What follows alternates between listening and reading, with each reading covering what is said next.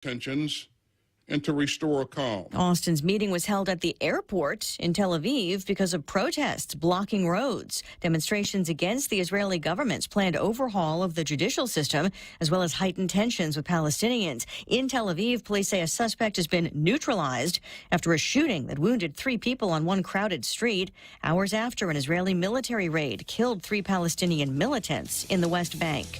America is listening to Fox News.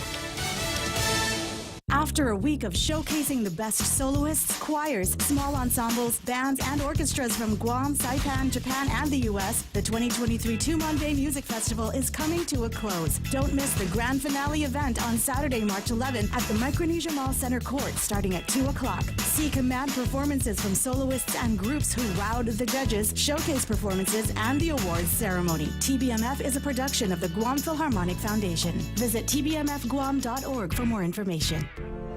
Is your business ready for digital transformation? The latest Wi-Fi technology is here, and it's Docomo Pacific's WorkPass, powered by Plume. WorkPass unlocks connectivity, productivity, and security tools all in the palm of your hand. Access features like adaptive Wi-Fi, guest and employee networks, evolving AI security, plus so much more. To learn more about WorkPass, visit business.docomopacific.com. Docomo Pacific Business. Work better together. Major credit card companies decide to hold off on plans to track purchases made at retailers where guns and firearm accessories are sold. Visa, MasterCard, and now Discover are all dropping plans to use their already existing MCC or Merchant Category Code system to mark transactions made with their credit and debit cards at firearms retailers. The plan originally drew outrage from Second Amendment advocates who felt a commercially kept record of firearms purchases by cardholders could easily be a de facto firearms registry. A number of state legislatures and attorneys general set out to stop such a practice. Visa now says it would be too difficult to conform with various laws that could be passed. Eben Brown, Fox News. Amex also planning to hold off on the new code. West Virginia is taking the fight over transgender athletes to the U.S. Supreme Court, asking the justices to lift an injunction on a state law banning biological males from playing in women's sports. The Integrity of Women's Sports Act was constitutional and did comply with Title IX. And the court said, among other things, it could find no unconstitutional animus behind the bill, that the new definitions were constitutionally permissible. West Virginia Attorney General Patrick Morrisey on a lower court's ruling in an ongoing fight with the American Civil Liberties Union. California's Attorney General is suing the city of Huntington Beach, accusing the city council of violating state housing laws after an ordinance allowing the pride flag to fly on city-owned property was overturned. Whether it's legal or not, it's wrong. And it's shameful. And the attacks, the assaults on the LGBTQ community are wrong. They're shameful. Governor Gavin Newsom says they have a duty to call out such actions. The Huntington Beach City Council says the state is overstepping its authority. An hour to the close, the Dow is now down 428 points. And Lisa Brady, Fox News. The new Subway series includes one of the most craveable sandwiches of them all, the Subway Club. Number 12, the Turkey Cali Club is the best with avocado, turkey, and bacon. Best should come with big turkey and ham. That's my number 10, the All-American Club. Number 11, the Subway Club is a proven classic that comes with ham too, plus turkey and Angus roast beef. I see. Let's start over. Let's talk cheese in the Subway series. I'm still gonna win this. At Subway, you gotta refresh to be fresh. Family Finance has been serving the people of Guam since 1959, and they will continue to be there for you in the years to come. Whether you're looking to get a personal loan for that summer vacation or paying off those long overdue bills, Family Finance has got you covered. Apply for a personal loan from $1,000 up to $4,100 by calling Family Finance in Hagåtña at 671-475-4545, Upper Tumon 671-647-5626, or in Dededo 671-633-4473. After a long wait, the biggest, juiciest, most flavorful chicken makes its return. The Circle K 3-pound rotisserie chicken is back.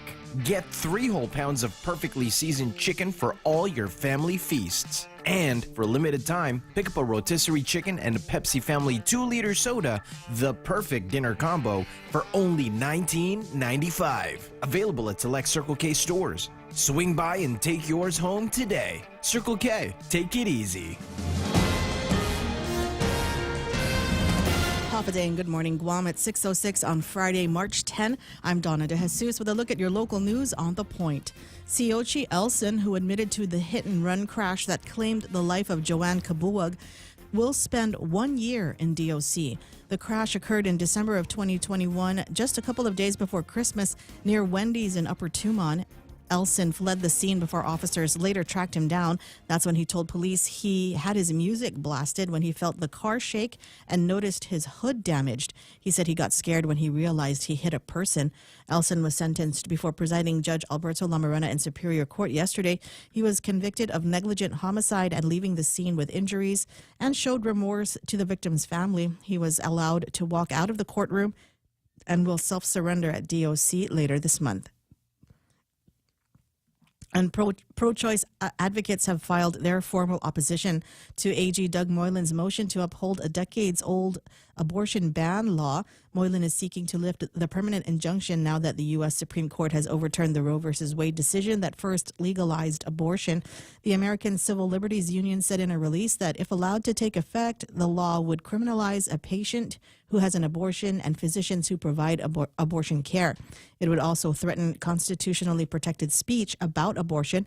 They argue that banning abortion would have severe consequences, citing examples such as forcing a woman to carry a pregnancy to term and give birth against her will, making a costly trip to obtain an abortion outside of Guam, or face severe criminal charges because they accessed essential health care in their own community. The Supreme Court has set a series of deadlines for legal briefs from the opposing sides ahead of a hearing in April. We'll have more news after this. Always here to help you. This island is our home. Through the years we've been a friend to the neighbors we have known. Now we're banking on the future. More services to choose. Bank Pacific, where others put branches, we place roots. A groundbreaking ceremony at the port yesterday was meant to launch a new waterline project, but Governor Leon Guerrero took that opportunity to call out senators over Bill 12. The measure unanimously passed on Tuesday, requiring legislative approval for leases of federal property like the planned lease of Eagles Field in Manilao for the administration's proposed medical complex. Leon Guerrero says arguments from Speaker Therese Terlahi are misguiding the people, expressing concern that the bill is targeted at Eagles Field and sending a message that the Speaker does not want a hospital for the people of Guam. The governor adds that federal law does not allow for the return of federal land to landowners. The Eagles Field is being leased to Gov Guam only for the medical campus and will be taken back by the military if it is not used for that purpose. She says she's trying to find ways to compensate landowners. Original landowners have been testifying, standing firm that they do not want the medical campus built on the Manilao land.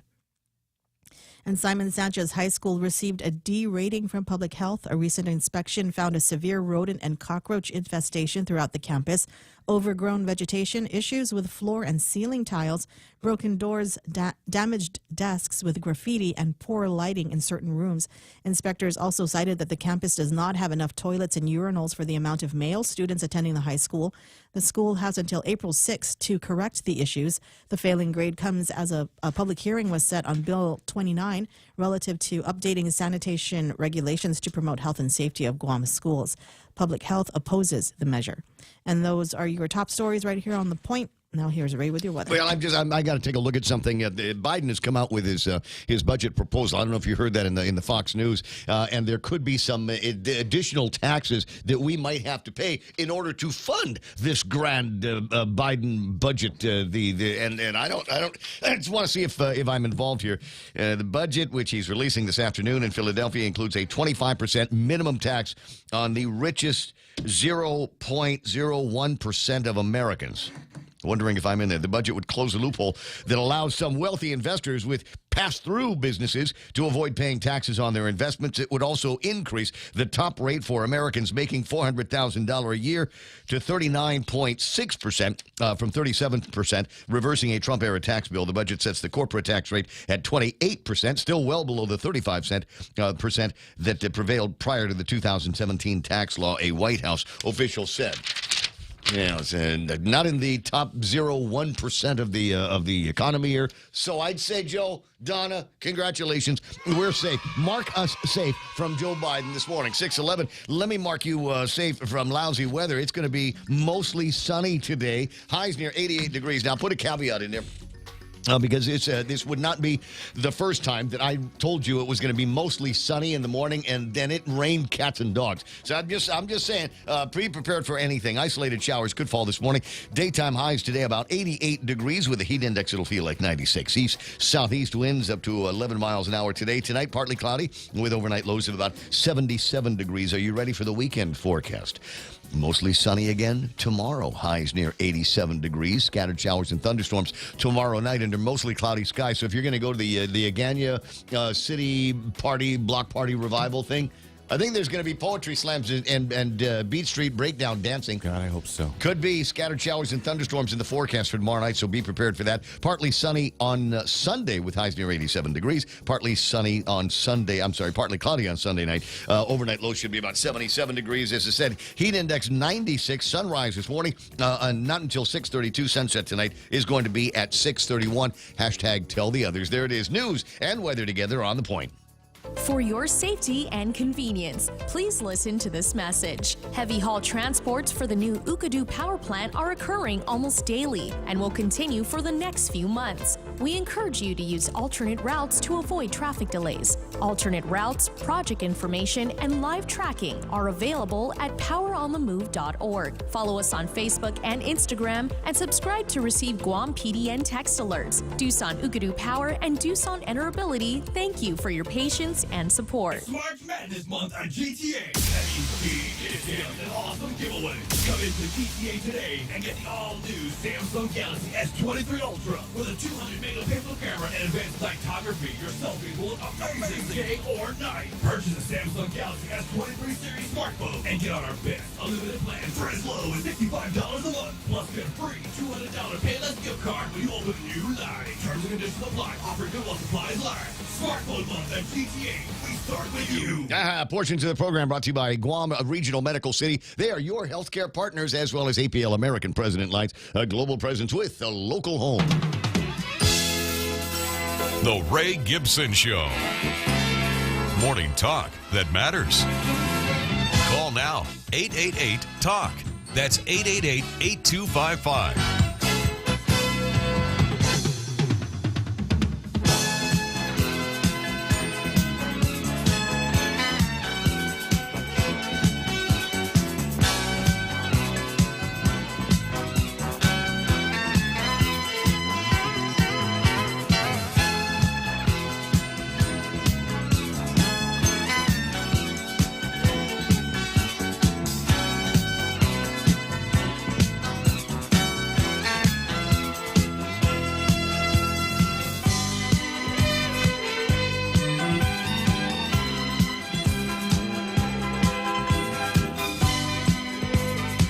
In the wide world of sports is this? Hold on, it's just too early for this. I'm already getting frowny faced. And it's Friday. We don't do frowny faces on Friday.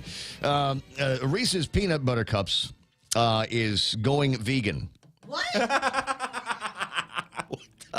Yeah, fire everybody. Okay, well this is this is the Hershey's company now. These are the same people that fired unvaccinated employees during the pandemic. The Hershey company announced Reese's plant-based peanut butter cups, which go on sale this month. The first vegan chocolates that will be sold nationally. Second plant-based offering, Hershey's plant-based extra creamy with almonds and sea salt will follow in April. The chocolates are made with oats instead of milk. That's so why no more That's why they're ground beef saying in there. it's vegan. Ditching dairy won't cut calories, however. They didn't release all of the nutritional facts, but the 1.4-ounce package of plant-based Reese's has 210 calories. That's the same as 1.5-ounce package of traditional Reese's cups. The plant-based versions will also cost more. Of course they'll cost more. Everything. We'll make all this stuff out of plants instead of meat and dairy, and you'll go, oh, I'm saving the planet or whatever. But it costs more, and probably, I don't know. They're still keeping the original, though, right? Oh, God, I hope so. They're just making a new version? Yeah, to appeal. I don't know. I think maybe there's like a wave of vegan. I think maybe like a cult vegan thing that might be moving. She rolled her eyes. Wow. Oh, that's funny. Hey, welcome to the program. Excuse me. Okay, I'm not going to get frowny face on this. Like I said, it's just one of those things. Next thing you know, they're going to come out and say, well, you know what? Because 1 in 10 people or 1 in 100 people have peanut allergies, we're just not going to put peanut butter anymore in the Reese's peanut butter cups. Huh? What's the matter with people these days? 668. You know, it's remember when they came out with all those clear sodas back in the 80s and 90s? Oh, God. Zima.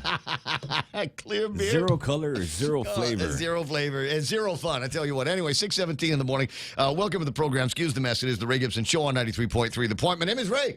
Thrilled as usual to be here with you to enjoy our transition now from the working week into the weekend. And I said the theme for today's program is it's the weekend, baby. Hey. Make it count.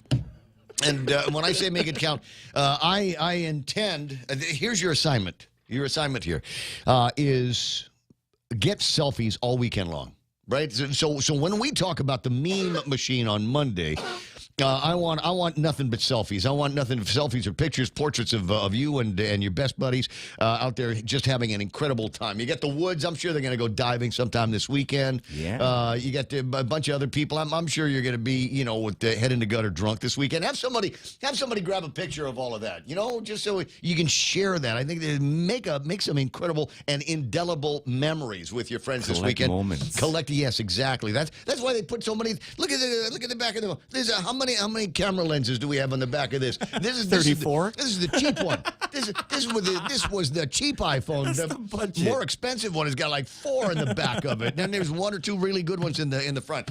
Anyway, so there's all of that, and I'll give you some ideas and things that you can do this weekend. In fact, Donna and I are working through the weekend schedule, not together, but just to keep track of what's going on. Donna is getting ready for the last couple of nights and couple of days worth of the Tumonbay Music Festival, which has been ongoing since last week, and so I think it's all building itself up as it should be to some kind of musical crescendo. But Donna D also is kind of frowny faced this morning because she found out that a movie that she was hoping to see that was supposed to be like national release or something like that. Yeah, I put this meme up on the screen. It's funny. My grocery list. Number 1, don't run into anyone you know. And number 2, eggs.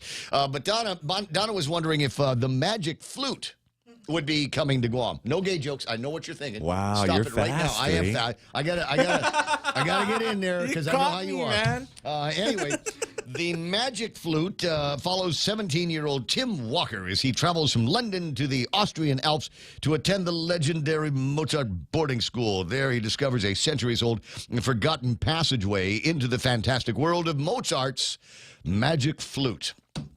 Yeah. I was saying, okay, there's a classical version of Fame, but Donna says, no, it's probably a little bit more intense than that, and upset because it's not going to be at the Regal Theaters. It's not going to be at the Micronesian Mall Stadium Theaters. Is there a chance that it might be streaming? Is this like Harry Potter meets maybe like 6 months or a year from band now? Camp? Yeah. No, And look, F. Murray Abraham's in it. F. Murray Abraham is in the movie. I mean, that means it's going to be good. You'll recall F. Murray Abraham was in the Amadeus movie. Yeah, he played Salieri. See, it's like they have all the good stuff here. Magic Flute, Austria, Mozart boarding school, F. Murray Abraham, and it's not here. And it's not going to be here. So you'll forgive Donna for being a little bit frowny faced here this morning. 20 after 6 o'clock in the morning. Real Joe gets the phone when you call at 888-8255, 888-TALK, and find out what's going to be going on. Meme Machine, obviously online. I got the thing everything all cranked up and working here this morning, and a number of things that I will highlight for you as we get closer and closer to the end of the program and the end of our particular work week around here. If you got stuff that you want to send, by all means, 797-8255. That's 797-8255.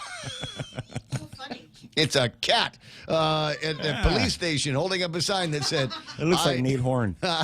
I chewed the internet cable. I bet he did, though. He looks naughty. Guilty as charged. I don't know. I'm a cat guy. And when I see things like this. Yeah, you are. When the cat, there's something about when I've pissed off the cat so much that the ears go flat. Oh, yeah. That's when you know the tail just goes whipping around. It starts wanting to knock things down and looking for something to spray. You know, that's why I don't like boy cats, because they will come back at you. They will come and get you. You don't get them fixed. What's Mine's that? fixed. My boy cat's fixed. He doesn't spray. Yeah, But he's a jerk. I'm not. See, that's why, because you fixed him. Anyway, so we got whatever it is that you want to send, 797-8255, 797-8255. What's the 797 for, Eric the Eagle? Do you remember off the top of your head? No.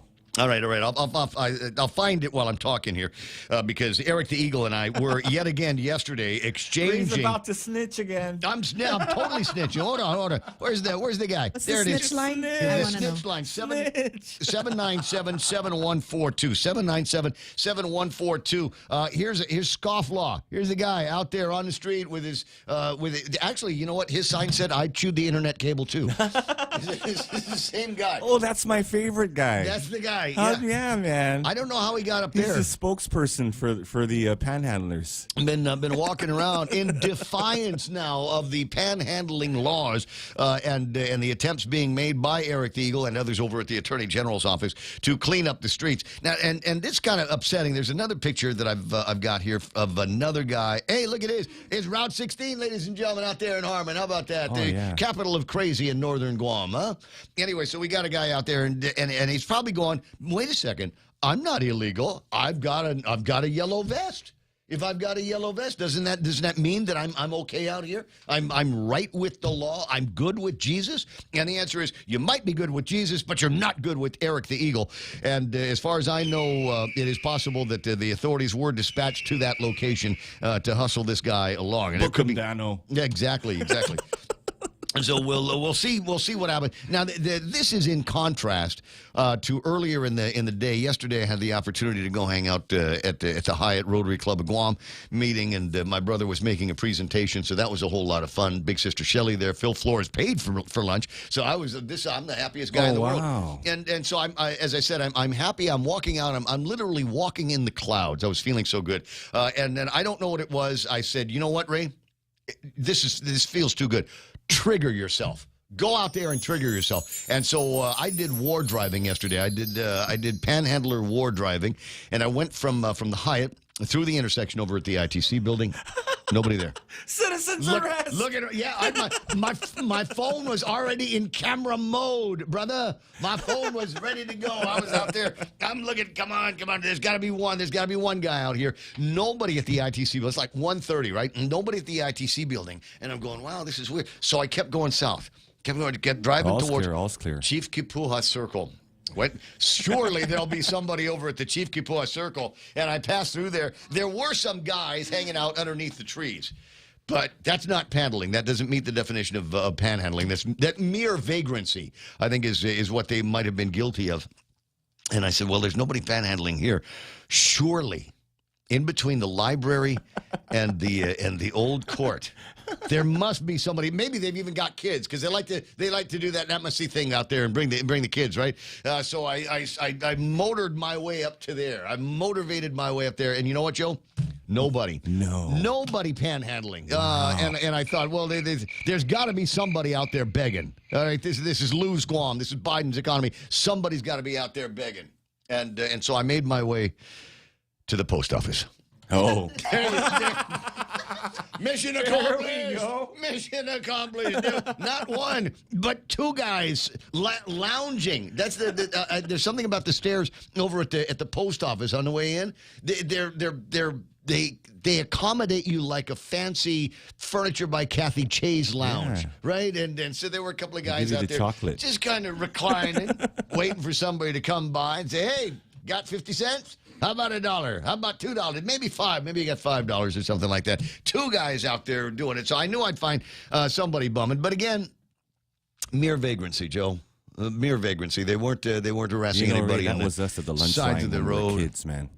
Right up until senior year when I got senior privilege, then I could just go up to somebody's plate with my fork and scoop it up. 6:25 in the morning, lots and lots to get to in the table of contents. Totally making it up. There's really nothing interesting to talk about in the news. Well, I'll tell you what. I will take the standard boring stories about Guam and make them that much more exciting for you. Just give me a couple of minutes to get things started and welcome these very interesting people to the fold. Sometimes you wanna go where everybody knows your name, and they're always glad you came. You wanna be where you can see our troubles are all the same. You wanna be where everybody knows your name. You wanna go where people know people are all the same. You wanna go where everybody knows your name. All right. It's 6:26 in the morning. I have another assignment for you, and I'll tell you what it is here in just a few. No, you'll love this assignment, Joe. You will totally love this assignment. In fact, you're going to be completely distracted by today's assignment because you are going to want to participate. And everybody that is listening will try to one up each other on the meme machine. I'll explain in just a few moments. Let me get these guys out here and see what's going on. Who is in the lead today? To bring us into the Friday show. Wait, hold on. I got to scroll down because there's bull people here. Dennis Benzer is online here this morning. Morning, DB. Wordle in 3. I actually had an opportunity to see Dennis yesterday. No. We'll probably get a chance to see him later on today. You know what? I saw two guys last night that are associated with the program. Wait a second. Is that the one? Do I have it here? I don't. I'm going to get a picture up on the screen on the meme machine of somebody else that we're hanging out with. But Dennis Benzer is online here this morning, doing shouts. Ron Castro, our favorite guy artist, Michelle Concepcion, Johnny Atulai, type to know. Johnny Atulai. You know, if I'm not going to say that Donna needs to do a jingle for you, but Johnny Atulai, in my mind, is among my lifetime's Chamorro hero characters. Morning, Mr. Atulai. Good to have you online. Dale Audette is there. Colin Clark, Henry Manglonia, Jay Rojas is here. Happy birthday to you. Happy birthday to you. Happy birthday to you. There we go. Happy birthday, and happy birthday to Donna Felix Bumba online. Dale Audette, Henry Manglonia, Gina St. Nicholas is watching. Tony and Annette Unpinko Ada. Have we heard the last of Tony Ada? No. I'm sorry. We are Udu. What can I say? It's a thing. I got, let me see, big man Rico Blancaflor online. Hold on. I got to talk. I can't do two things at once. I don't know if you noticed. So I found the picture I wanted to put up. Now I just got to put it up on the screen. So last night, at the invitation of some friends to enjoy a Thirsty Thursday, found ourselves over at the Tower. And who do I see at the Tower? Who, Ray? That's Stash. No. Yeah, see the guy with no mustache? Yeah. That's Stash. It looks like he needs one. Yep. Anyway, so he's got more money than you. His puka shells are way bigger. Right? That's how you can tell status. We were having Island Boy necklace envy at Stash. But good morning. So he walks in and introduces himself to a bunch of people, and Dennis Benzer's going, "Wait a second. Are you Stash? Were you the guy on the radio this morning with Ray?" And they're like, "Yeah, straight out of Kentucky." I know it. and so now another bond based on the Ray Gibson Show has been created between Dennis and Stash, which means that now we've doubled the opportunities for hanging out either in a pool or the beach with cool barbecue going on. Colin Clark is there. I got who else is there? MT Farron, Jerome McDonald, Jason at Military Auto Sales. I got let me see, Brad Wood is here. Morning, Wood. Brad and Lucia were hanging out with us last night as well. Bunker Menno saying, Kahulu. Bunker. Jeff Pleadwell is online, and I don't have this picture. Maybe, Jeff, if you can find it in the Facebook, copy it and send it over. There's a picture of Jeff Pleadwell on the beach, and it's got to be the late 60s, early 1970s. He's the selfie king, man. He absolutely is, but it's a pic. I want to say he's having a barbecue with Sonny Shelton at the beach. Yeah. It's an old picture, and it's a skinny Sonny Shelton, if that's him. Uncle Sonny. And they're leaning over. When I was a boy, there were two kinds of hibachis. There was like the one burner hibachi, and then they had the double burner hibachi, and then these two are leaning over the double burner of the original kind of cast iron hibachi from back in the day. And I'm looking at the chicken that they're cooking, and enough chicken to feed an absolute army, which is the way that we did it back in those days. So Jeff, if you find that picture, send it over so I can stick it up on the screen. Woody Namachi is there. Lucia Fleming Wood on her phone. Patrick A. and Martha Toves. Tattoo Shauna is online. Did some outstanding tattoo work yesterday. Can hardly wait for the updates on that. Jerome McDonald, Manny and Ning Rages. Bipolar winter, says Bunker. 50 degrees yesterday, snow this morning, 3 inches, and now sunny, and all that snow is melting. Jerome says, nice haircut, Ray. No, I didn't actually get a haircut. I think it's just you need one, man. shampoo. Okay, I think, shampoo, just Prel. use some Pert. Dove. It's the Dove. Body wash. My Nick Berlosky is there. Patrick R. Bumba. And it's an alpha day to Colin Clark says, psst, psst. Hey, you know what? Chicken butt. Greg Baz Knight is there. Kevin Kanat. Tim Zedeker saying good morning to everybody. Brennan Fausto. What happens to tall tales and tailgaters? No show yesterday. Circumstances beyond our control. Everyone's still alive. Yeah, we'll just leave it there. Yeah. I don't know. I haven't gotten any emails back yet, so I'm just kidding. I'm kidding. But if there needs to be an announcement, one will be made later. Jay now to Keena McCausland online. I got, Rico Blankenford. Former Governor Carl T.C. Gutierrez online. Bring back the sunshine. Bring back that sunshine. He's bringing back that sunshine. Uncle Carl Gutierrez brings it every time. So this is how good Carl Gutierrez is. Can I just tell you how good he is? How good is he, Ray? We've got another Korean celebrity sighting here on Guam. Her name is Soju Hyun. Oh, I know her. Soju Hyun. And if you were down in Tumon in the last couple of days, perhaps you've seen her in her Korean hot pants. Oh my God. Strolling up and down the beach. And milky white skin. Milky white skin. Something I forget how many followers that the woman has. But there's a picture of her. Looks like around the Dusit area, maybe over in the backyard of the Hyatt.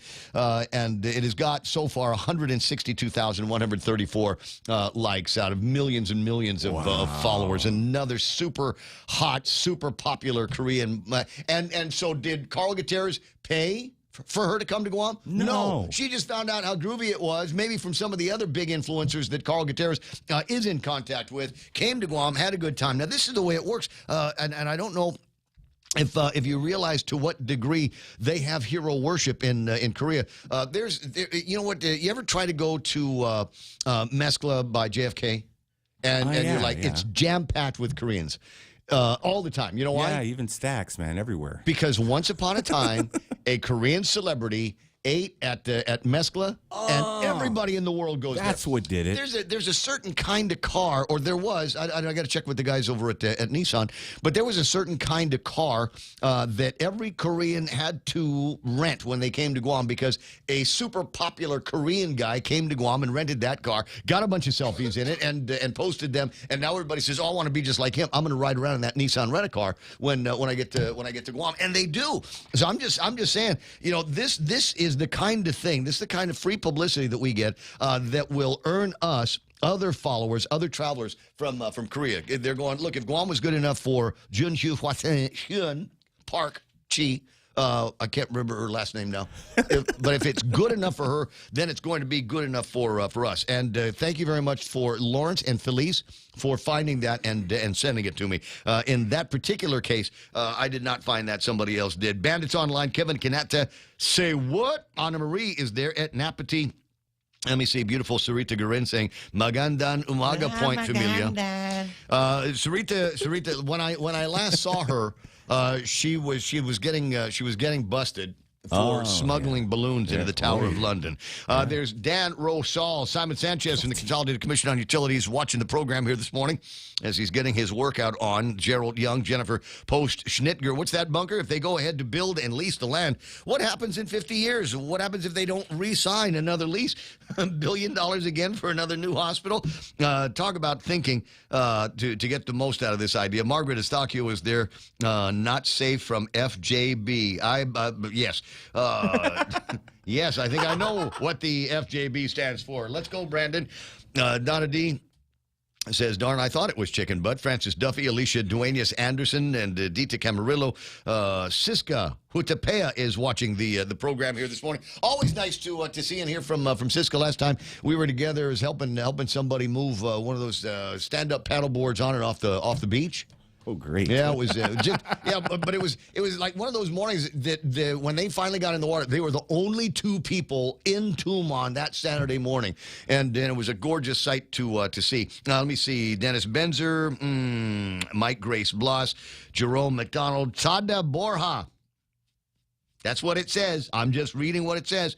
Joe D's on. Mark Mendiola is online here this morning. Mark and I are going to get together and discuss all kinds of important world issues and then solve them. Problem is we drink beer when that happens, and I can't remember what it was in the morning. Heather Perez and let me see, Anna Lizama is online. Let me see. Yes, and happy birthday to Rie Tezuka, who's got a birthday tomorrow. Vince P. Delgado. Mariba about the Balbin. Post Canteen saying good morning. Usually the good morning is followed by an announcement about what the jackpot is going to be tonight at the Queen of Hearts drawing at the VFW up in Gigo. It's over $1,000, almost $2,000 worth of winning in the Queen of Hearts tonight. Let me see. Bennett Lujan Duenas. Harvey Egna is online. Welcome back. Good to see you there, bud. And got Kevin Kinnett, Ray McGravy, again from Mandan, North Dakota. Dwayne Santos says the stairs at the Agana post office are soft. That's why they're out there all the time. Vicente Mesa is there. Valerie S.A. Untalan. Biba Mestamore. Rudy Rodolfo, the original Burger King. And a reminder, they got big fish sandwich today over at Burger King and the Impossible Whoppers. Dennis Larson, the B-Man, is checking in. That's good. Kevin Kanata, panhandlers will leave the roads and head for the establishment scenery, just like you said, Ray, starting with the post office. Marie Arejo Kaingat and, let me see here, they got some new names. Cheryl Ochai is checked in. So is Juanita Machi. Ruben Mortera from over at the Stonefish place at the golf driving range. Ruel the Rooster Drillan. Mike Grace Bloss. Belen Sidell is watching the program. So glad Belen Sidell is online, but she's been busy. She did. You know what she did over the weekend? What? She did that 7K down in Pneumatic. 7K? What? Yeah, it's like I don't recall the course map, but there was like a lot of river stuff in there. And then she reported over in the last couple of days that there's vomiting and diarrhea, coming out at both ends. And I'm going, baby, can you check with your doctor husband to find out if you got leptospirosis while you were cruising around in the river? Common among hiking community. What's that? Dwayne says, Ray, why do we need a new hospital? No matter GMH or GRMC or new hospital, when God calls, we must answer. No, yeah. You know what? I don't often put God on hold, but if he's saying it's your time, son, I'd like just 5 or 10 more minutes to remind Joe to come over to my house and sanitize the place before my family does. Jackpot starts at $1,075, says Post Canteen. Vince Pangilinan, no more panhandling. Does that include GFD's boot drive? Vince Pangilinan, I don't want you to worry about that. Hold up. I don't know why we need a separate law or a separate deal in order to authorize the members of our law enforcement community and first responders to go and conduct a boot drive. I cannot imagine. They're safe like they're in God's pocket. Because they follow the panhandling law, right? There's certain requirements like letting GPD know 24 hours in advance. Oh, absolutely. All those put signs. up public notices. Yeah. So, and even if there wasn't a law that prescribed all of those sets of circumstances, all of those regulations that you have to follow, who cares? It's the fire department or the police department, and we know that they probably know their way around all of the different roads and how to stay out of trouble. Glenn Hunter's online. Bing Kitsutsu, if they close restaurants for a D rating, will they close Simon Sanchez? All right, they're working on that. I appreciate the question. And among the things that they are working on, and I know this, I know I'm not supposed to talk about jury duty stuff, but in this case, I'm sure it'll be part of the public record before too much longer.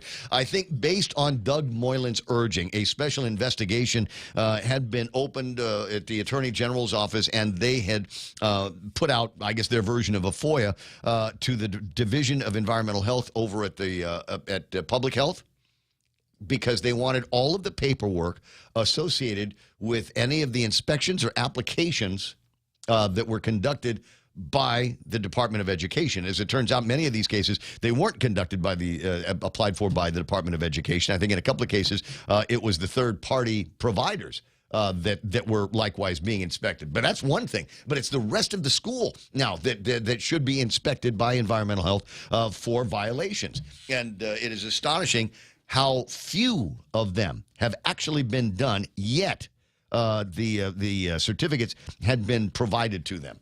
So they're gonna take that information and they're going to unravel that, and they're eventually going to come out. In fact, they've already got the legislation proposed in the body that would eliminate that 5-year loophole that the Department of Education has been abusing over all of these years, and they're going to be forced in the same kind of time that businesses, restaurants, etc., are forced to comply with to get themselves straight with the world. Anyway, lots and lots like that to talk about here this morning. You want me to riff on something, I take requests. You can do that at 888-8255 or like Denise Chrysostimo, check in online on the Facebook Live. There are people on the YouTube side as well. Let me see. I'm looking for JW going, hoi! Good to have you there. MP Ogo Kitsutsu in Japan. As a result of needed repair work, the Guam Power Authority is advising residents of planned possible outages through the weekend across the island. Actually, I don't know if it's going to be through the weekend. There was load shedding last night, but the report that I got from Tracy just a little bit ago said that only about half of the circuits that were targeted for load shedding actually lost power last night. So we'll see what happens today. Lupang Guam is there. I got Ken Leon Guerrero hanging out with the bad boys on the YouTube side. So is Rico Blancaflor and others. There's lots of different ways that you can enjoy the program. Facebook Live, YouTube Live, ThePOINT.gu, and how about that, plain old FM radio. Now, with news and information that you need right now to get your Friday started, it's Donna D. Avadana, what happened? 39-year-old Miles Washington, an elementary school teacher, has been indicted by a Superior Court grand jury for criminal sexual conduct. At least 4 young students said Washington followed them into the bathroom and sexually abused them. He remains in prison, held on a $50,000 cash bail, and will answer to the indictment on March 21. And nearly $6 million in tax refunds was processed by Revenue Tax and mailed or direct deposited by DOA. The refunds this week covered 1,700 individual tax returns for error-free refunds for error-free returns filed on or before the 1st of February. Refunds continue to be paid weekly, but may fluctuate between 3 and 6 weeks during tax season.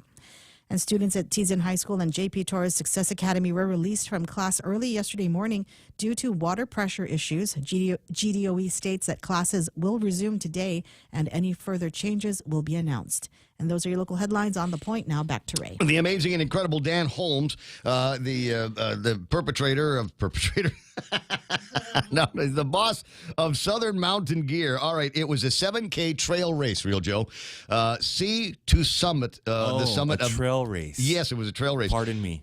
From the sea to the summit of Mount Schroeder and then back, part of the Guam History and Chamorro Heritage Day Festival. It's his first I've heard of anybody getting sick. Lepto is a 5 to 7 day incubation period. I didn't say she got lepto. I just said to rule it out because otherwise, what have you been eating, Belen? Get vaccinated. Are you vaccinated? There is the question. Get the booster. Could have been anywhere. I just wanted her to rule that out because I need her and everybody in my life. But that was a great trail race. Sorry, I didn't make it. That sounds killer, dude. I saw Dan over at Carabao. He says my shins are hurting already. He says you're going to do this, right? But when when he said first of all he says 7K, and I'm barely back on the 5K routine, and then he said Mount Schroeder, and all I could think of was the agony of a climb all the way up Mount Schroeder. What is that? 6,000-foot elevation?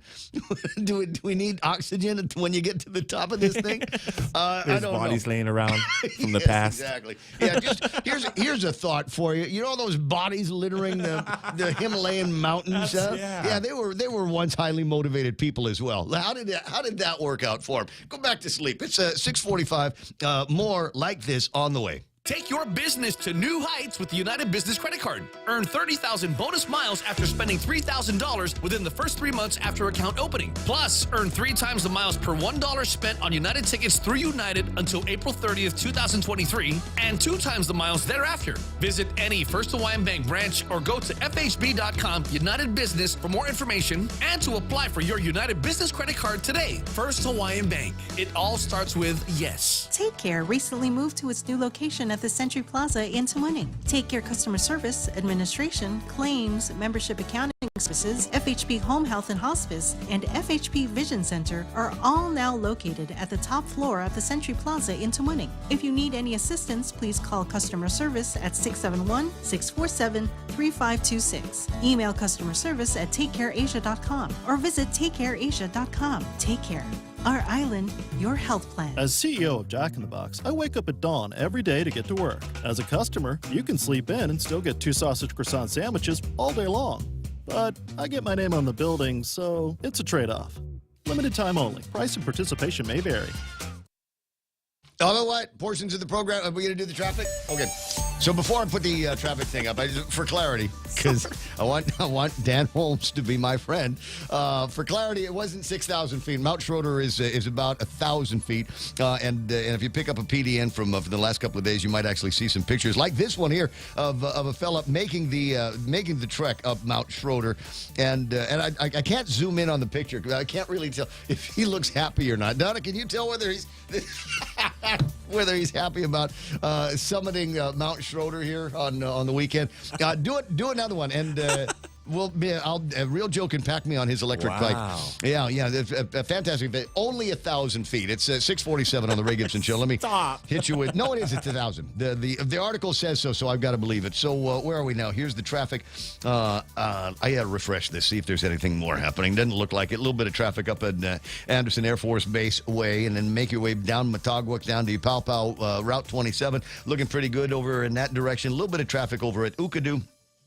And then light traffic in most of the Day-to-Do area. It looks like Macheche wants to get busy here before too much longer. Those are all the motivated people saying, I'm going to get an early start on work this particular Friday.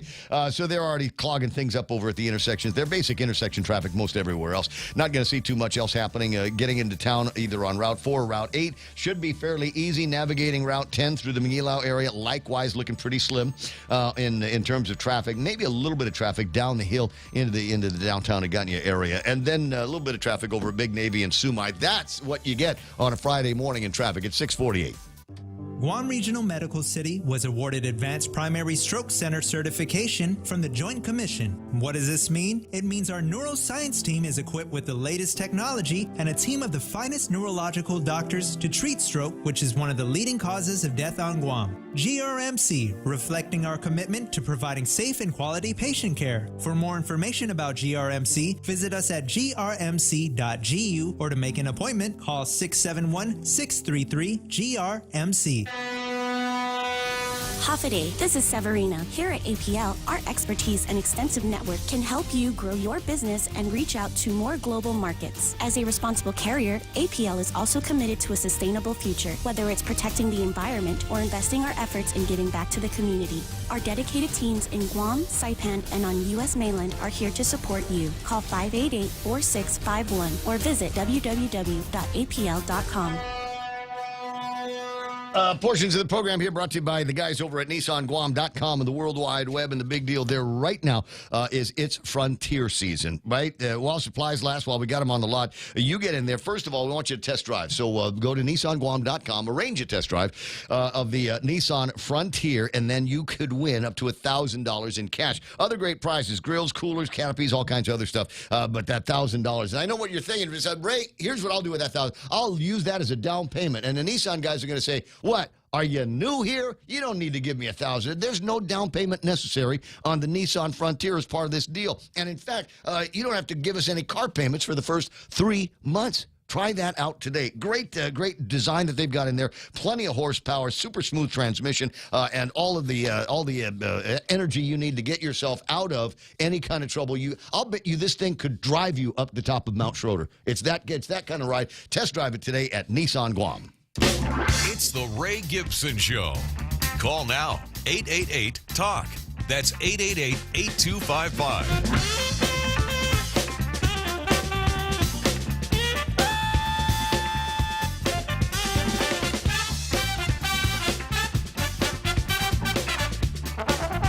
Away from the top of the hour, and I still have not yet given you your assignment. If I have time, I'll do it between now and the end of a quick interview with Doug Moreland. It's Doug all the time. Doug Moreland, he's the toughest AG on crime. Doug Moreland. All right, lots of stuff to get to this morning. Welcome to the program, Doug. How you doing? Good morning, Ray. I'm fine, thank you. And I want you to pass along a message to Eric the Eagle. I think he's doing an outstanding job here. I've been in communication with Eric over the last couple of days.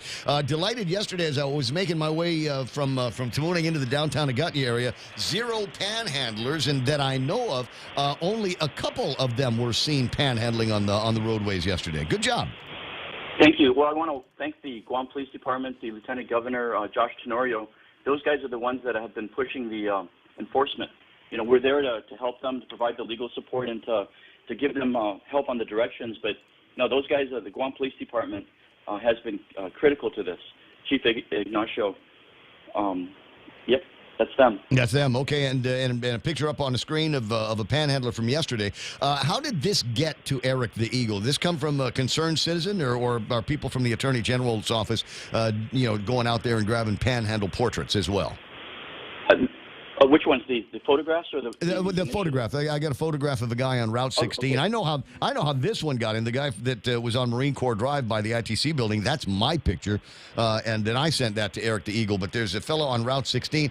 Did that come in via? I don't want to call it the snitch line, but okay. Well, it's the reporting line from the official point of view. But yes, it's coming in through the WhatsApp. The motorists are just basically sending to the AG's office per the media had released the number. It's also, by the way, now on our website, Ray. So if anybody wants to just go to the AG website, there's a WhatsApp link on it.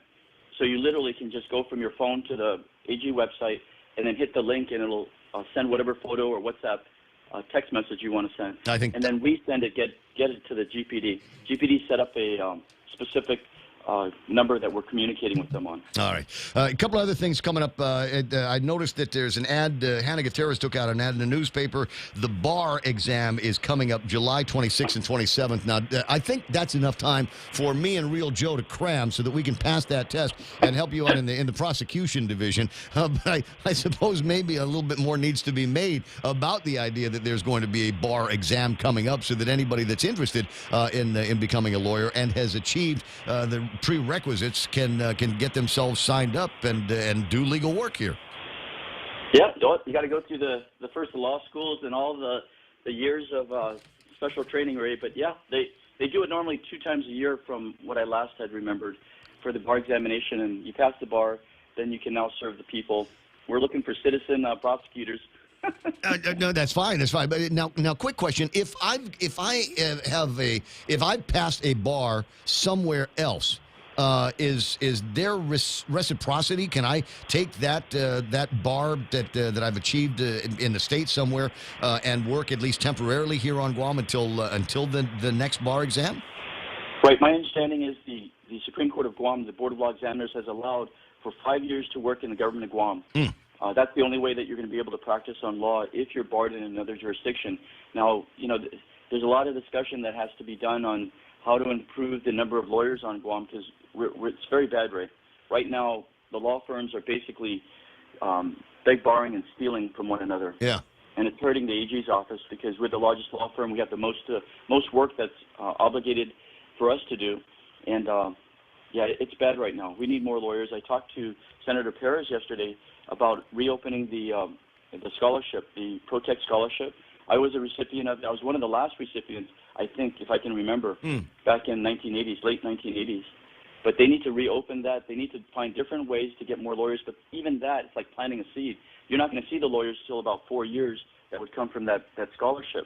But we need lawyers right now. And I'm hoping that we open discussions with the Supreme Court about allowing more lawyers to come in from off-island just to serve the government of Guam. That's it.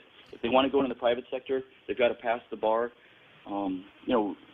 We need to talk about it, because it's bad right now. Okay, can I ask a dumb question? There used to be like paralegals on Guam. I mean, that still exists as a title in offices. I mean, is there a way that certain amounts of the work at the Attorney General's office, in particular in the prosecution division, can be done by people that have got the technical skills, but maybe not necessarily the JD that follows? The University of Guam is training paralegals. We have a whole staff of them, right? That's already being done with the paralegals. But even if you graduate from UOG, you still got to have the training in the office, which takes at least 6 months, and then you need the lawyers. There's no way you're going to get around the lawyers. So you need to have the number of lawyers. As I said before, just the number 21 at its height with the AG's office as prosecutors, just in that division, we're still struggling to even maintain 10 to 13 of them. And those guys are coming and going right now. You got a lot of turnover that's going on in the AG's office. Yeah. People that just don't want to do the work, people that are moving on in their lives, lazy attorneys, and I'll just call it like it is. These guys, when they're given an assignment, they're looking at the other side of the fence in order to get out of there. So, I'm going to keep it up. We're going to keep going after everything that I had promised during the election is now legal policy at the AG's office. If these guys don't want to work, there's the door, and I will find them from off island. That's why we love you. In that AG's office, everybody in that AG's office is replaceable, even me. So don't anybody think that these classified positions, you're not going to work. The taxpayers demand it, the people demand it, and we're going to produce at the AG's office. Attorney General Doug Mullen on the line. Just a couple of quick thoughts before you. Have you heard anything from the district court? My God, it seems to be taking them forever to do something as simple as lifting the permanent injunction on an old law. Well, Ray, there's a procedure that the attorneys must follow in terms of the briefing schedules. I heard the ACLU has now filed their brief. There's a dog pile that's going on right now. These guys are jumping all over us. Even the co-defendants are filing briefs to try to stop the injunction being lifted. These are the people that were sued originally back in 1990 are now coming after the AG's office position. But, ultimately the AG's office stands for the people of Guam. And that's what we're going to continue doing. That's correct. And there was no AG's office, no independent AG in the 1990s when all of this came out. I direct your attention. I know it's a no frowny face Friday, but page 6 of the Guam Daily Post has got a couple of stories in there that just annoy the hell out of me. A guy with an actual traffic fatality from a couple of years back has gotten 1 year in jail out of the 5 that he probably should have been sentenced to. And then we've got another guy that has been spared prison time in the kidnapping case. Now I'm looking at the judges here, the named judges, going, what are we doing? I'm glad to hear that you're taking upon yourself to make these changes, but in the meantime, somebody was kidnapped, and the only thing that we're going to get out of this is a $5,000 fine and then community service. And I think these limp judges and these rulings are sending out a message to the community that you can get away with practically anything. That kidnapping case, I just checked it. That was actually, I checked it yesterday. That case was negotiated under leaving Camacho. All the plea agreements were wiped off the board when I came in. I recall. There's no agreements that were going to pass through. That other case you're mentioning, I just sent a message this morning to the prosecution unit who negotiated that plea. There's a rule down there that no pleas get negotiated without being offered, the offer being cleared through the AG, myself basically. So I'm going after whoever negotiated that one with the presiding judge.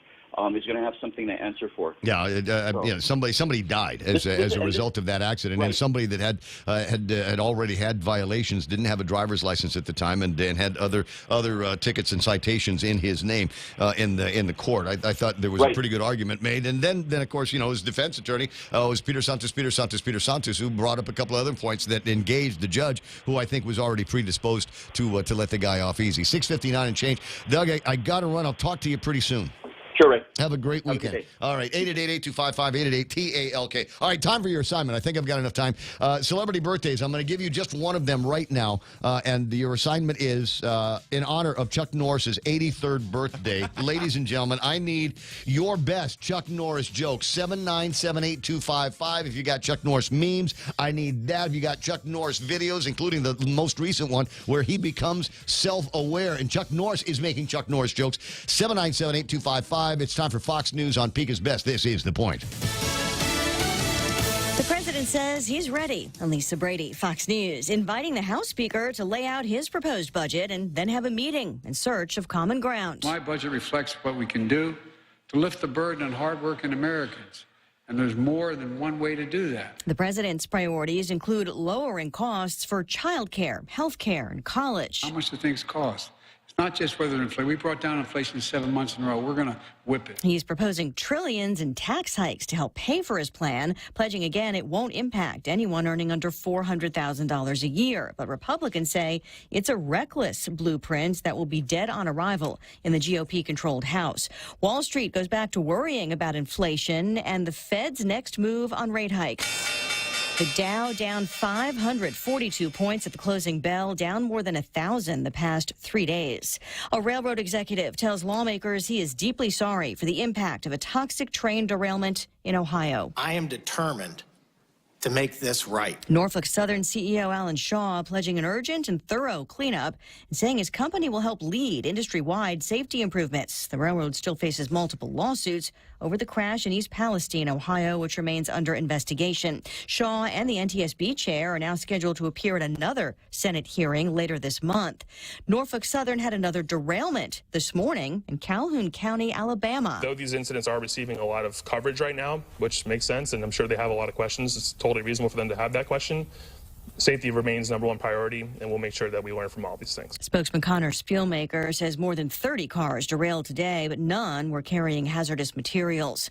The Senate Republican leader Mitch McConnell remains hospitalized after falling at a D.C. hotel last night. A spokesman says he's being treated for a concussion, expected to stay in the hospital for a few days.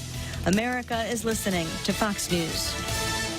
Since 1997, Island Eye Institute has been committed to your family's eye care needs. From its beginnings, Island Eye Institute has recognized the value in incorporating state-of-the-art technology into personalized care and a commitment to excellence. As Guam's complete eye center, our specialists offer their expertise in glaucoma, retina, cornea, LASIK, cataract, and diabetic eye disease. Island Eye accepts Select Care, Net Care, Take Care, and Stay Well. Call us at 637-2020 to schedule your appointment today. We're located on the second floor of the Baltesh Pavilion in Tamuning. Join us at Mezcla Chamorro Fusion Bistro and see why they've been crowned Guam's best Chamorro food restaurant for 9 consecutive years. Experience Chef Peter's candied salmon over scallion coconut rice, octopus tinactac, Chamorro platter, and their award-winning gourmet burgers. Or if you're looking for something healthy, try their keto-friendly menu. Come and enjoy Mezcla's half-a-day service at their Hagåtña location from 11 a.m. to 2 p.m. for lunch, 5:30 p.m. to 9 p.m. for dinner, or 10 a.m. to 2:30 p.m. for their famous Sunday brunch. The cartel suspected in the deadly kidnapping of Americans in Mexico appears to be condemning the violence. A letter obtained by the Associated Press through a Mexican state law enforcement source claims to be in the Scorpions fraction of the Gulf Cartel, apologizing to residents of Matamoros, where 4 Americans were abducted, with 2 killed, alleging it turned over its own members it says were directly involved and responsible. Fox's Kristen Goodwin. The letter claims those members acted on their own, violating the cartel's rules of respecting the life of the innocent. Mexico has confirmed at least 1 suspect in custody as that investigation continues, while some U.S. lawmakers call for a cartel crackdown. Mexico's president blaming social decay for the fentanyl problem in the U.S., telling a visiting Homeland Security official today that Mexico does not produce or consume the drug, despite other officials pledging cooperation in the fight against fentanyl flowing over the border into the U.S. A partisan clash during a House Judiciary Committee hearing. The hearing, billed as looking into the weaponization of the federal government via Twitter, drew a fiery opening from Chairman and Ohio Congressman Jim Jordan that accused the social media site of bias and working with the FBI. To take down accounts and limit visibility of tweets. Ranking Democrat and Congresswoman from the Virgin Islands, Stacey Plaskett, was critical of the day's witnesses, whom she characterized as two of Elon Musk's public scribes that she said would push the Twitter CEOs and Republicans' political narrative of censoring tweets on former President Trump's ban from the site and on Hunter Biden's laptop, among other issues. Gernal Scott, Fox News. Recapping the sell-off on Wall Street, the Dow drops 543 points. The S&P also sliding more than 1%. The NASDAQ tumbling more than 2%. And Lisa Brady, Fox News. Every company needs money to grow and take on the challenges 2023 will bring. That's why Bank Pacific's commercial loan officers stand ready to help you. We offer several programs tailored to assist companies to get to the next step or perhaps for a startup, including working with SBA or GITA. Now we're banking on the future. Services to choose. Bank Pacific, where others put branches. Bank Pacific. We want to be your partner. Equal opportunity lender. Member FDIC. Credit conditions apply. Well, hello. Ray Gibson here to tell you it's officially Frontier season at Nissan Guam. Go test drive a new Frontier and own one with no money down. Plus, Nissan will make the first 3 payments for you. You'll love your new Frontier as much as I do mine. Plus, they're giving away cash, all sorts of prizes. Way too much to share in a 30-second commercial, so visit the showroom or visit the website, nissanguam.com today.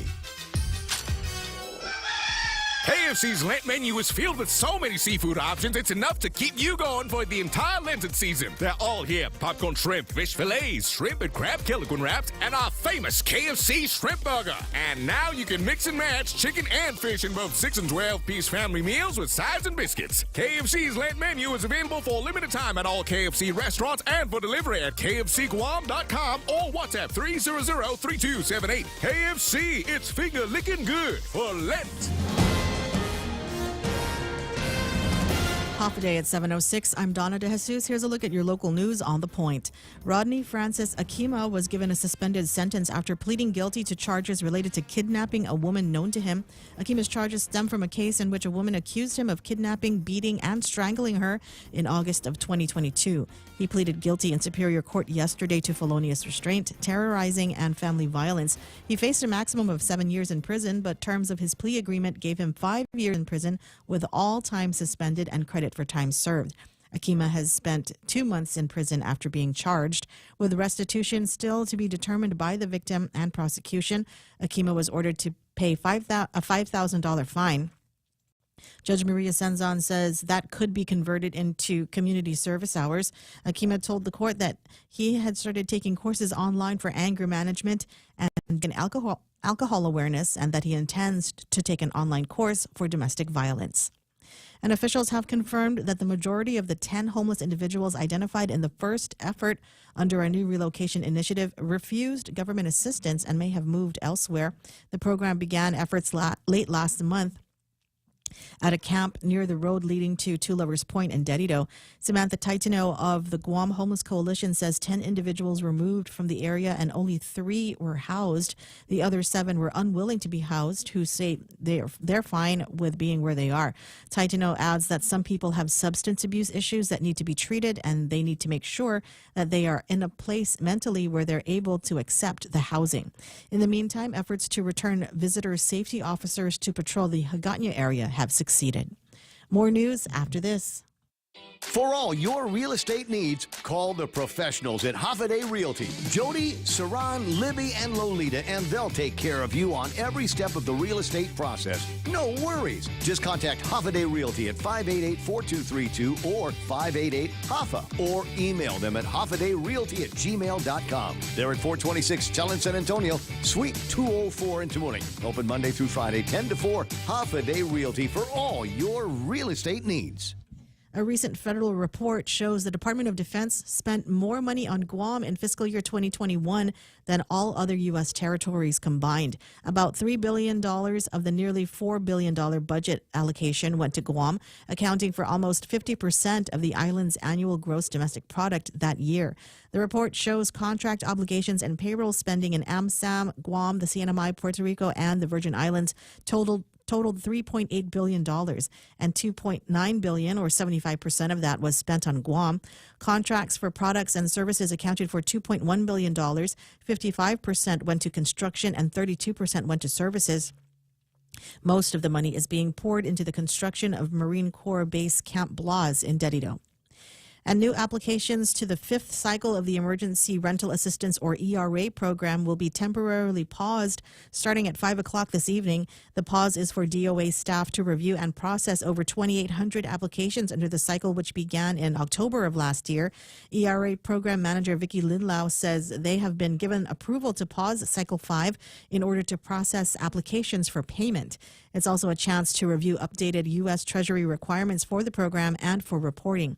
ERA provides financial assistance to help renters with arrears for rent and utility bills for a maximum of 18 months. ERA 2, which Cycle 5 is under, is set to end in 2025. The end of the pause has not yet been determined.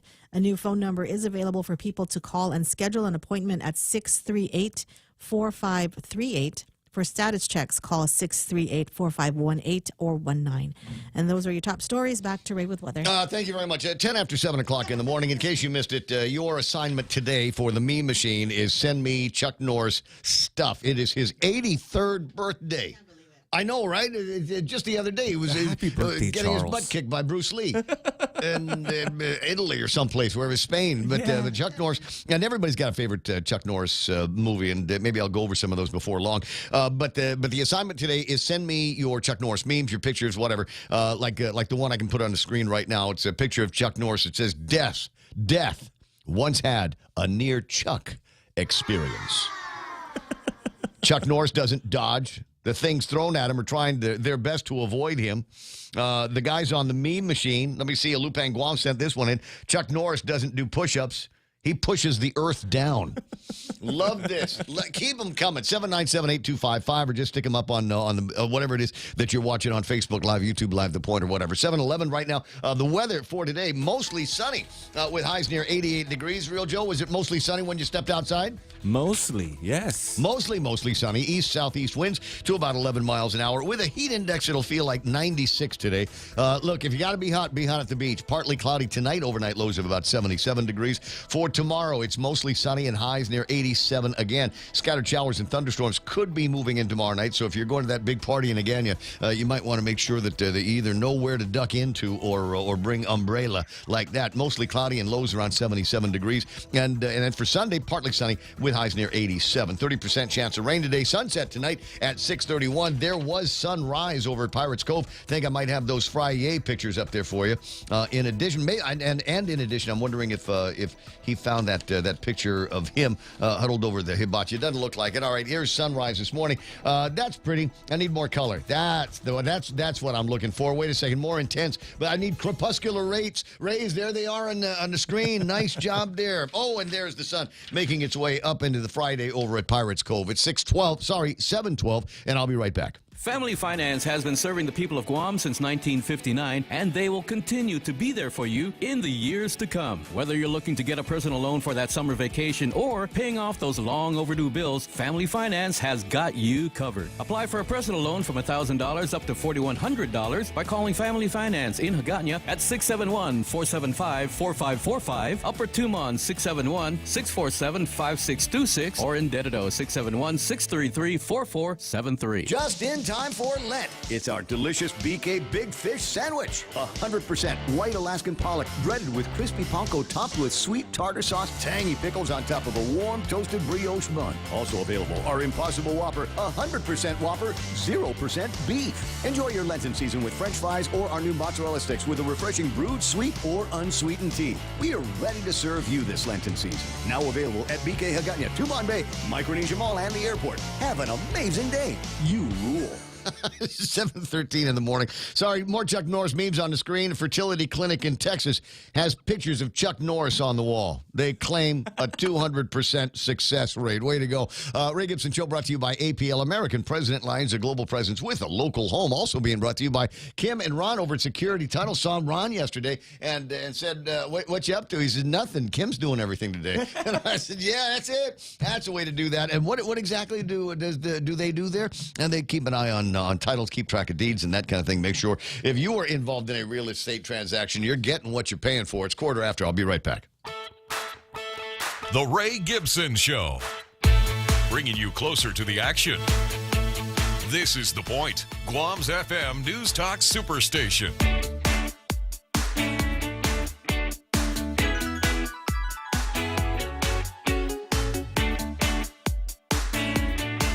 I see it 7:14 in the morning. I can't put this up on the screen. I got the Twitter open right now because I wanted to see if there was what the big screaming stories are on the national scene, and a lot of it still has to do with Tucker Carlson and unedited and narrative disapproved videos of the insurrection.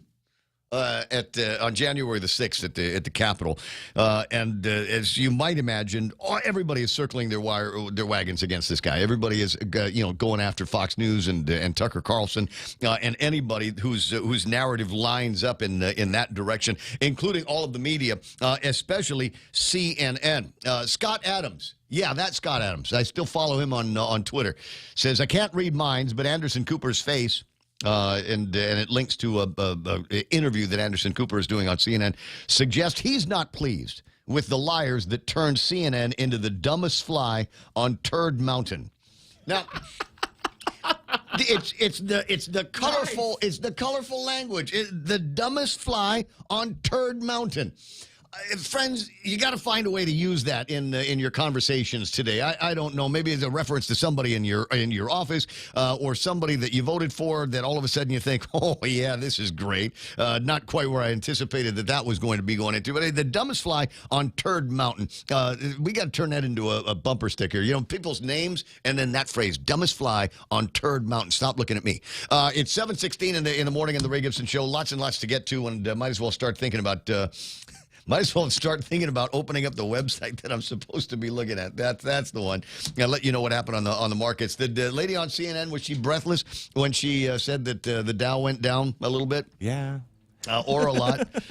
Like 543. Okay, well, maybe I'll be just as breathless as I do that as well. Let's take a look at what happened on the markets. I got the S&P 500, 1.8% lower. Bank stocks succumbed to pressure. The Dow has shed more than 500 points. You can look up all the reasons that they did that on the internet. S&P 500 also down by 73 points, 39.18. I got the NASDAQ down by 237. Again, because of the size of the NASDAQ, that is a bigger percentage of a drop. So we'll check out the big losers there in a minute. NASDAQ at 11,338. The Dow off by 534.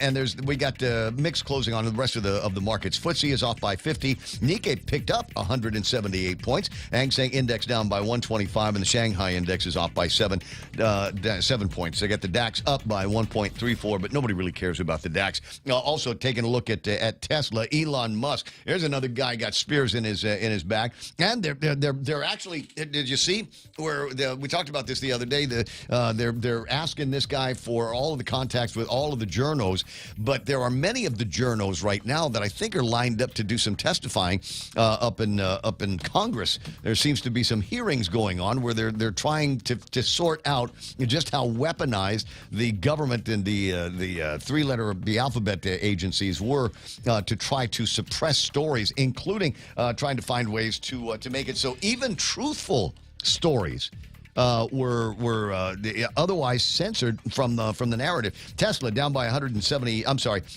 at $172.92. They're off by about almost $10 in exchange today. What have we got for it? I told you the NASDAQ was the big loser of the day. Intel, Vertex, and PayPal were the only three companies that managed to get some green today. Everybody else is down. AstraZeneca, Regeneron, JD.com, PDD Holdings, Baidu, CrowdStrike, and Marvell Novell Technologies all round out the bottom of the NASDAQ. On the commodities, it looks like gold's having a bad day as well. Oh, wait. No, I was looking at another number. Gold is actually up by $16, $1,835. Buying West Texas crude, the American benchmark is trading at $75.55 for a barrel. Out around here, we don't use a whole lot of West Texas crude. We get the stuff out of Singapore. Tapis crude is what goes into the gasoline tanks, and it's trading at $83.90 as of Friday morning at 6 o'clock. 7:19 in the morning. You might be going, well, what was it yesterday, Ray?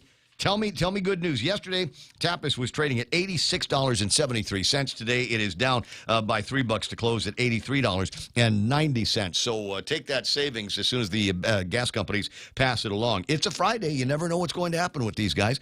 The other numbers I like to look at are currency exchange. If you're going to Japan, 136 yen to the greenback. Philippine peso still around 55, and the South Korean won.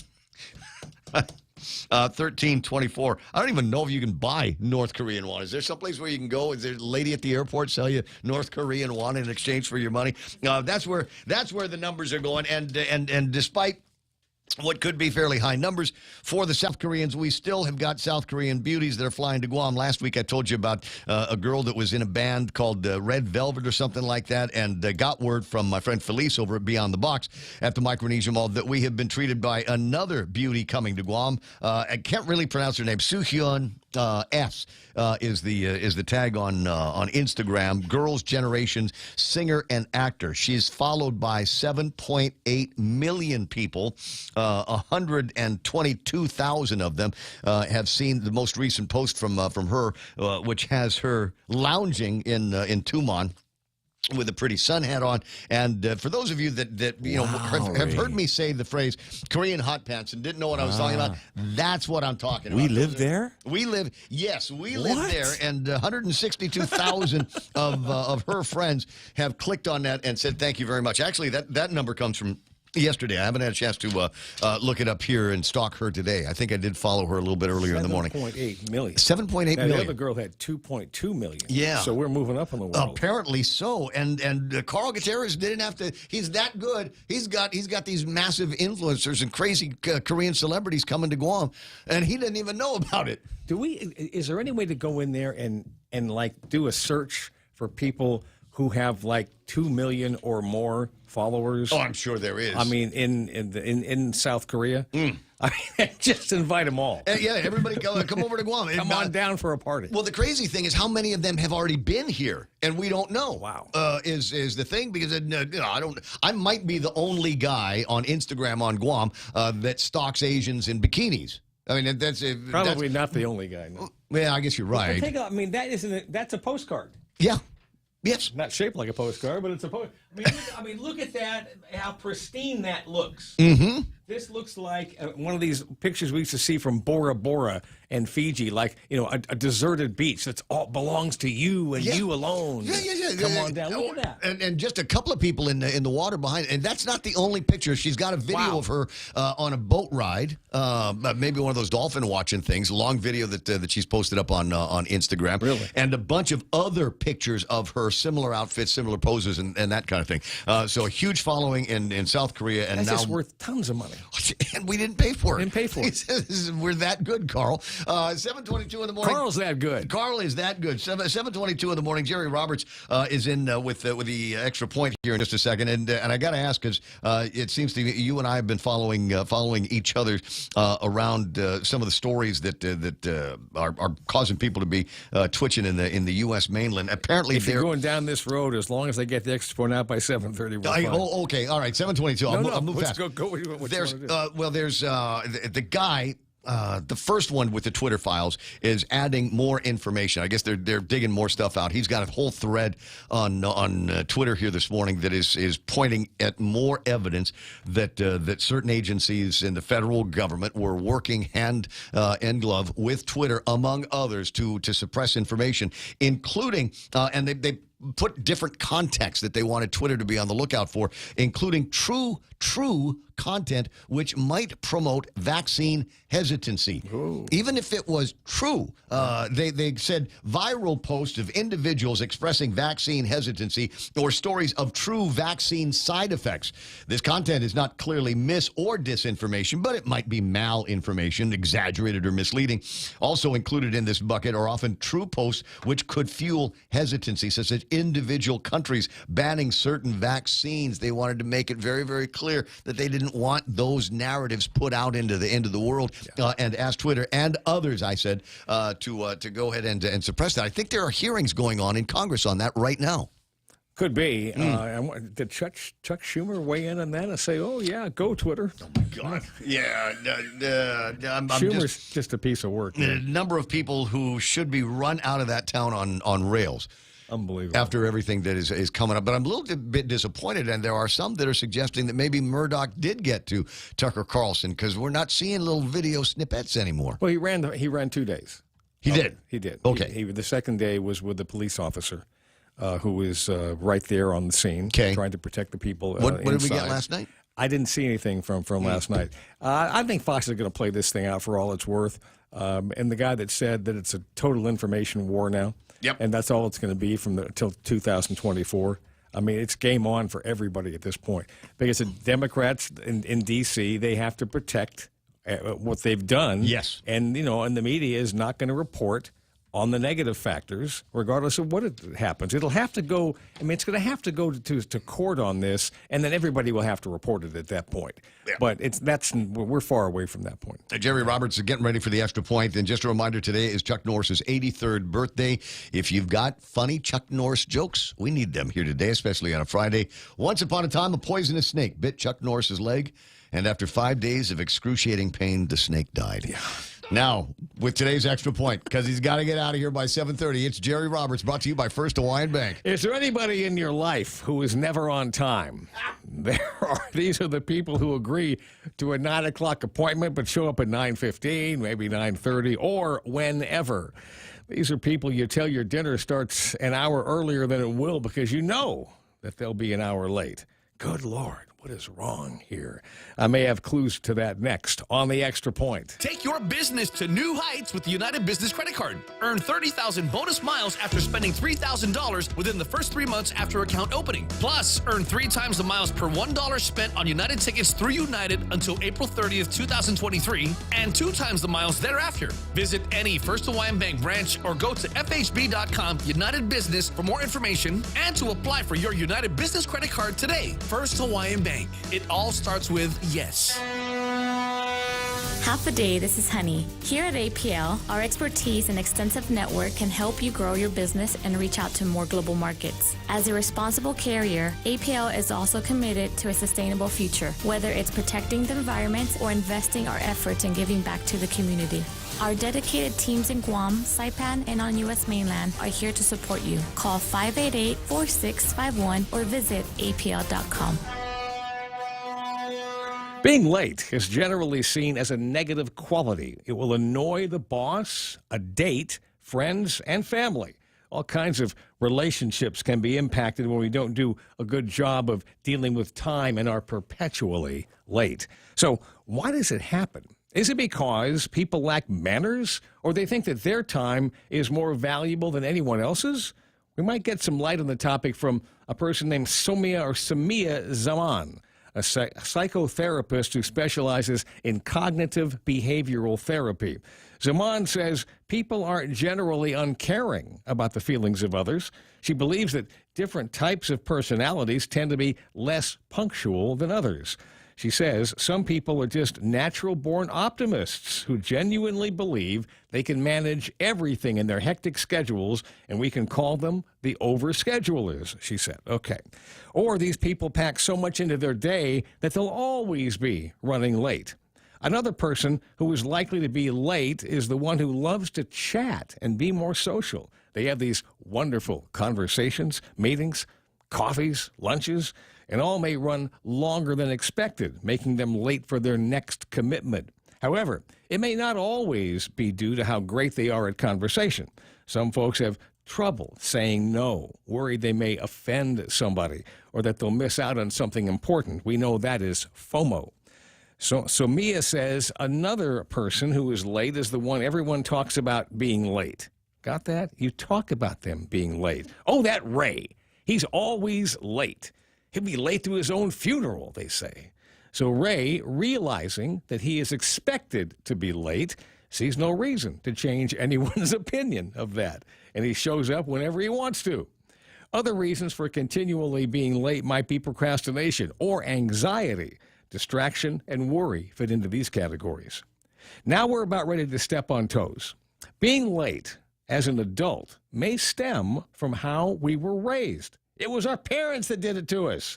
We might be copying the behavior of parents who were always late to one thing or another. Or we had parents who were religious about showing up on time, and we have rebelled against that. Or, in the case of having parents who were loose with time commitments, we've decided to obsess over punctuality. Finally, we live in a place where people of all ethnicities have a term for when someone is late. When an event is slated to start at, say, 7 p.m. and they show up at 8 p.m., we may say they're operating on Guam time. Right. You don't have to be of any particular ethnic group to be on Guam time. I've occasionally been on Guam time myself. All right. So now that we've examined the issue and isolated many of the causes for being late, we can give the simple solutions now to fixing them once and for all. Are you ready? Monday at 7:20 a.m. Be on time. That's the extra point. Be responsible and make something good happen today. For 93.3, The Ray Gibson Show and First Hawaiian Bank. I'm Jerry Roberts. Yeah. I'm wondering how many people, Shelley, were listening to that and heard themselves in the references there. Maybe Is so. it possible? It's 7:30 in the morning on the Ray Gibson Show. Jerry Roberts got to get out of here right now otherwise he'll be late to something, and that means we got to jump into news and headlines with Donna D. This one brought to you by Half a Day Realty. You know those guys. They're all about getting you into some kind of a real estate situation that you are going to fall in love with. You need something out in the land. You need something on near the beach. They've got an incredible amount of inventory at prices that you are going to love. 588-4232 or halfadayrealty@gmail.com. Follow them on social media. They got a Mess Tomorrow contest that is run, I think, a different one every week. So get in line and see if you can win this week's prizes. Also being brought to you by Burger King and the BK Big Fish Sandwich waiting for you in case you are one of those people that's not eating a whole lot of meat this weekend. Now, the Impossible Whopper is there as well. 100% Whopper, but 0% beef at BK. You rule. Now with news and headlines, here's that Donna D. Governor Lilian Guerrero has called out senators over Bill 12. The measure requires legislative approval for leases of federal property. The young Guerrero says arguments are misguiding the people, expressing concern that the bill is targeted at Eagles Field. The governor adds that she's trying to find ways to compensate landowners who have stood firm that they do not want the medical campus built on the Mangilao land. And load shedding should have ended today, but GPA is advising residents of planned possible outages through the weekend. Cabris 1 and 2 were taken offline for repair. Cabris 2 was anticipated to be online yesterday, and Cabris 1 will continue to be offline for repairs through today. PD 9 remains on limited production and will likely be offline this weekend for repairs. And the program cycle for the third cohort of the Guam Green Growth, or G3, Conservation Corps started yesterday at UOG. The 12 new members look forward to the next 5 months of island beautification, sustainability, and conservation work. Their work will include weekly village cleanup projects, planting trees, hunting invasive species, and trash removal. And those are your local headlines. Back to Ray. All right, gotcha. I wanted to do an update here real quick. I'm not going to put the picture back up on the screen, but Seo Ju Hyun, the celebrity that we were talking about in the beautiful Chanel shirt that she was wearing up and down 2 months. I wonder how many people saw her and didn't give her a second look. Oh, pretty Korean girl, and then just kind of kept going, not knowing that she's got millions and millions of people following her. That's probably why they come here. That's exactly why, I'm sure. So I said that earlier that she had something like 162,000 people that had liked the picture of her on the beach. Yeah. All right, that was yesterday. Today it's 316,950. Including a married buddy of mine that heard me talking about it, now wants to take her out to lunch. It's 7:33 in the morning in the Ray Gibson Show. Where would you take her? There might be the ultimate question. Where would you? Korean food. We'll have that sticky thing with the hot sauce on it. Maybe she'll have some of that. 7:33. Ray Gibson Show continues after these. Half a day. This is Jade Uggan from Security Title, and in celebration of Tomorrow Month, here is a tip on dealing with your land. You might be thinking of giving part of your property to your child or another family member. Once you have subdivided the property and recorded the map, you will also need to record the deed transferring the title. Just drawing the map is not enough to make sure they actually own the land. Protehi I Tanonmu. When it comes to your family land, call the professionals at Security Title. We are here to help. KFC's $5 breakfast deals are the best and most affordable ways to start your day. The Colonel's Chicken and Rice Bowl, $5. Chicken fried steak, $5. Sausage, biscuit, and gravy, $5. And they all come with a fresh coffee. KFC $5 breakfast deals are served starting at 6 a.m. daily at your favorite KFC restaurant. KFC, it's finger licking good. Studio time 7:34. Wow, we're moving fast. This is way too early for us to be doing the traffic. But let me see if I can find some anyway. For some of you, the big question might be, where is Optimus Prim? And for those of you that weren't paying attention when we invented the concept, Optimus Prim is the nickname that we gave to the Power on the Move, that big platform. And right now, it is still up at Ukadu. I don't think it's going to be moving until Sunday. I think it's the last thing that I got from those guys. But you can look at the entire schedule, live locations, and alternate routes if you want to. PowerOnTheMove.org and the World Wide Web. 7:34 now. Regular traffic is looking like this here today. Let me refresh and see if it got ugly up north. It absolutely did. Not as bad as usual, but it's still kind of busy getting out of Ipao into Waisang Song, southbound Marine Corps Drive. But it's still, like I said, fairly early. 7:35. This will get uglier in 10 minutes. Now, we've got traffic on Route 16 all the way from the former Camp Leon Guerrero all the way down to 8, 10, and 16. Busy on the 10 side, busy on the 8 side, but not so bad from the post office on down to Happy Mart. A little bit of traffic at 10 and 15 as well. Watch out for that intersection because it's a Suki one. Traffic on Route 8 bound for town. Not bad once you pass the Harvest Christian Academy car line. Southbound traffic there, not so bad. Southbound traffic or inbound traffic on Route 4 into the downtown Agutnia area. Busy in some of the usual spots, but I don't see anything crazy right now. And nothing crazy over Big Navy in Sumai. 7:35 right now. Traffic here in The Point. Take Care recently moved to its new location at the Century Plaza in Tamuning. Take Care customer service, administration, claims, membership accounting services, FHP Home Health and Hospice, and FHP Vision Center are all now located at the top floor of the Century Plaza in Tamuning. If you need any assistance, please call customer service at 671-647-3526. Email customer service at takecareasia.com or visit takecareasia.com. Take Care. Our island, your health plan. For your safety and convenience, please listen to this message. Heavy haul transports for the new Ukadu power plant are occurring almost daily and will continue for the next few months. We encourage you to use alternate routes to avoid traffic delays. Alternate routes, project information, and live tracking are available at poweronthemove.org. Follow us on Facebook and Instagram and subscribe to receive Guam PDN text alerts. Doosan Ukadu Power and Doosan Enterability, thank you for your patience and support. Ray Gibson Show being brought to you by my friends over at Beyond the Box Micronesia Mall. And when you're there, ask Felice if they're going to be getting the yellow, that is yellow, AirPods Max. Now they already come in great, gym and cruising around friendly colors, but they've got a couple of yellow things that are going to be coming out in the Apple company, including a yellow iPhone 14, and I don't know why. I don't know what the big deal is. She will know. She will tell you. And a color yellow AirPods Max should be available soon. If they don't, they get the regular one. So see if you can get a fantastic deal on those over at Beyond the Box. Ray Gibson Show also brought to you by Subway. Eat fresh. Check out number 11. When you swing by there, or the 10. The 10 is absolutely fine. A couple of great club sandwiches that they've got for you. I like the number 4, but I've been infatuated with the 10 since I tried it out. And you might be going, wait a second, what's the 4? 4 is like a BMT. Like a BMT, but they've added additional flavors, different proteins to it. So I want you to try. If you had a favorite from the old Subway menu before, it's probably changed into something that you'll like even more. Here and in Saipan, order by name or number and enjoy it. Eat fresh over at Subway.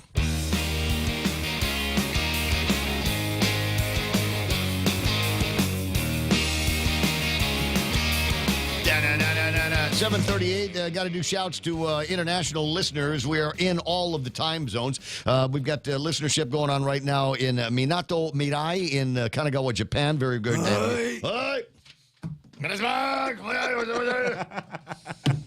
Don't make me sing to you. Is it that time in Kanagawa? Is it that time where all of the girls change their clothes from like 17 layers to stay warm to mini skirts? Let me know when that happens. We've also got listenership in Zurich, Switzerland. We've got Brussels in Belgium and Zurich. Jolly Old England. Don't forget Greensboro, North Carolina, checking in, as well as Honolulu, Hawaii, where we've got folks listening. This is a stream. We've got everybody else on the Facebook side and the YouTube side. Good to have you there. And Bob Kelly, maybe even listening on the actual radio. Good morning, Bob. I said, good morning, Bob. I pressed the button. I did. I'm pressing it. It's pressed now at this time. Bob, are you there? Okay, he's going to call back and yell at you, Real Joe. In the meantime, I got 7:39 in the morning, 888-825-5888-TALK. Chuck Norris celebrating 83 years today, and thank you, Sarita, for sending this in. Chuck Norris uses pepper spray to season his meat. In sign language, a roundhouse kick to the face is how you say the name Chuck Norris. You get it? Okay, roundhouse kick to the face. Chuck Norris's 83rd birthday, and if you got Chuck Norris memes, by all means, send them in, 7978255, or you can just mention them. If it's just simple jokes, you can just type it out, simple joke, on the Facebook side and the YouTube side. Happy to have a bunch of people online. 13 degrees in Atsugi, Saskitchewan in Japan. Elvis Gannett, says, Jerry, being on Guam or Chamorro time is a cultural appropriation. Colonizers, the time was brought to us by colonizers. And there was a little bit of conversation about that not that long ago on the Facebook side. I might go and take another look at it. You got the telephone numbers. Don't be shy about using it. Items in the table of contents. I really haven't had much of a chance to talk about this in between everything else that we do. But there's some interesting stories that are up and online right now, including the front page of today's Guam Daily Post that says UOG needs $42 million to prevent higher tuition in fiscal 2024. $42 million that need that appropriation to come from the Guam legislature in the budget, or everybody at the University of Guam will tell all of the students and potential students that the reason why the tuition is so high is because the members of the 37th Guam legislature are too cheap. In which case they will go and say, no, it's not us. We don't have a whole lot of money because the governor's using it all. All that additional money that we're raking in. No. Yeah. So we'll watch and see how that plays out. It could get. There are two versions of critical mass on this story. One of them is a whole bunch of angry and disappointed University of Guam students who will be bristling at either not being able to take the classes that they need to graduate, or they're going to be faced with higher the higher tuition rates. And then the other version of this is the part where staffers at the University of Guam are told that they face layoffs. No. Or reduction in hours. No. Reduction in force. Yes. Tom, I'm sorry, Dr. Kreis, if you're listening. Services. Dr. Kreis, if you're listening, that's how you do the narrative on this. You get the students all pissed off at the legislature, and then you get all your staff all ticked off at them. And start with the older ones. Start with the old crazy ones. Because you ever I used to take a communications class from a guy that had a Rolex watch. And he emptied out the Rolex parts, and he filled it, seriously, with pebbles. He had this. And it was one of these things. There's a bizarre concept in his head. It reminds me that communication takes place over time as well, and maybe billions and billions of years. 742. Is that Bob? Yeah, I hope he gets through, man. I hope so. Did he yell at you? Yeah, no. I am here. I hear you. Yes, you are there, Bob. Okay. Like the old Sprint commercial. Can you hear me now? I hear you. I hear you now. I'll bet you've been dialing so furiously you probably forgot what you were going to talk about. No, actually, two things yesterday. One is I actually was on yesterday during Tom Fisher waiting, but I didn't get on in time. But when you talked to Simon, the issue was saving power and lowering power costs for schools. Yes. And Simon made the comment they need to do other energy savings first, and I wanted to totally agree and just mention several things that I think we could go out and get grants that could cut the power bills in the schools probably by about half. I'm interested. Never mind the schools. Okay. How about my house? Well, all these things I'm going to say would apply there too.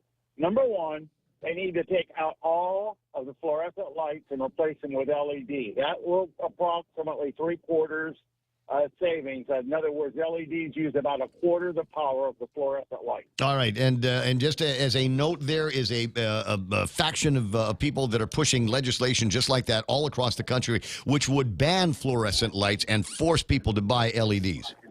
Well, considering in new construction the LEDs are cheaper and use less power, I can't even see why that would have to be a requirement. I mean, who's going to go for a more expensive, less efficient solution? Well, there were all those people that were complaining when Congress wanted to ban 100-watt incandescent light bulbs. You remember that? Well, anyway. No, it was. Everybody thought it was too woke and a version of government overreach to ban it. But I don't disagree with you. Simple process. I think we should apply to Interior or anything that we can, Department of Energy, whatever we can. But we should apply for grants and take local money that's sitting in the bank right now and go and replace every single fluorescent light in the schools. I agree. All right. Next. We need to put insulated foam on every school's roof. Okay. A good 2 to 3 inch insulated foam will cut a whole lot of the heat that comes in from the sun shining on the roof that goes into the classrooms. Okay. Third thing they need to do is put insulated film on the windows. That'll cut heat transfer out by about half, and it'll cut the solar heat by about 70% that's coming through the windows. I like the idea. Some of that stuff, though, can be fairly pricey when you start talking to the companies that have it. There's like, okay. They ask them for the non-military price. Okay, just say if you go for 3M, the normal payback in the States, it takes 2 years to pay it back, but that's 2 years to pay it back when you're paying 15 cents a kilowatt hour for power. So we would probably pay it back in a year in Guam because we're paying 30 cents a kilowatt hour for power. I agree. So we would get a much faster payback.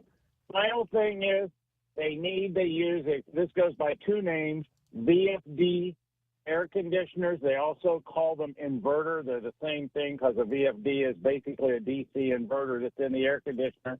The better ones out today, I think LG has one of the better ones. So does Train and a couple of them. They can cut the power cost of a power by almost half by going to the most efficient ones available. So if we cut the cooling down by half, cut the power on the lights, keep the air conditioning won't have to work as hard if you put the insulated roof and put the film on.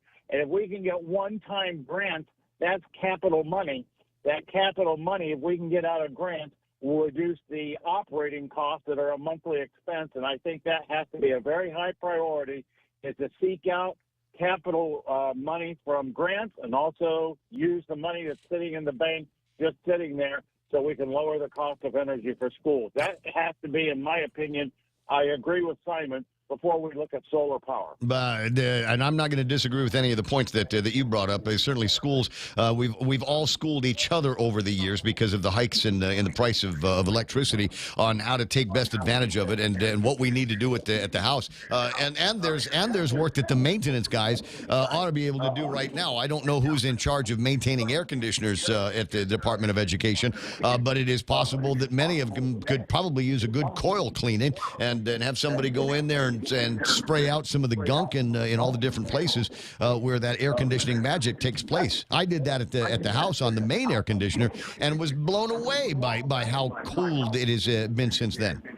Well, absolutely. And before I get into my second topic, if they buy air conditioners and put them in all the schools, they probably should look at getting the air conditioners and include a 5-year maintenance and repair warranty on it, so that they get once or probably twice a year somebody coming in and maintaining them who's the company that puts them in, and that way they can be assured that they're being properly maintained, because Gov Guam has a problem of doing maintenance after they spend lots of money on buying.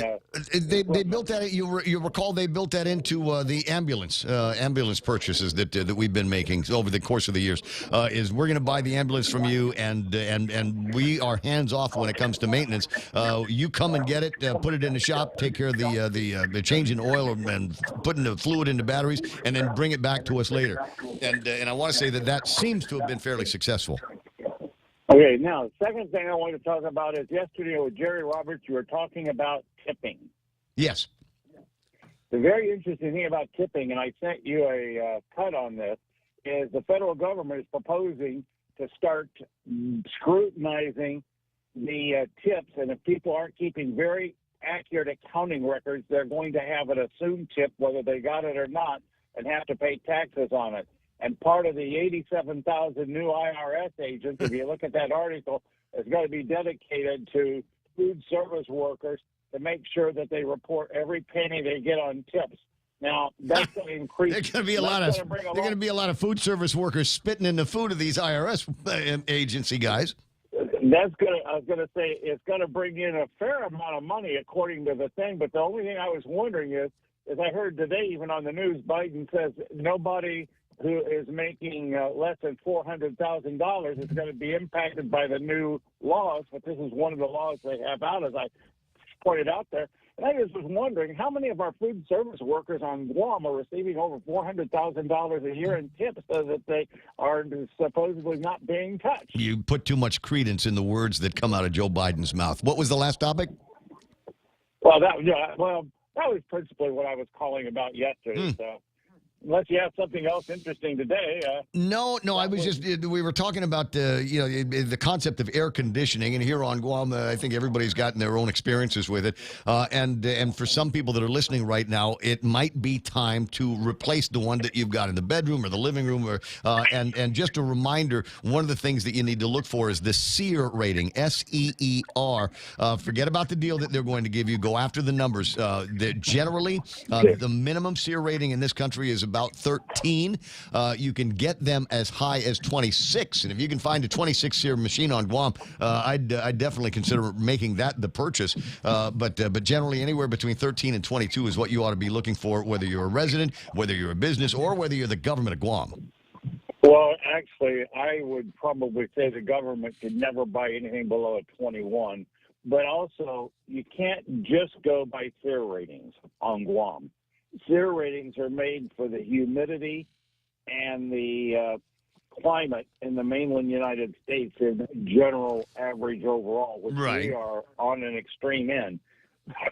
So what we really need in Guam is to, if the Department of Education is going to go out and get air conditioners, they need to work with a mechanical engineer to determine which is the best air conditioner for Guam and running in the Guam high humidity environment. One other thing just related to air conditioning, they should probably set the classroom so that they're being maintained at about a 75, 76. They don't need them down at 70, 71.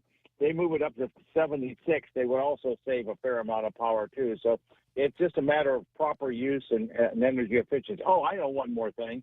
Any new school should be required to meet LEED, which is a energy efficient building requirements, and if we can't at least get them up to a LEED, I mean, there's bronze, silver, gold, and so on. If we can't at least get them up to silver LEED, we should not. That should be a mandatory requirement in any new school going in today. All right. Well, it's been. When was the last time we were ribbon cutting for a piece of new construction in the government of Guam? Was it JFK?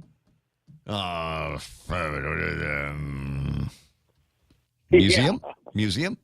Oh, the museum. Yeah, I think the museum and the Congress building, I think, probably got some LEED certification in it. I think otherwise the standard that most Gov Guam construction appeals to is LEED tinfoil. I got to run, Bob. You have a fantastic day. 7:52 in the morning. 888-8255-888-TALK. Dennis Larson, B-Man, sent me some pictures here this morning. That's nice. It's got those.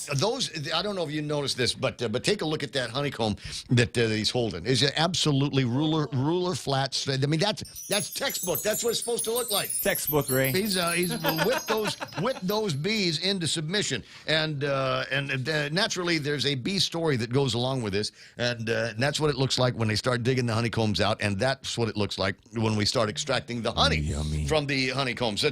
There's a story here that refers to countless stories that have been written in recent years regarding the decline in the number of bee colonies around the world. Now, this may or may not apply to Guam. We've got fairly, as I understand it, very, very healthy bee colonies. And the last time I talked to the guys about it, they were saying what we ought to be doing, and they are endeavoring to do, is to take the queens that we have here, send them to the States, and help make those colonies a lot healthier. Serious domino effect on many elements of the environment, and experts have been considering various methods of dealing with the problem. This week, the U.S. government announced the authorization of the first honeybee vaccine. Great. This is great, Ray. Tell me more. Dallin Animal Health CEO Annette Kleiser said it works like magic against illnesses that have killed off so many bees. You vaccinate the queen, and she passes it on to the millions of offspring to make the colony. Since insects don't naturally make antibodies, previous assumptions were that vaccines would have no real effect on the bees. The recent development has turned the common belief on its head, and the good news is that one of these days we might start talking. Dude, Ray, it sounds like they're trying to kill all the bees. What do you get them over at the field house and give them a jab in their little queen bee shoulders? No, in the abdomen. I'm just saying, bro. Yeah, in the abdomen, like when you get a tetanus shot. 7:55 in the morning. 888-825-5888-TALK. Other items in the table of contents. All right, so not load shedding. According to Tracy earlier this morning, they said only about half of the circuits that were targeted for load shedding actually got their power cut off last night. I was out and about for a little bit last night, and everywhere that I went, there was power and cold beer. Reminiscent of back in the old days when we used to have load shedding, the real load shedding blues. The real load shedding. Where it was all day, 24 hours a day. Your power's going out for like an hour, 2 hours or something like that. And we didn't have the internet back then. I mean, that was the big deal was, I'm serious, they would fax to the radio station. They would fax us the load shedding schedule. And I would take the fax, and I would make a copy of it, and I would carry that in my back pocket so I knew which happy hour to go to over here and when the power was going out there, and I'd leave just before that, go to the next place where the power was out, but it was going to be on. And I did that. It felt like I did that for the entire time. There was one place that I used to go to that they did not experience a whole lot of load shedding in there, and it was the former Myelanias. You know why? Why? Because the guys that came in and installed the fast track generators, that's where they went for happy hour. Smart. Yeah. Smart. We're not going to have any power issues around here. 7:55 in the morning. So I don't know. I mean, the newspaper today, the PDN says that they ought to be out. Is it PDN or Post? Says, rolling outages possible. Somebody said that we might see the end of this today, but maybe not. I don't have an update from Tracy or Simon or JB on the status of the generation that is either down for maintenance or just down. I'll find out when I can and get that information to you. In the meantime, you probably should brace a little bit for the possibility that there will be load shedding. 7:56 in the morning. Another interesting story. And there's a part of me that wants to be in the feels for these people, and then there's a part of me that says, you can't just make a decision that you don't want to be living in a home or a standard structured life, and everybody else has to deal with that, right? It's like pronouns.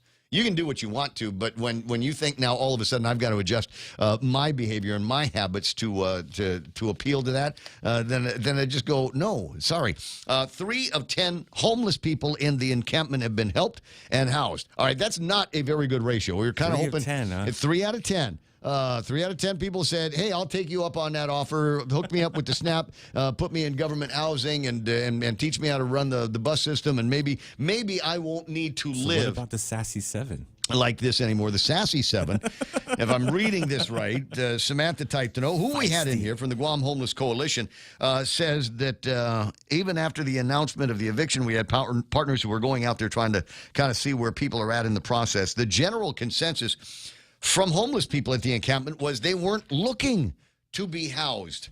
especially those living at the first encampment. There's something within their lives that they are fine with being where they're at. So we try to, and then you got to go to page 8. Page 8, okay.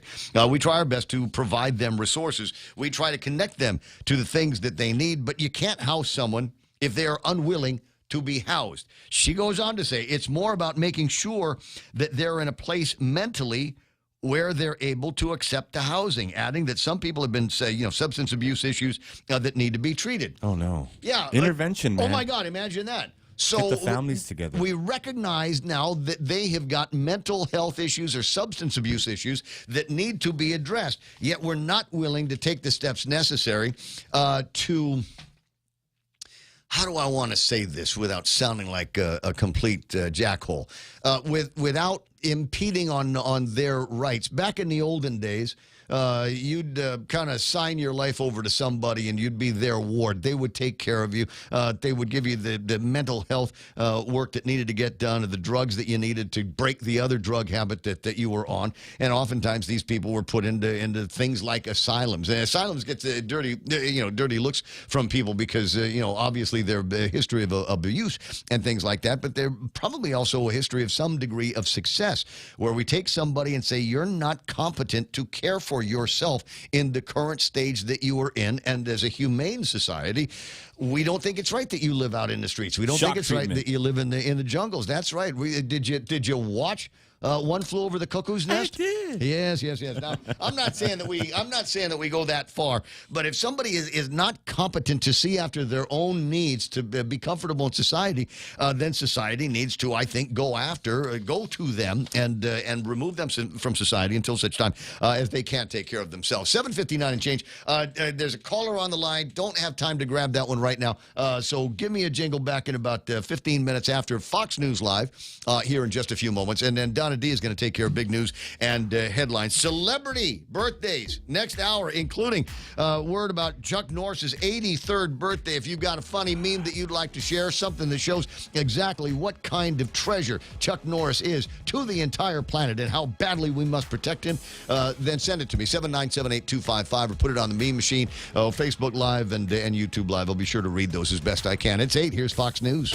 It may not get far. I'm Lisa Brady, Fox News. President Biden's budget is out, facing instant opposition from Republicans who now control the House. My plan is to make sure the corporations begin to pay their fair share. The president proposing tax hikes to help pay for the plan, which he says would lower costs for families and cut the deficit. House Speaker Kevin McCarthy telling Fox Business, it's not a revenue problem, it's a spending. And what does this budget do? Raise more taxes, spends more money, creates probably the biggest government we've ever seen in the history of the United States. The president urging McCarthy to put out his own plan and then have a meeting. Senate Republican leader Mitch McConnell has a concussion. So a spokesman for the 81-year-old says he fell at a dinner event in D.C. last night and will stay hospitalized. McConnell is expected to stay in the hospital for a few days of observation and treatment. His staff says the leader is thankful to the medical staff and colleagues who sent their warm wishes. Fox's Ryan Schmelz in Washington. President Biden tweeting his wish for a speedy recovery. Fox News foreign correspondent Benjamin Hall is on a long road of recovery after being severely injured during Russia's invasion of Ukraine, an attack that killed 2 colleagues. Hall has now had about 30 surgeries. He'll be on Hannity tonight, 9 Eastern on Fox News Channel, while the war in Ukraine continues. The explosions began just before 6 a.m. in the dark. Fox's Steve Harrigan in Kyiv. We ran down to the basement here. 2 loud explosions in Kyiv. Explosions, though, in 10 different regions across Ukraine. So if you had a basement at 6 a.m., you were heading down into it. The biggest barrage in weeks for Russia, killing at least 6 Ukrainian civilians and hitting more critical infrastructure, including a nuclear power plant again. Just getting word of a deadly shooting in Germany. Reports of several people killed and some injured in Hamburg. No details yet. America is listening to Fox News. After After a week of showcasing the best soloists, choirs, small ensembles, bands, and orchestras from Guam, Saipan, Japan, and the U.S., the 2023 Tumonday Music Festival is coming to a close. Don't miss the grand finale event on Saturday, March 11 at the Micronesia Mall Center Court starting at 2 o'clock. See command performances from soloists and groups who wowed the judges, showcase performances, and the awards ceremony. TBMF is a production of the Guam Philharmonic Foundation. Visit tbmfguam.org for more information. This spring, shop on over to the Micronesia Mall and enter to win. Redeem receipts totaling $10 or more. Scratch for a chance at instant prizes from Burger King or Foot Locker. Or receive a grand prize entry form for a drawing on May 6th for a chance to win a new Toyota Tacoma 4x4 SR5 off-road package with lift kit from Atkins Scroll Toyota. 10 lucky runners-up will get $250 gift certificates from Goodwin Travel and Tour for tickets to Philippine Airlines. Shop more, win more at the Micronesia Mall. Follow us on Facebook and Instagram for more.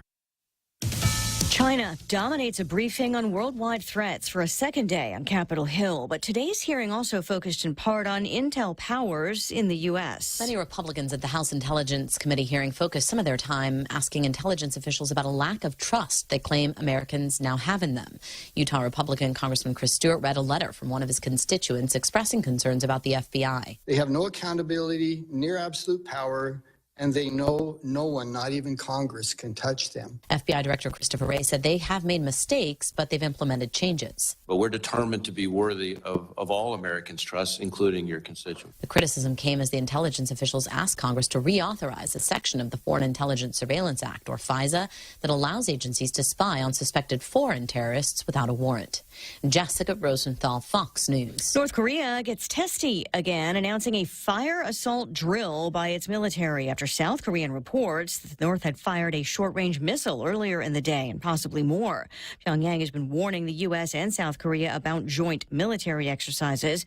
North Korean state media says the assault drill proved its capability to counter an actual war. Ukrainian President Volodymyr Zelensky gets snubbed for a second time by the Oscars. Variety reporting WME power agent Mike Simpson made a plea to the Academy to include the comedic actor turned politician, but was shut down. The Academy declined comment following the Russian invasion of Ukraine. Zelensky popped up via satellite at both Cannes and Venice film festivals, as well as the Grammy Awards at this year's Golden Globes. Sean Penn, who worked on a documentary on the war in Ukraine, introduced Zelensky, who reiterated his message that Ukraine will win the war against Russia. Michelle Polino, Fox News. A sell-off on Wall Street, the Dow dropping 543 points. Elisa Brady, Fox News. Half a day. This is Jade Uggan from Security Title, and in celebration of Tomorrow Month, here is a tip on dealing with your land. You might be thinking of giving part of your property to your child or another family member. Once you have subdivided the property and recorded the map, you will also need to record the deed transferring the title. Just drawing the map is not enough to make sure they actually own the land. Protehi I Tanonmu. When it comes to your family land, call the professionals at Security Title. We are here to help. Half a day, this is Josh here at APL. Our expertise and extensive network can help you grow your business and reach out to more global markets. As a responsible carrier, APL is also committed to a sustainable future, whether it's protecting the environment or investing our efforts in giving back to the community.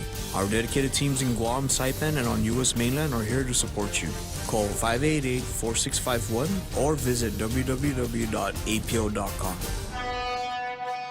Since 1997, Island Eye Institute has been committed to your family's eye care needs. From its beginnings, Island Eye Institute has recognized the value in incorporating state-of-the-art technology into personalized care and the commitment to excellence. As Guam's complete eye center, our specialists offer their expertise in glaucoma, retina, cornea, LASIK, cataract, and diabetic eye disease. Island Eye accepts Select Care, Net Care, Take Care, and Stay Well. Call us at 637-2020 to schedule your appointment today. We're located on the second floor of the Baltesh Pavilion in Tamuning.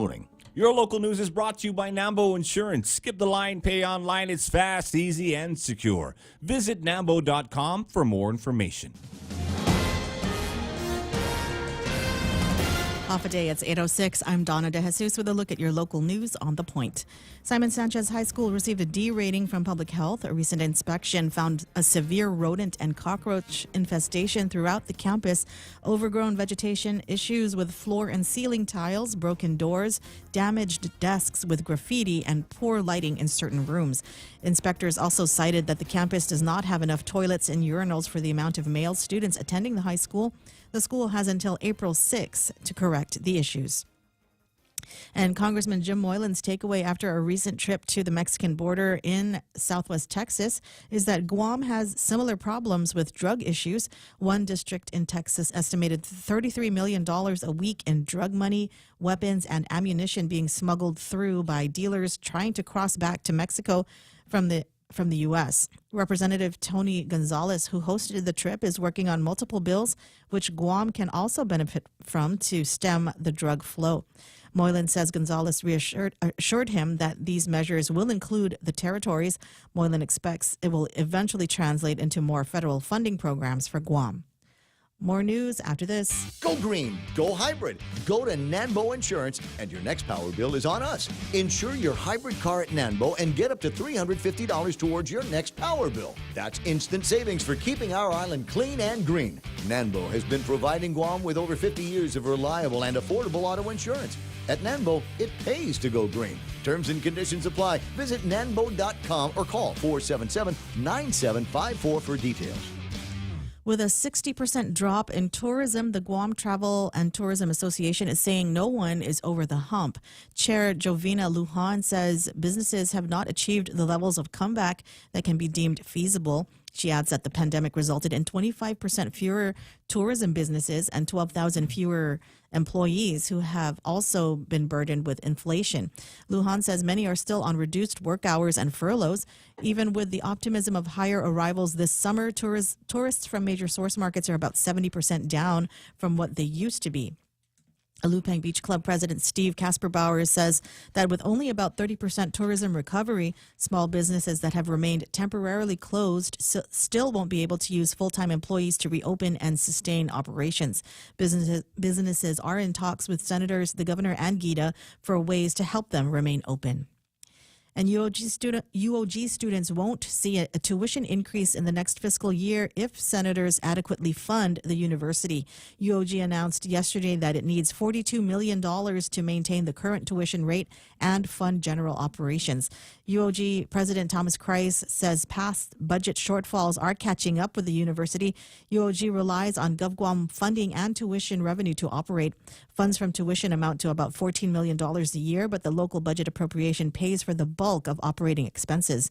Tuition costs roughly $5,600 a year per student. 60% of UOG students are eligible for Pell Grants, which means most of the student population comes from low-income families.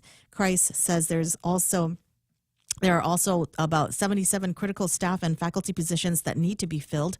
While hiring isn't totally frozen at present, it is restricted to absolutely critical positions. And those are your top stories. Now back to Ray with weather. I'll get around to that 10 after 6 o'clock. No, 10 after 8 o'clock, right? Yeah. Oh, there's my head here. It's Chuck Norris's birthday, so I've been distracted by cataloging all of the great Chuck Norris memes that we've got here. Latest one to come in from Keith over the machine, Plain Boy.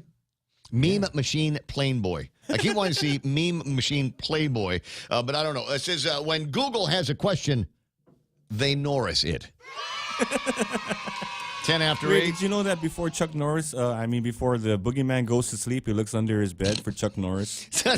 I'd heard that one. Hey, bro, here's Donna's been asking about this. When did these Chuck Norris jokes first come out? And I don't know. My theory is after Sidekicks, if you remember that movie. What a great movie. Yeah. What a great movie. The kid getting picked on, bullied all over the place, and he's got this imaginary friend. His imaginary friend is Chuck Norris. Because Chuck Norris there is the savior, and he's perfect. Yes, so yes. Certainly one of the better Chuck Norris movies that are out there. And I can't. So was that it? Who knows? This was somebody's research project. You'll be able to get a doctorate in Chuck Norrisology if you can tell me how old is the oldest of these Chuck Norris jokes.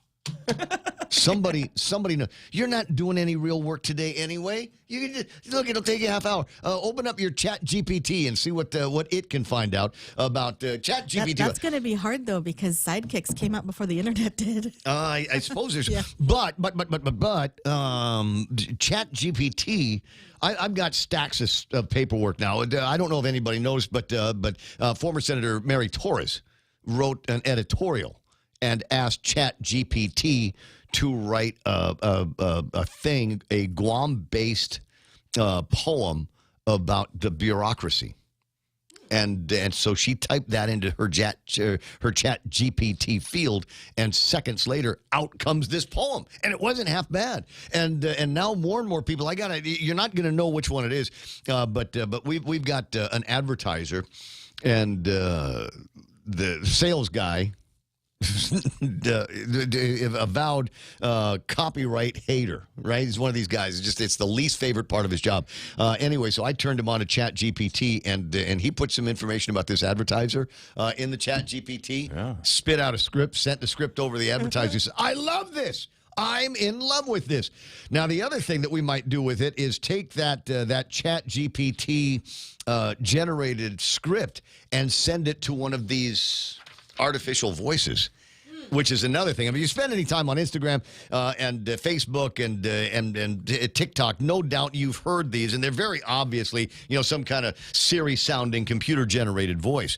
That's because that's the low-hanging fruit. They have other versions of them that are unbelievably customizable, and unless we're using certain words from certain dialects and languages, probably indistinguishable from me talking on the radio. 8:13 in the morning, here it comes, the weather. As far as I know, this has not been generated by ChatGPT. Mostly sunny today. Highs around 88 degrees with a heat index. It'll feel like 96. For tonight, partly cloudy skies and overnight lows of about 77 degrees. Mostly sunny again tomorrow. Yay, highs near 87. But tomorrow night, they're suggesting that scattered showers and thunderstorms could be moving in. So if you're going to be spending any time after the race in the downtown Agatia party that Bank of Guam is throwing, you might want to be prepared for rain. Mostly cloudy tomorrow night as well. Partly sunny on Sunday and partly cloudy on Sunday night. Sunset tonight's going to be at 6:31. Hashtag. You know what?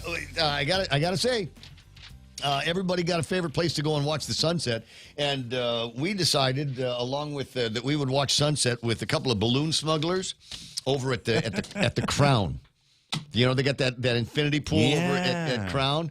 And it was awesome. We got drinks there, had some food brought out to us, and a sunset that was absolutely to die for. I think so. I might actually have the one that came out of Sarita's camera that I'll put up on the screen. I did not die. Oh, good. I did not die. And I'm going to say, in addition to the balloon smugglers that were hanging out with me and friends, there's another. There must have been 50 people in camis trying to get into the Crown yesterday, and about 20 of them. 20 of them were of the female persuasion. I'm not saying there's a ship in town, because they were running around with these little like Navy helmets.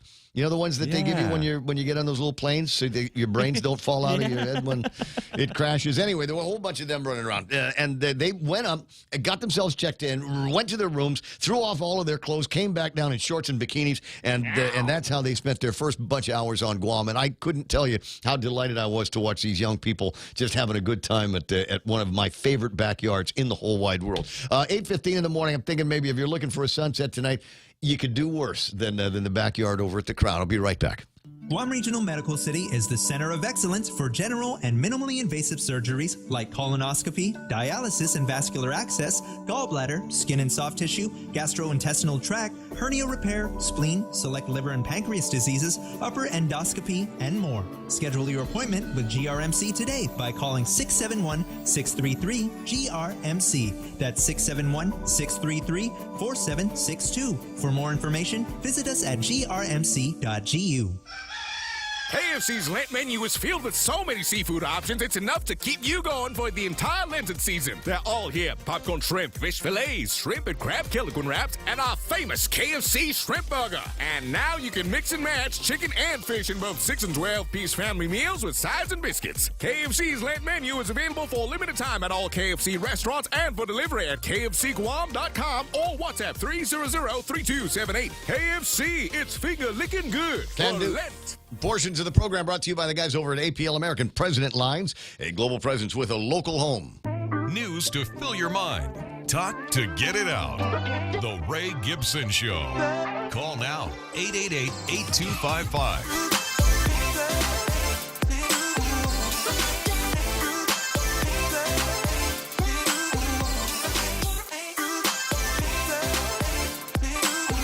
Studio time, 8:16, Friday morning, no frowny face Friday here. And while there is some degree of news and interesting topics floating around, including some new paperwork about compact migration coming out of the Department of the Interior. More on that from Juan Carlos Benitez. But first, I got to get to the fun stuff. There's going to be the annual running of the Guam Chamber of Commerce golf tournament. The chairman or president, I can never remember what the title is, Catherine Castro from the Chamber, online with me this morning. Half a day. Good morning, Ray. How are you? Never better. And now that we've heard your voice on a sunny D kind of Friday morning, that's a whole lot better. I wanted to make sure everybody knew about this. I know that most golfers already have this penciled into their calendar, but if you're looking, to make some new friends in Guam's business community, get out there in the sunshine and have a really, really fantastic time. Coming up before the end of the month is the 25th annual amateur golf tournament, right? That's correct. And, I just really want to thank you. I heard you also mention it the other day, and I was just so tickled. So I just wanted to say thank you so much, and thanks for having me on this morning. Well, I can't find Frank Campilio. Where the hell did you? Because Frank is normally the guy that we start talking to about this and letting me know, but a little bit more mechanical. I think, if I get you on the line, you'll concentrate on all of the fun things to do while you're out there golfing.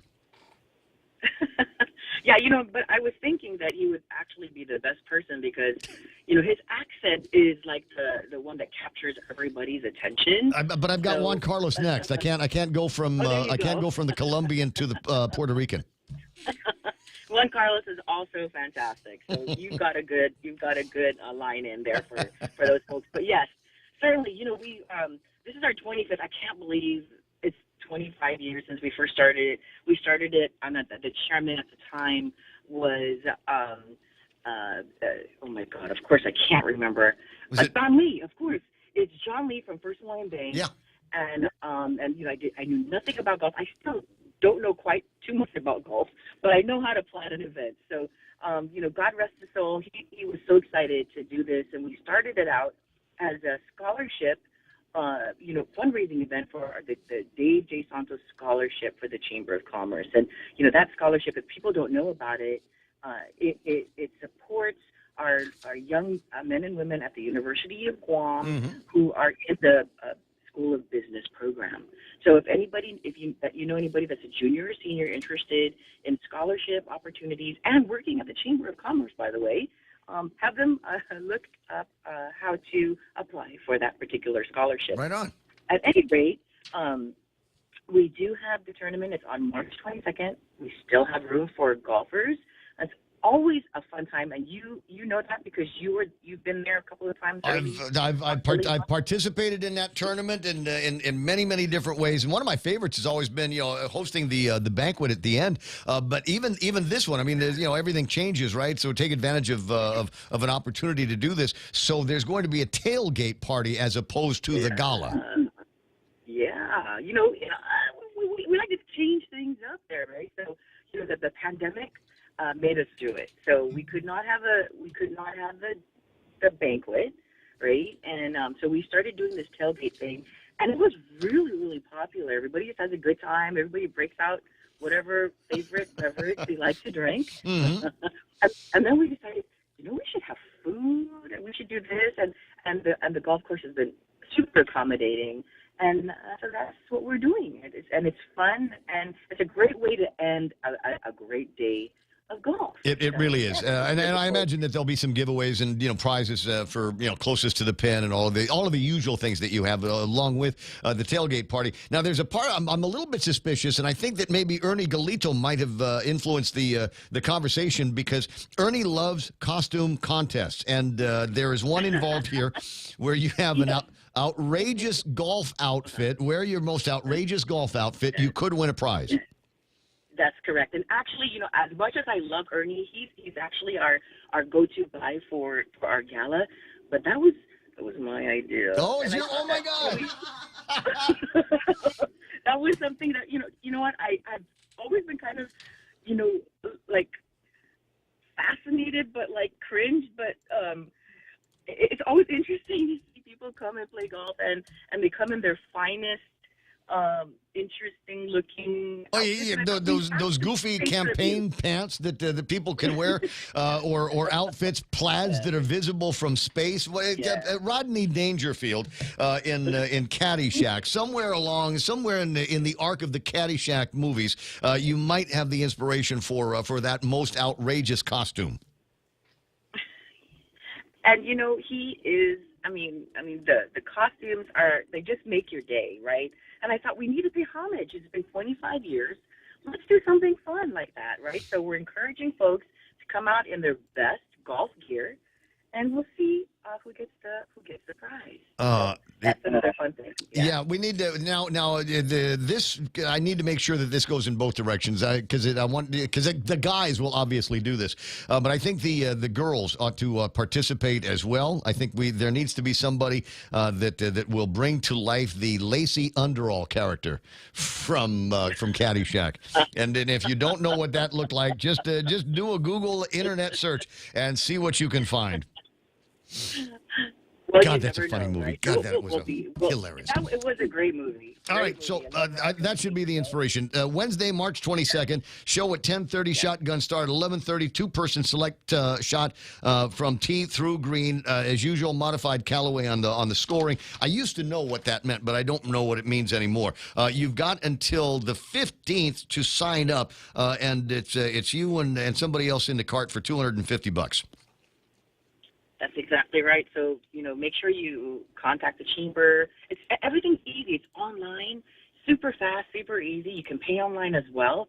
So, really, there's no excuse for having a great time, playing golf, meeting great people, and, it's a great excuse to go out. My rule about golf was it's a day out in the sunshine with your best buddies and cold beer. So take advantage of that. And we're all going to talk about politics and business and all of that kind of thing. But it's a great distraction to be able to do it at the Onward Telefofo. 8:23 in the morning. I got to run. You get to work, and I'll talk to you soon. Thank you so much. Have a great one, guys. Welcome so much. You too, Kat. It's 824 Cat Lady, I think, is what her Instagram is these days. Anyway, 8:24 in the morning. I also mentioned that Juan Carlos Benitez was on the telephone line, and he just sent me some interesting paperwork that looks like it originated out of, where is that? The Department of the Interior. Conversation about President Biden's $537 million in the 2024 budget that is being set aside for territories and the freely associated states. I've read the thing as quickly as I could, but you read much faster than I, and will be able to give me a takeaway on this. What is your takeaway on that press release? Yeah, well, good morning and a warm half a day to Guam. Hey, the main issue here is President Biden presented his budget today in the United States. To howls. It was received with howls from among the Republican-led House. Yes. And in his wisdom, he took a stab at doing budget changes for the freely associated states and the Compacts of Free Association, which will have substantial implications into Guam. So that's what the release is about. They're trying to paint it on the best light. But here's the thing. On the upside, President Biden is saying that freely associated citizens should be able to receive the same federal programs and assistance as U.S. citizens. So that sounds great. That means that we will no longer get the underpayment on the schools, and it will help the hospitals get the benefits of Medicaid, Medicare, SNAP, similar programs. Wait, how's that? I'm getting a blind spot here. How's that going to help out in the schools on the education of the migrant children? Yeah, because right now when they do the formula to get reimbursement by the federal government of the number of students you have to exclude the FSM students because they don't qualify for the benefit. All right. So in this case, we would get a little bit closer to what the actual census is of everybody in the schools, including the compact migrant children, and then be reimbursed by the federal government? Yeah, for the appropriate percentage that they reimburse for other children that are there. You mean like the random Department of Defense child that goes to a Guam public school? It would be more like if there's a formula grant, and it depends on the number of children that you have in the school. Now you can count the children. Okay, a little bit. I'm trying to get my head around what that number could end up being. But if you think it might be substantial or at least respectable in terms of there being less overhang for us to go back to ask to beg from the federal government to recompense us for our expenses here. Okay, gotcha. Yeah, but here's the devil's in the details, right? So he says that, and then he says, but for doing this, we need congressional action. So he's leaving it for Congress to actually work it out. In the meantime, he eliminated those benefits that we get now from his budget. So he is eliminating compact impact entirely from his budget. Well, yeah. So there are other parts of the migrant story and the migrant story costs on Guam that to the degree that we've ever been satisfied with the dollars that we received in compact impact funding. Now, all of a sudden, all of that would go away. That $30 million bucket of cash for Guam, Saipan, and Hawaii would vanish. Yes, and if you look at the papers, you see the last paragraph. That's literally how he portrays it. He says the small amount of money that the territories get is no longer included in the budget, and I hope that Congress will support providing them the same treatment as they do in other states, but that means no more additional funding for the territory. So that COPA funds will end. Then what the hell is the Department of Interior going to do if not that? Okay, so will there be any other increases in any other discretionary funds that we get? No. The other part of it, which is interesting, they talk about they're going to provide $6.5 billion in the next 20 years for the Compact of Free Association. But when you do the math, $6.5 billion divided by 20 years, divided by 3, because there are 3 agreements, you end up with around $108 million a year. That's what they're going to be getting. Yeah, and that still pales in comparison with what the actual costs are going to be, regardless of whether you've got people that are being now included in programs that they don't already get. I mean, there's still going to be people. There's still going to be people leaving hospital bills unpaid, and there's still going to be people that are finding themselves incarcerated or otherwise taking advantage of programs for which we aren't recompensed by the federal government, or that we don't get shares based on population. Yeah, and that funding is just to give to the FSM, Marshals, and Palau. That's not funding for the impacted regions. Yeah, the impacted regions, we share the $32 million. Now we don't share anything.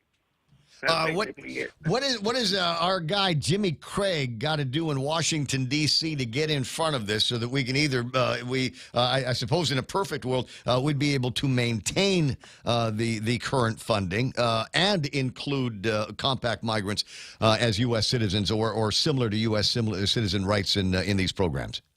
Yeah, absolutely. My expectation is Jim's going to say, look, the idea is great, but until it is passed into law, we need to continue the compact impact funding into our region. And by the way, you owe us a lot of money. Yeah.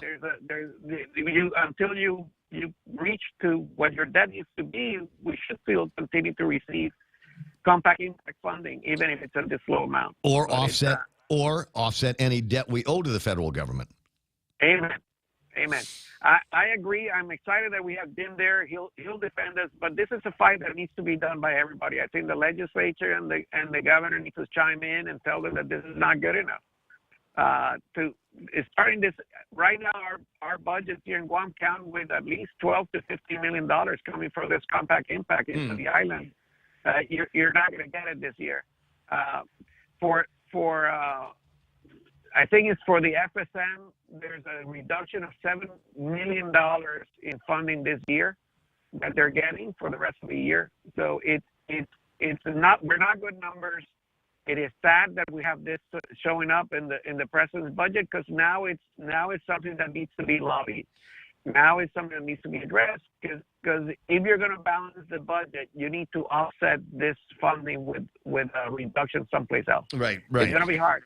I suppose the last thought on this is how do we lever our position in the Armed Services Committee into this conversation? you ask for assistance from the Department of Defense and say, look, this is not going to be positive for our community. Short term. Look, long term, treating them the same as U.S. citizens, I think is a great idea. Agree. But until that comes into fruition, you cannot cut the funding for the territories or for the compact countries. 8:32 in the morning. Juan Carlos Benitez, I appreciate you sending me the documentation. Hopefully you've sent that likewise to Speaker of the Legislature, leaders of the minority and majority of the legislature, and have them start to corral each other. Have a round table between them and folks from the governor's office to figure out what the best strategy is going to be moving forward. Amen. Okay. Amen. I did forward it to Senator Frank Black Jr., and I'm sure we'll have a conversation later today. 8:32 in the morning. Let me know how it comes out. Have a fantastic weekend. I'll yak at you later. Yeah, same here. Bye-bye. 888-825-888. Oh, man, went all the way through the conversation and didn't say Puerto Rico or gasolina once. No. Joe, you're supposed to. That's your job. Yeah. I know I failed today, man. That's no more compact impact for you. It's 8:32 in the morning on the Ray Gibson Show, and as you might imagine, we're going to make our way headlong into the small talk portion of the program after Donna D takes care of some news and headlines. And if I got some juicy stuff for you, stick around. We'll be right back with news after this. The new Subway series includes one of the most craveable sandwiches of them all, the Subway Club. Number 12, the Turkey Cali Club is the best with avocado, turkey, and bacon. The best should come with bacon, turkey, and ham. That's my number 10, the All-American Club. Number 11, the Subway Club is a proven classic that comes with ham too, plus turkey and Angus roast beef. I see. Let's start over. Let's talk cheese in the Subway series. I'm still gonna win this. At Subway, you gotta refresh to be fresh. Hindi ang inyong bangko na tapat sa serbisyo. Tunay na kaibigan na handa para sa inyo. Ang bangko ng kinabukasan, laging maaasahan. Bank Pacific, where others put branches, we place roots.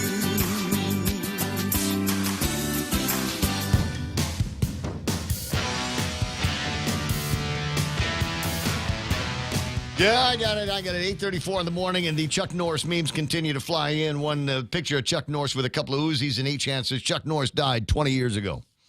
The Grim Reaper is still working up the courage to tell him. It's time for news now. Our last big look at news and headlines. It's been a week, a lot of coughing, a lot of clearing of her throat. But Donna D has made it through another incredible week of morning radio news and is about to cap it today. Havadana, what happened? Siochi Elson, who admitted to the hit-and-run crash that claimed the life of Joanne Kabuag, will spend 1 year in DOC. The crash occurred in December of 2021, just a couple of days before Christmas, near Wendy's in Upper Tumon. Elson was convicted of negligent homicide and leaving the scene with injuries. He will self-surrender at DOC later this month.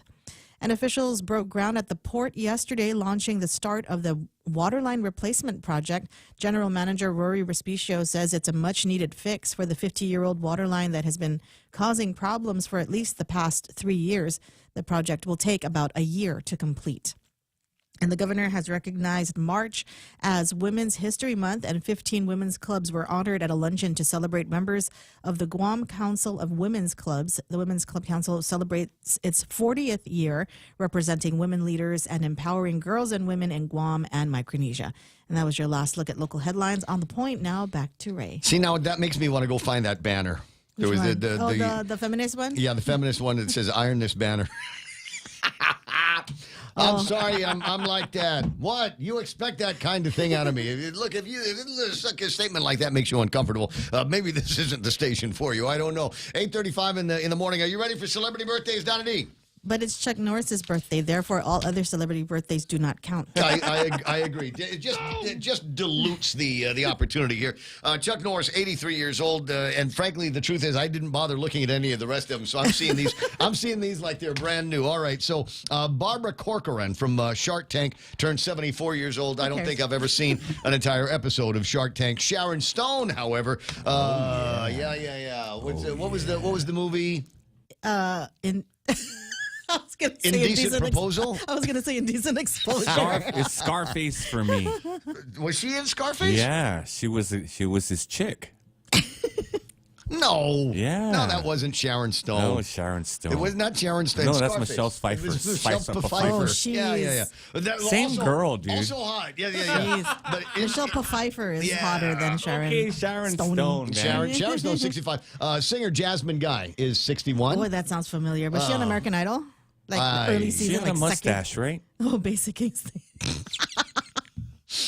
I don't know. Prince Edward is celebrating a birthday. The Earl of Wessex is 59 years old. Edward. John Hamm from Mad Men is 52. Bree Turner. That's the handsome one, right? I can only assume. Another one of these shows that I might have watched accidentally half an episode of, but I understand that there are people that DVR'd that, so I'm not going to give it too much of a hard time. So happy birthday to Madman John Hamm. Bree Turner from Grimm turns 46. Carrie Underwood, the singer, no relation, by the way, is 40 years old. And Olivia Wilde is 39. Whoa. Yeah. She looks a lot older than that. Mark said Jasmine Guy was in a Cosby spinoff. Oh. Yeah. I just want to hold you tonight. Is that the song? I don't know. Her. Okay. She got roofied. But 61. She got roofied by Cosby. Jasmine Guy's older than I am? Just kidding. All right. So who do we decide Olivia Wilde is? She's crazy. That's what she's known for? She's just crazy? Blue Well, eyes. She's got piercing blue eyes. That's all I know. But she has a very milky white strong skin. jawline. Uh-huh. I think she dated, what's his face? What's that Sean boy? Connery. She dated them all. The boy, the little boy. Oh, shoot, I forgot his name. The little boy. Harry Styles. Michael Jackson. No, wait. Olivia. I gotta look it up now. I gotta see who it is that we're talking about. I wouldn't pretty. normally do this. In the latest Ghostbusters, she's not credited, but she played Gozer. Olivia Wilde. The Gozerian. Wild with Yeah. an E. There she is. Okay, so what's wrong with her? They said she's crazy. Just all women have a She's certain super amount woke. of crazy. Super woke, No, Ray. you gotta define. But I thought define she was. crazy. I thought she was normal. But I mean, define crazy, because there's certain amounts of forgot crazy already. that you could almost get used to. You know, there's the PMS crazy that comes along every once in a while, and then you've got there's the crazy jealous where you go outside. You know, if you Valentine like another woman's whatever on Facebook, and then there's a brick through your window. There's that kind of crazy. So which one are we talking about here? Is there could be just others? I don't know. I forgot already. Yeah, she's a complaining woke person. A complaining woke She's a person. Karen Okay, kind, so yeah. there's a kind of crazy that I will never ever be able to get through. We'll work on that. 8:39 in the morning. What is this now? Jason Sudeikis talks co-parenting with Olivia Wilde. That's the guy from Ted Lasso. What a mustache. Don't worry, darling. Harry Styles and Olivia Wilde. Okay, Olivia Wilde posts about selfish love after Harry Styles split. Olivia Wilde smiles after a workout in L.A. after ex Jason Sudeikis spoke about co-parenting or something. All right. So obviously, there's people listening that know all of this kind of intrigue and are mad because I don't know it. So I'm just going to move on to the next thing. If you're looking for something to celebrate today, Salvation Army Day. I met a guy from the Salvation Army yesterday. Hector, I think, was his name. Was he wearing like the uniform? He was wearing the uniform. He was wearing the uniform. I said, and I gave him my old Salvation Army joke, which is, I don't know what wars you fought, but based on the spoils I've seen, you won. Congratulations. It's Pack Your Own Lunch Day. For those of you that are doing that kind of thing, Pack it. I don't know. There's a Subway down the street. Why do I have to pack the lunch? There's a KFC right next to that. So why bother with it? We got Ranch Dressing Day. All right, not to start a fight, but I mean, if we're doing chicken wings for 75 cents a piece.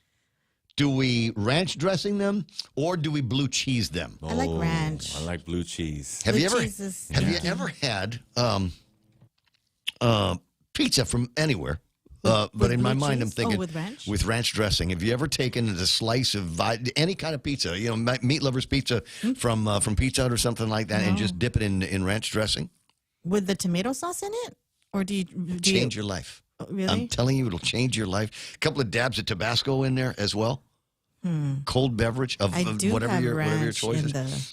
There's something I like ranch. I like ranch, but I like blue cheese more. It's Preschoolers Day, Middle Name Pride Day. Middle name here, Raymond. That's mine. I'm actually William Raymond Gibson.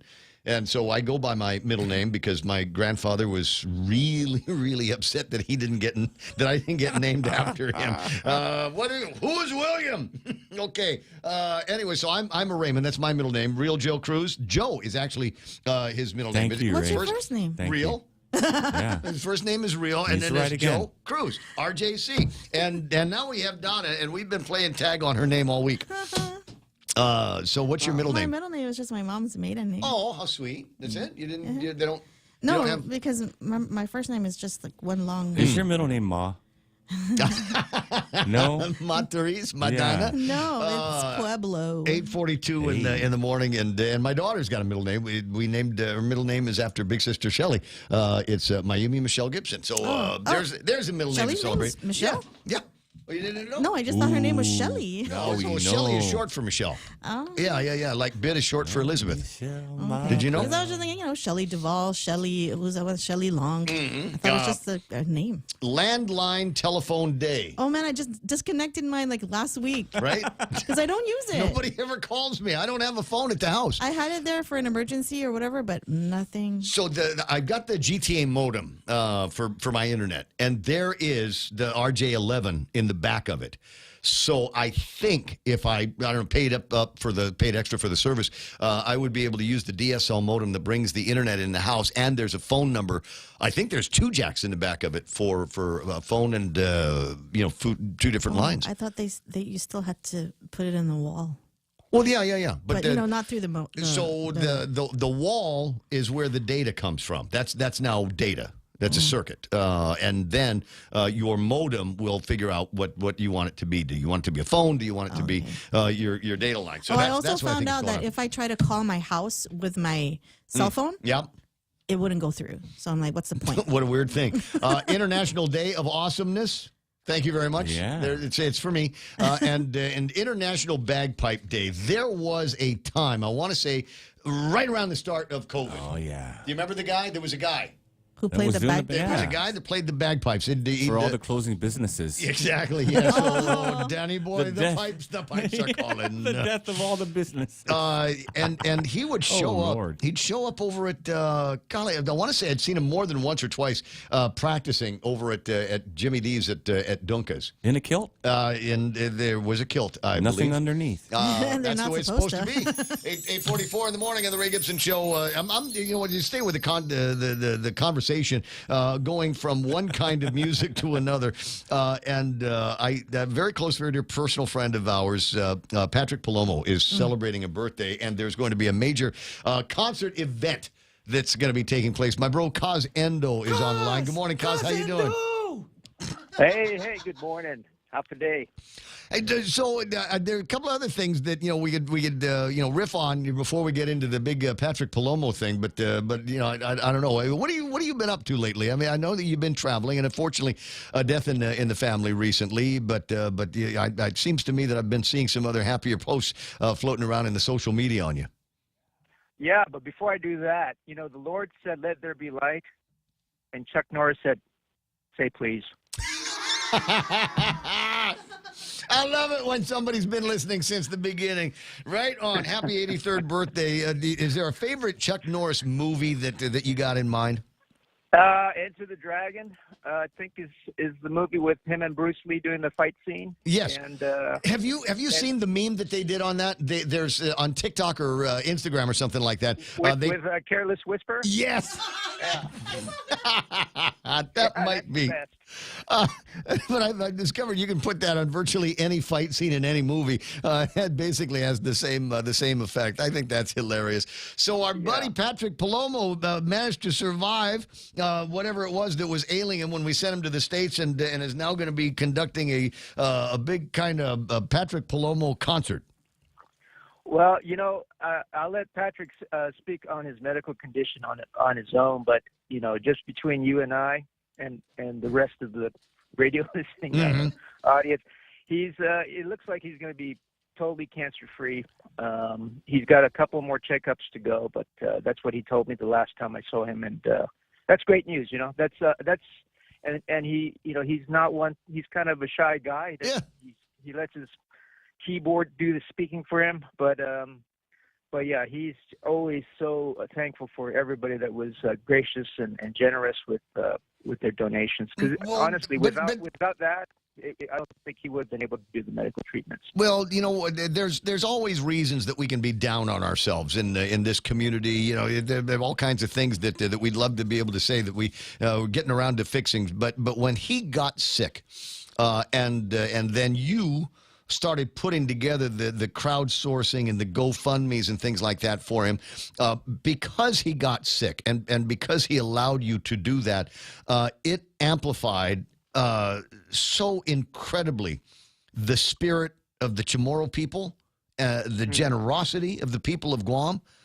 It was in evidence. You set a pretty high bar on the GoFundMe, and within 24 hours, hell, I want to say within 12 hours. I get to look at the record now, but it occurs to me that we were able to hit that number. You were able to hit that number. He was able to hit that number in an unbelievably short amount of time. And then is it okay? Well, let's go for double that. Let's go for triple that. And the numbers just kept coming in. And for him to have allowed himself to be the vehicle to show us just how great this town is, I think that says a lot about him as well. I agree. Yeah, and he's a special guy, and like you said, his birthday's coming up. That's all organized by Joy James. Wonderful, Patrick Palomo's almost faux, manager. She's keeping up with his Facebook pages and stuff. And so I think it's a surprise because I was in Japan and she called me. She goes, she goes, hey, we're going to do this for Pat. I said, okay, great. There's going to be a lot of reunions, a lot of musicians coming out from the old Brutus days will be there. And, it'd be great. And it'd be great to celebrate. Usually when you have really special people, we get to thank them after they've gone and passed, but I think we're lucky to be able to do it while he's still here and healthy and can actually, hear the accolades spoken to him. So I'm really happy for him. Well, I'm happy as well. I've got a copy of the poster up on the screen right now for everybody to see it. It's Patrick's birthday, jazz night. It'll be Sunday the 19th at the Dusitani Lobby Lounge. And this is going to be fantastic. It starts at 6:30, goes until it'll go until he's tired. And I want to say that you'll recognize a number of names on this, including, as you point out, Joey James is going to be a part of it. We've got Dave Santos, Carlos Badadzu, Bert Delgado, and Mike D'Amore. Oh my God, that saxophone! It will be reminiscent, if you will, of the old days that we used to have at the Atungan Ren at the original Pacific Star Hotel. You remember that Sunday night jazz? Yep. And, Mike D'Amore, speaking of him, I'd always like to annoy him by saying, hey, Mike, can you just do a little Careless Whisper solo with your sax? Yeah. This is why I went to the #1 school in the world for music, so I could do Careless Whisper. Special performances by Jesse Bias, Microchild, KPV, and Kiku.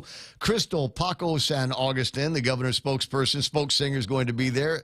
Isabella Santiago. And it just says, and more. And I wrote back to whoever it was that sent me this on Instagram. I said, I'm assuming that my nephew, R.D. Gibson, it will be among the more that are going to be there, because I know he absolutely loves to hang out with Patrick. And those guys, I mean, just anywhere. He's on the piano, and anybody can sit down, pick up a microphone, and just riff with the guy. Oh, Artie's going to just step up and take over because he's got that voice. Yeah, well, unfortunately, the way it works, though, is there can only be one Ray Gibson in the room at any particular time. So when he comes in, I may have to jet. There you go. But, speaking of other things I'm doing is you probably saw a little bit of it on social media. We're going to release a new brand called Los Agañas, and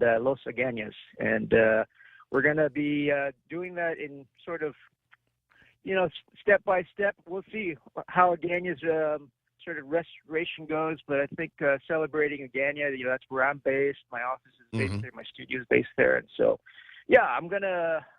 My last hurrah, I think, before I retire out here is going to be to see if I can do something pretty wicked in Agaña. So stay tuned for that. Yeah. All right. Well, there's certain wickedness, but generally not in Agaña. It's over by Anigua, a little further south for the really good wicked stuff. Yeah. Well, count me in. Let me know about that because I'm always excited to see what your next new project is going to be about. And I am when people ask me where I was raised, I mean I was raised in a lot of different places. I had folks had a house in Tumuning and then we the place in Totu, in Barragata, etc. But when I think about where I was really raised, I was raised on the roof of Mariana Sales in Agana, directly across from where Carabao is. The entire village was our playground between me and big sister Shelley and cousin Rudy Duenas, etc. That was our stomping grounds when we were growing up. So I consider myself one of a handful of Agana kids.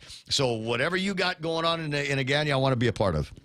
Yeah, I'll make sure that I give you the first batch, so you can be the influencer. Yeah, yeah. No wonder you like to hang out at Carabao. That's like they're used. I'm fond of telling people. I'm sure they're bored of hearing it, but next to the parking lot of Carabao used to be a dentist office. I think they've got shut up and fish now in the building that was built where that dentist office was. But behind that dental office was a mango tree, and it was one of the big mango trees in Agana. And that would be where if you couldn't find me, if Uncle Joe or Grandma or Granddaddy couldn't find me, chances are pretty good I was up in that tree eating mangoes raw right off the branch. Yeah, those were the days, huh? They were the days, indeed. 8:52. I got a bigger name online too, so I got to let you run. Okay, so sounds good. Have a good weekend. You know what? The jazz night again with Patrick Palomo for his birthday, Sunday, March 19th at the Dusitani Lobby Lounge. It says it starts at 6:30. I would not get there at 6:30 and think that you were going to find someplace to sit. I would suggest to you that you get there as early as is practical and sit out. Bring a blanket, maybe some pillows or something like that. Charge the phone. Bring something to record the evening. I tell you about the weekends. The weekends around here have to be special. I think that's going to be an uber special night. 8:53. Kaz sitting around wondering who's a bigger name than him. Senator Will Parkinson is on the line here this morning. Hey, Senator, how you doing? Good morning, Mr. Gibson. How are you? You don't have to call me Mr. Gibson or sir or any of that stuff. No, I'm feeling fancy on this Friday. I appreciate that. I tell you what, I gotta, you like your old man, Senator, that sometimes you got to take a grain of salt with and go, okay, well, he's not always going to be talking about things that I like. But I got to say that some of the more recent bills that you have proposed over at the legislature really are some pretty interesting pieces of legislation. And I wanted to start off by thanking you, if I haven't already, for moving along with an idea that I've proposed many years. If for every bill that you propose, you have to propose 2 other laws that need to get repealed. So between you and the other guys over at the legislature, you and Roy, I appreciate the idea that you're taking a look at boards and commissions that are obsolete and saying, let's get these off the books. Yes, please. I mean, I'm a big believer in a nice, sleek, streamlined, lightweight government. And so let's get rid of some of this bloat. I mean, it's not like we have, it's not like we have, Well, the Stadium Complex Commission, as an example. What are we going to do with that? Procurement Advisory Council. There's no need for that, as much as there's a need, I think, to get people that are in charge of procurement and directors of departments and agencies schooled on it so they know exactly what it is that they're doing. I don't know that there has to be a commission or a comitea for everything. Removing the Reverend Martin Luther King Jr. Human and Civil Rights Commission. I don't know that there's a requirement for that anymore, and it's not like we've ever been able to populate these groups either. Yeah, and if these boards have never been used and they're defunct, then let's call a spade. Let's call them useless and remove them from the books and move on with our lives. You've got a couple of interesting measures that you've introduced recently, an act to add a new chapter relative to emergency contraception for survivors of rape. That's correct. That was, kind of inspired by Women's Month here as we thought about, what's a crime we have a high rate of and where's an issue with it. And when I found out that we do not give emergency contraception as just a standard operating procedure, for me that seemed kind of wrong, especially with such a high rate of sexual assault of minors. Like, nobody needs to be carrying around a rape baby. Well, okay, I wasn't going to quite take it that far, but you're triggering people. But I think it's an interesting measure, and I'm glad that you've introduced it. I hope they were able to do something with that and add that to the kit of options for survivors of rape. There's another one that's interesting and follows along with one of the measures that you were trying to do to lift as many of the restrictions from employment in certain industries as possible. So you want to extend the validity of health certificates from a year to 3 years. Yes, that's correct, because I know for a lot of the working class people, this is kind of an onerous thing that they got to go through every year. And we did some of these recommendations. We did some of these policies with the recommendation of the Guam Hotel Restaurant Association, because they were finding out that this was becoming onerous for them in terms of keeping people hired, especially some of the stuff with the health certificates. I'm not sure if you're aware, but for every job you have, you got to have its own little health certificate. Oh, yeah. Well, the onerous, number one, and costly, I think, in some cases. Yes, costly and onerous and time consuming. And all this just to get a job when the jobs need us. Like another thing that we looked to remove was you had to take a class just to use over-the-counter cleaning products. That seemed like, I got to go through a whole class just so I could use some Windex. That seems a little ridiculous. Yeah, the pass. Where's the food stamp line? 857 and change. Ask some of your restaurateurs and people that need to get paperwork out of the Department of Environmental Health about mop sinks, MOP sinks, mop sinks. You want to talk about outrageously outdated and in some cases probably achieves the opposites of what they're trying to do with these mop sinks that have to be installed in a variety of businesses for which there's really no requirement. It's just an extra an additional spend that they've got to do. I love this. Relative to removing prerequisite training in order to attain a certified pesticide license for applying general use pesticides, along the same lines, right? That's exactly what I was talking about. General use. That this is just over-the-counter stuff, and we have these requirements that we have to have paperwork for over-the-counter use. Like, are you kidding me? Really? Yep. Like, I've never had to be trained to use Windex except for don't put the squirty part in my mouth. The 858 and change, a little bit more time to talk about this. You've also been part of the conversation over at the legislature to reintroduce the LEAP program here to help businesses. I've talked to this to a variety of people about this, and I think one of the main issues that we've got to get to, and I hope you agree with me, is that we need to spread this as wide as possible. So we need to redefine what the minimum is on loss. I mean, this disclosure, it will help me as a business out, but I know a lot of other businesses for whom the primary requirements for the LEAP program weren't sufficient for them. And didn't take into account certain other, what's the word I'm looking for, circumstances besides just this is what the old GRT looked like, here's the new one. Yeah, and you know what? That is something we need to really take into consideration is just, that we missed some people. People fell through the cracks last time, and now that we know this, we can take steps to mitigate that in the future. Because, I've heard from plenty of people that the LEAP has helped, but I've also heard from some business owners that they weren't able to qualify for the LEAP. And so, I would be looking to make some changes to get more people in the mix, because the more of that money is circulating through the economy, the better it is for all of us. There is a mechanism. A couple of buddies of mine are talking about this. It looks and feels like it might be some kind of a scammy thing going on, but I'm told that it's not, and it works. The only problem is that it introduces a number of third parties. We're going to be late into the news here for a second, but I did want to bring up the idea of this employee retention bonus and employee retention rebate that the Fed is making available. Are you familiar with it? Yeah, I'm a little bit familiar with it, and as a general principle, like for the private sector, I mean, employee retention stuff, that's stuff they got to provide in terms of incentives.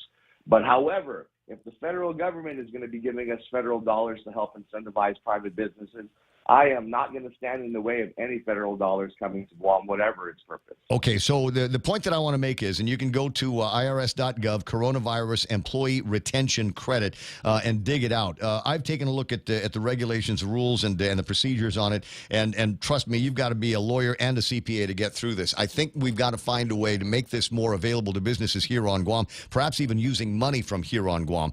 So duplicating the process, making it easier to apply and easier to receive this credit on behalf of the government of Guam. Maybe that, along with the leaps, will help the businesses. Yeah, the way I've always figured on these things, it's never ever going to be one program or one thing. I always think of things in terms of upward and downward pressures. And, the more things we could do to help push an upward pressure towards getting jobs back and businesses stayed open until we get our recovery numbers in, then yeah, we should do what we can to float these people in the proper way. All right. Maybe it's tax credit, maybe it's direct cash, but any upward pressures we can to keep these people afloat, we should use. All right. Well, I'll send you the paperwork I've got, or I'll send it to Joe so Joe can send it to you. And maybe there's people in your office that can figure out a way that we might be able to have businesses take advantage of it on the federal side, and maybe a scaled-down program based on GovGuam and revenues that we're apparently collecting in excess of. I got to break away. We're already late for Fox News. I'm sure that doesn't bother you. Not at all. We'll see you Monday. All right, bro. There's Will Parkinson, Senator Will Parkinson. I'll be right back. Half a day. This is Jade Ugin from Security Title, and in celebration of Tomorrow Month, here is a tip on dealing with your land. You might be thinking of giving part of your property to your child or another family member. Once you have subdivided the property and recorded the map, you will also need to record the deed transferring the title. Just drawing the map is not enough to make sure they actually own the land. Protehi I Tanonmu. When it comes to your family land, call the professionals at Security Title. We are here to help. West Virginia is taking its fight to ban transgender athletes in female sports to the nation's highest court. West Virginia Attorney General Patrick Morrissey is asking the U.S. Supreme Court to allow enforcement of a state law that bans biological males from participating in female sports. Our goal is to protect the safety of women and to make sure that women are going to be able to compete under fair circumstances. A federal appeals court issued an injunction after a district judge ruled the law was constitutional, rejecting the ACLU's claim that the law was in violation of Title IX. West Virginia is one of 18 states that have passed a Save Women's Sports Act. Jeff Manasso, Fox News. A federal judge has issued a court order halting 10 gun distributors from selling or shipping gun parts and kits to New York. The types of materials, some say, can be made to produce so-called ghost guns that are untraceable. Ukraine's President Volodymyr Zelensky has been denied an Oscars audience again. Variety reporting WME power agent Mike Simpson made a plea to the Academy to include the comedic actor turned politician, but was shut down. The Academy declined comment following the Russian invasion of Ukraine. Zelensky popped up via satellite at both Cannes and Venice film festivals, as well as the Grammy Awards at this year's Golden Globes. Sean Penn, who worked on a documentary on the war in Ukraine, introduced Zelensky, who reiterated his message that Ukraine will win the war against Russia. Michelle Polino, Fox News. Americans who reached college age during the pandemic are skipping higher education in big numbers. That's according to data from the National Student Clearinghouse. It says many young adults have turned to hourly jobs or careers that don't require a degree, while others are worried about high tuition and the prospect of student debt. I'm Lisa Lacera, and this is Fox News. It's March Madness month on GTA. That means big discounts and awesome giveaways. Come into GTA today and get the all-new Samsung Galaxy S23 Ultra with a 200-megapixel camera and advanced nighttography. Your selfies will look amazing day or night. Purchase a Samsung Galaxy S23 series smartphone and get on our best unlimited plan for as low as $65 a month. Plus get a free $200 Payless gift card when you open a new line. Terms and conditions apply. Offer good while supplies last. Smartphone month at GTA. We start with you. For your safety and convenience, please listen to this message. Heavy haul transports for the new Ukadu power plant are occurring almost daily and will continue for the next few months. we encourage you to use alternate routes to avoid traffic delays. Alternate routes, project information, and live tracking are available at poweronthemove.org. Follow us on Facebook and Instagram and subscribe to receive Guam PDN text alerts. Doosan Ukadu Power and Doosan Enterability thank you for your patience and support. Every company needs money to grow and take on the challenges 2023 will bring. That's why Bank Pacific's commercial loan officers stand ready to help you. We offer several programs tailored to assist companies to get to the next step or perhaps for a startup, including working with SBA or GITA. Banking on the future. Services to choose. Bank Pacific, where others put branches. Bank Pacific. We want to be your partner. Equal opportunity lender. Member FDIC. Credit conditions apply. I'm looking at something here. It says that Chuck Norris was in dodgeball. No. What? Maybe he made a cameo? Yeah, it must be a cameo. I was because it'd be one thing to do. Okay, well, it's Chuck Norris's birthday, and give me the funny memes. But we actually ought to take a long look at the movies and Lone think Wolf back. McQuaid, Ray. Was that the name of the movie or the character? No, that's the movie there. It's in front of me. Lone Wolf McQuaid. I think that's where they buried him. They buried him in that truck, and he burrowed out of it. Okay. Missing in Action, one of my favorites, where he goes back to Vietnam and gets the guys, Delta Force, Expendables, Walker, Texas Ranger. A lot of people watch that on the television. Delta Force. The movie that Donna was talking about, Sidekicks, going back to, was it 1991? Who's in it? Jonathan Brandis, Danica McKellar, Bo Bridges in the movie, and of course, Chuck Norris. And where can we watch all of these shows? I don't know. Maybe one of these, maybe later on today. They didn't cancel him yet. Maybe later on today. No, he's uncancelable. No, you don't. The world doesn't cancel Chuck Norris. Chuck Norris cancels the world. Here we anyway, go. 7 after 9 o'clock in the morning. Normally do weather at the top of the hour, but not in the 9 o'clock hour. I've told you as much weather as I think you're going to need. Mostly cloudy in the forecast for today. Real Joe just came back from being outside. Is it nice, Real Joe? Is it mostly sunny? Day. And does it smell good out there? I think It's that's the important thing. 888-8255-888 TALK. Taking a look at some of the things that are coming in on the meme machine. Got a link to a Facebook thing. I'll work on that. Is this somewhere in Atsugi? That looks like a small golf flag, does it not? Yeah. Nice. Golfing. Little frog hairs on the side before you get to the green. Thank you very much for that. Kitsuto in Japan. Might be a few other things that he sent over in terms of what they're having for breakfast today from the store. Beef with miso and mayonnaise. That sounds fun. 160 yen. Rice, I bet. 160 yen, so just over a dollar is what that's going to cost you in the place. All right. Where did I need to go now? It's the last hour of the show, right? Yeah. Last hour of the last talk. show of the week before it gets to be the weekend. Right on. Might be a bunch of items in the table of contents that I haven't quite gotten around to. Yeah. He actually said, so you don't have to carry around a rape baby. Will Parkinson should apologize for this stupid comment. He actually states that he is for killing babies. As I said, I think there need to be options for survivors of rape, and I did not want to take it to that degree. Dave doesn't sound like he's earned your vote in the next election. 9 after 9 o'clock in the morning, 888-825-888 TALK. Portions brought to you by APL. That's American President Lines, global presence with a local home. I remember what I'm supposed to do now, and that is talk to you about the automobiles that they have over at NissanGuam.com. That's on the World Wide Web. That's where you go find them, and then kind of take a look around at what they've got there, what it is that you're looking for. They got a ride for everybody. Maybe you need a new truck. All right, Nissan Frontier.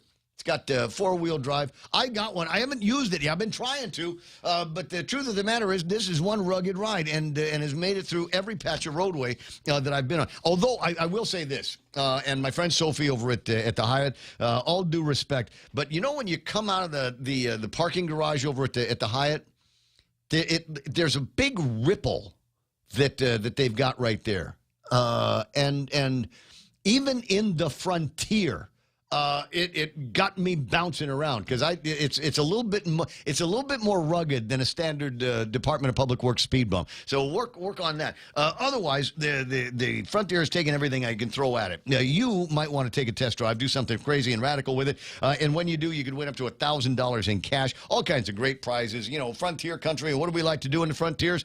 We like to grill. We like coolers. We like canopies. We like hanging out. We like babes in bikinis in our Frontier. Go and get yours today. And when you buy it, zero money down. They recognize it, and you know, we talk about how money's kind of tight these days. So we want to sell you the truck, and you want to buy the truck. So let's lubricate this process as much as possible. No money down. First 3 payments on Nissan. You want deals? That's where to go. You want more?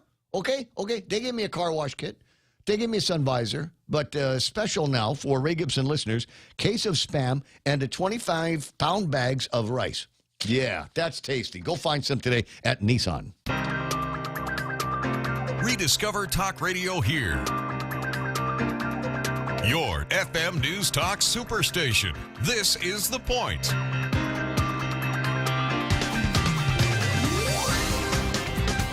Here's a throwback Chuck Norris meme.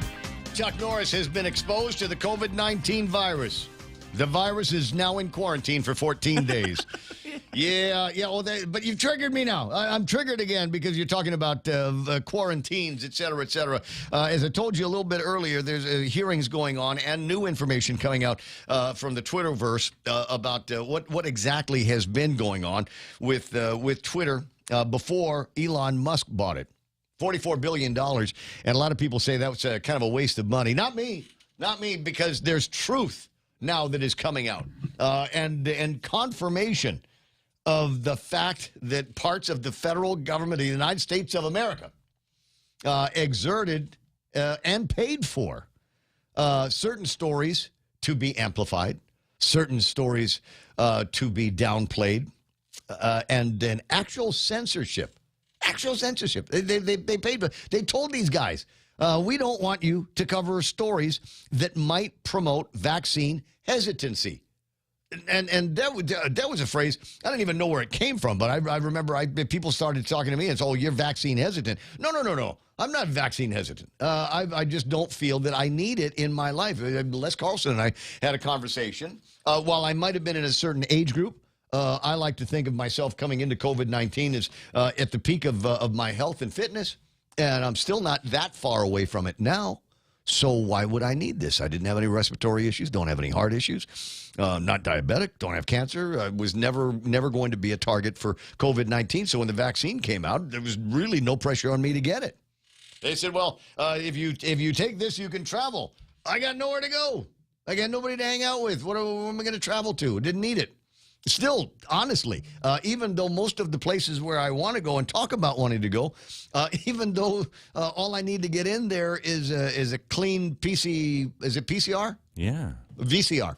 Yeah. And need a VCR. Blu-ray. A good VCR Blu-ray test. And they'll let me in their country. But even still, I don't really want to go. Don't really have the money for it. Don't really have any other reason to get to the Philippines other than, physical.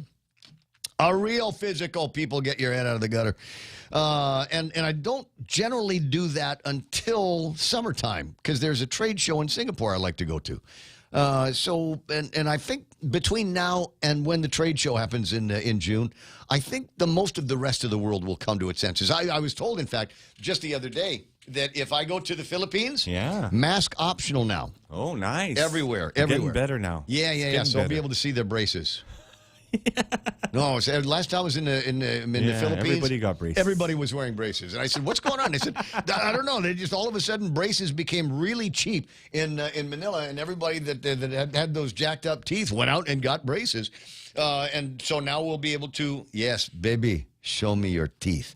But they actually came out with a guy that originally did the deal with the Twitter dump. Right, the Twitter files. He's writing again. He's got another thread out there. I'd link it, but I'm lazy.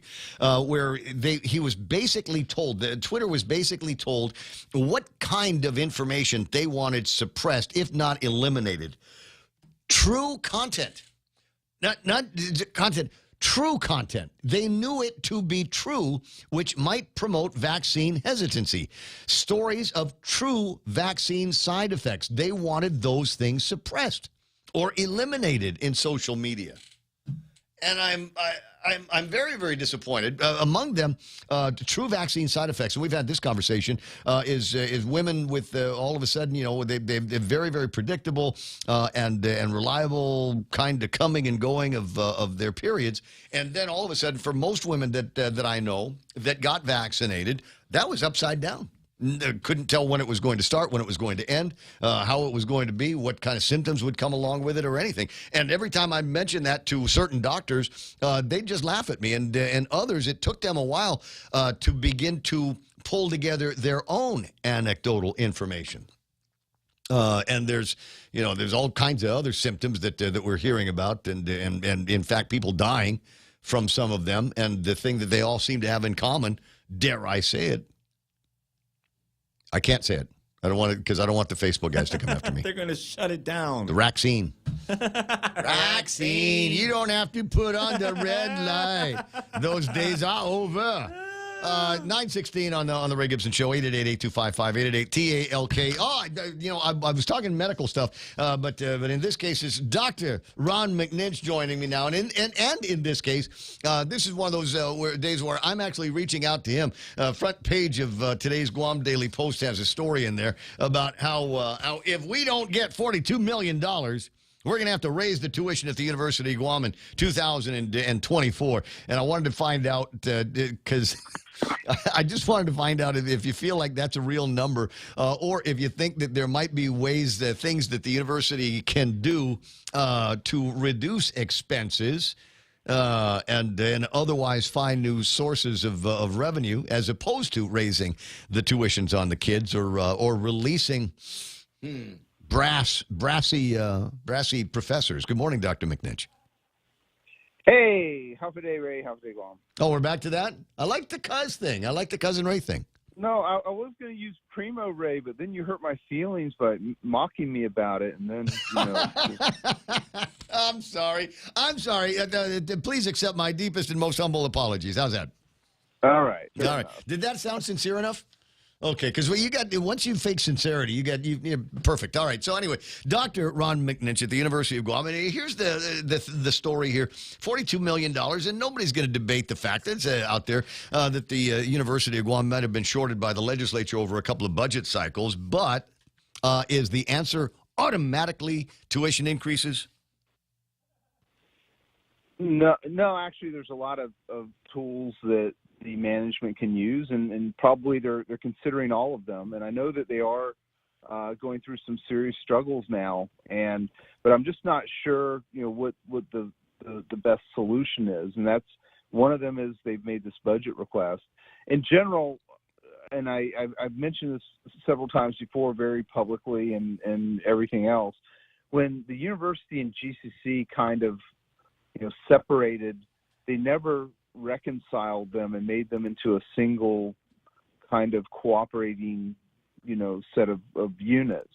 And so we have two independent institutions of higher education that really they weren't designed to work together. In fact, they kind of work against each other in some respects. And the far cheaper option in higher education for Guam is the community college. I mean, it's much less expensive. The tuition's lower. The way things are operating, they're simply different, and maybe it's a model we can look at more here at the university side. But in general, nobody's ever talked about this from a policy standpoint.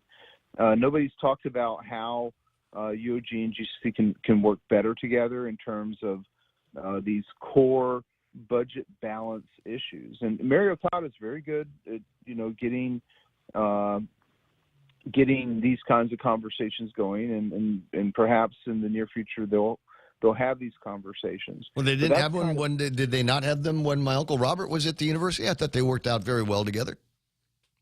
Well, I mean, it's always traditionally, and this, remember, dealing with a long series of various people, not just, President Underwood or President Okada. This goes way back to 1977. So we have a lot of kind of linear traditions that can simply be worked out better. So, for example, we have 2 libraries. The 2 campuses are nearly right next to each other. There are 2 administrative support systems for financial aid and a registrar. I mean, we have 2 schools that nearly touch each other, and we have these separate little systems. So those are smaller examples, but there are larger examples. And I think that some of the things that the Guam Community College has done have been extremely innovative. They've been getting out to the high schools. They've been making it so a young person in high schools can get an associate's degree and finish a 2-year degree while they're in high school. So there's some neat things that our 2 schools should be cooperating on and discussing and trying to make happen. In terms of pure money, that's a simple formula. Yeah. And I tell everyone this, and it's an important number to know. For every 100 students the university gets, they get about $1 million in tuition. So if we can increase students by 100, we get $1 million more. And so then the game becomes, how do we get more money or more operating budget? We get it through having more students. And how do we get more students? Well, that's then the strategy. That's then the game. And there are and we went from having 4,000 students now to like 3,000 students. So we've lost $10 million a year in revenue at least, all else equal. Well, wait, slow down. Where'd they go? Yeah, exactly. They're still here. They're just not going to the university. Right. And so that then becomes an item for consideration in policy discussion and how we approach these things. And that's just one example. That is, the university, unlike any other government agency, should be able to make money and turn a profit.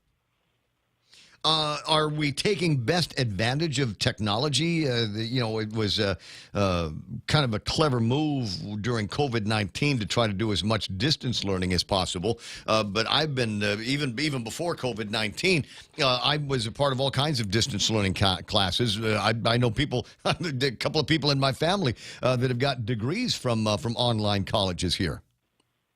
Yeah, I have to say students hate distance, and there's a key reason why. No checks. Why do young people go to the university? They go for, at least in part, social reasons. And it gives them a point of continuity to high school. So if you ask a young person who's graduating from high school, what's your next step? The most incremental, safest step is simply to continue their educations in either at GCC or at UOG.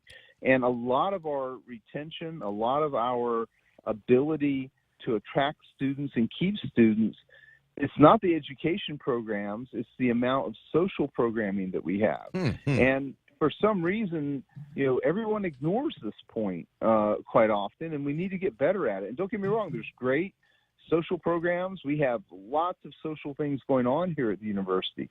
What we haven't done very well is market those to these emerging groups. The other thing is our campus, other than having maybe students visit us once a year through Charter Day, and we have also some programs on campus that certainly draw young people to our campus, getting young people to our campus as early as possible and getting them to the point where they know they can come here and this is their next step when they go to school, getting that set in their mind early on is a big part of the challenge. And we don't actually really need to recruit students if we approach it that way.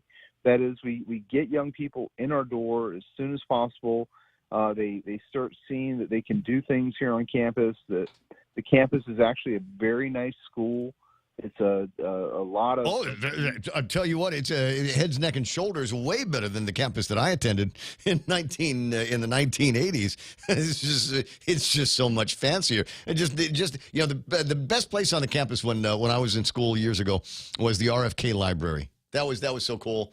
And I remember Professor Strong, Diane Strong, taking us there, teaching us how to use the card library system. This was way before the internet, and reading microfiche and all of that kind of thing. That was the best place in the school. But the last time I was on campus, I was blown away by the levels of creature comforts that are available and changes in the way that even when you sit in the class, it's no longer just you at a desk. It's you at a desk, and it's a desk that's got 3 or 4 places for other students for exactly those social learning environments. The changes have been significant, and I'm sure that they came with some degree of cost associated with them. But if it's $42 million, or we're going to raise the tuition, I think there's other conversations and other ways that we might be able to continue to bring in students, as you say, and reduce the costs of education one way or the other. And if it means that we're going to have to work a little bit closer with GCC, I don't necessarily have a problem with that. 9:26 in the morning. Anything else going on in your world? Oh yeah, a couple other quick things. The University of Guam is 60% women students, female students. We got to do better. It's a 60-40 relationship, and I'm like, that's a great selling point. That kind of thing. It's very woman friendly and it's very man friendly, if that's how we want to term it. I think that there's a neat set of opportunities here. I did want to mention one other thing on another subject that you were mentioning earlier, and that's the vaccines. I got vaccinated 3 times. I'll get vaccinated 3 times more if I need to, because I have all kinds of other illnesses and things like that. And I understand vaccinations aren't necessarily for everybody, or there's resistance to it. But anybody who has comorbidities, and I have a lot of comorbidities, I have a lot of side illnesses, vaccinations were the way to go for me. And but and it's different, I think, probably for everybody. But you're making a statement here that is the way it should have been for everybody. But unfortunately, in some kind of a zeal to get to 100% under the mistaken notion that if you were vaccinated, you weren't going to get it or give it to anybody, I think that some of the steps that they were taking to get to these 98, 99% levels were a step too far.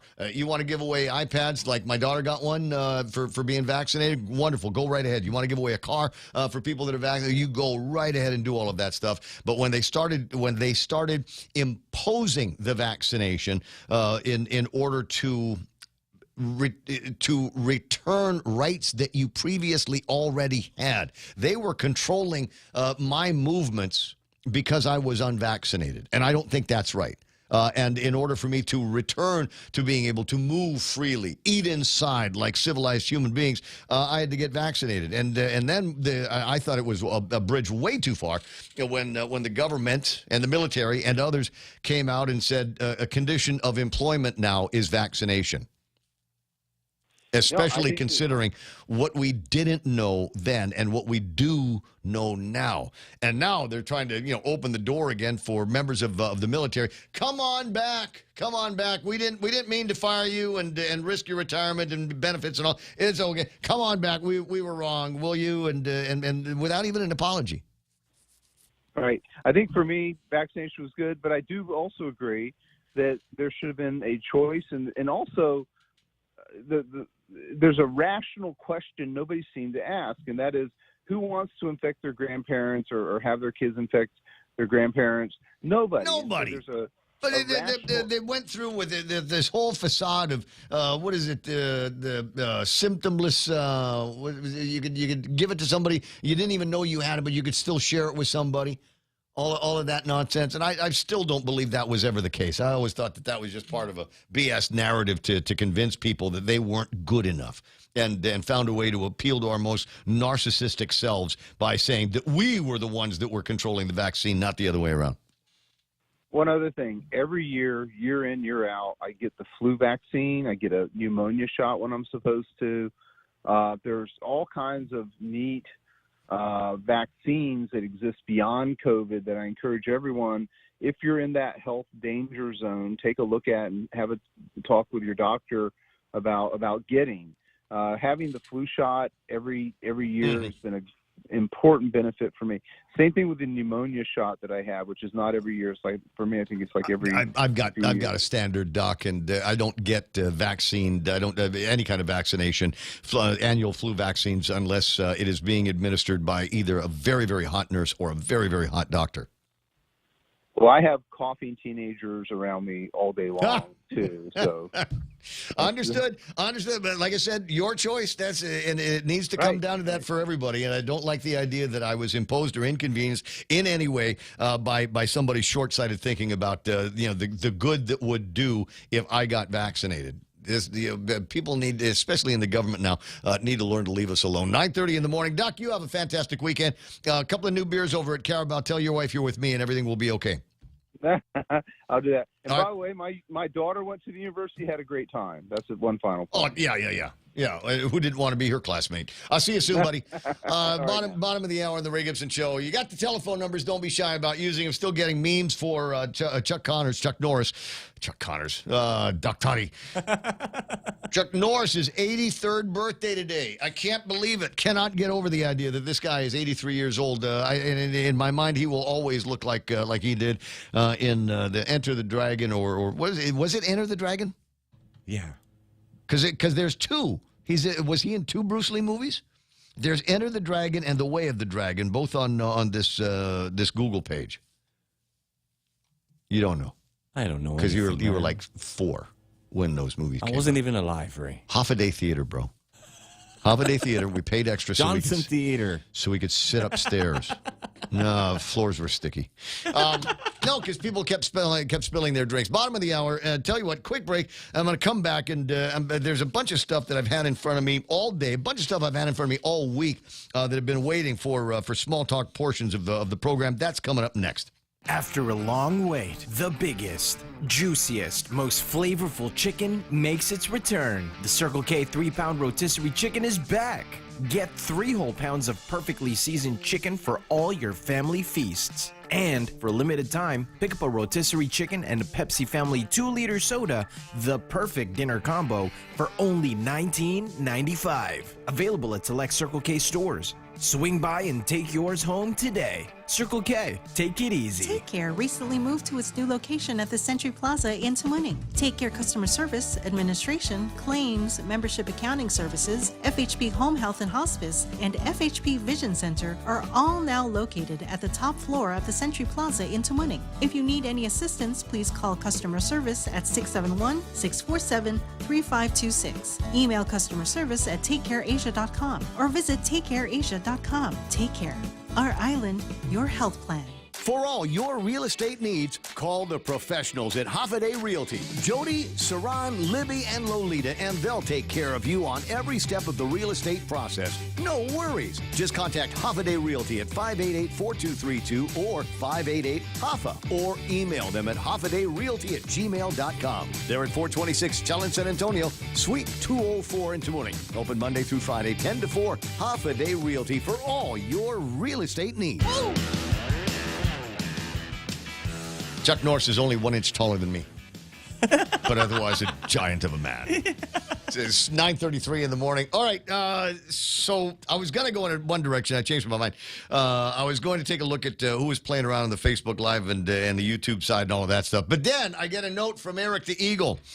And it is a copy of a letter that the Attorney General's office has written to Samantha Taitano, Chairman, Board of Directors of Guam Homeless Coalition, and Maniello, and et cetera, a frequent guest of this program, and she has been active. She's on the front page of today's Guam Daily Post. That story there, 3 out of 10 homeless people in encampments helped and housed. The other 7, well, according to her, they're not looking to be housed. They're okay living out of doors and sleeping in the boondocks or in abandoned vehicles or whatever, and just kind of want to be left alone.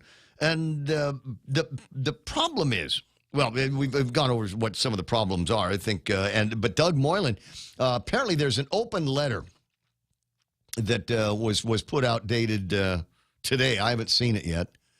I address you directly herein and invite you to communicate directly with myself and the Joint Homeless Relocation Initiative team. Now, I'm not going to read the whole letter, but Doug is clearly taking exception to the tenor of the public letter conflicts with the charter and your designation as the Guam Homeless Coalition. Our joint team not only planned to relocate the homeless, but more importantly, provided to them both taxpayer-funded and private services, critical and immediate assistance.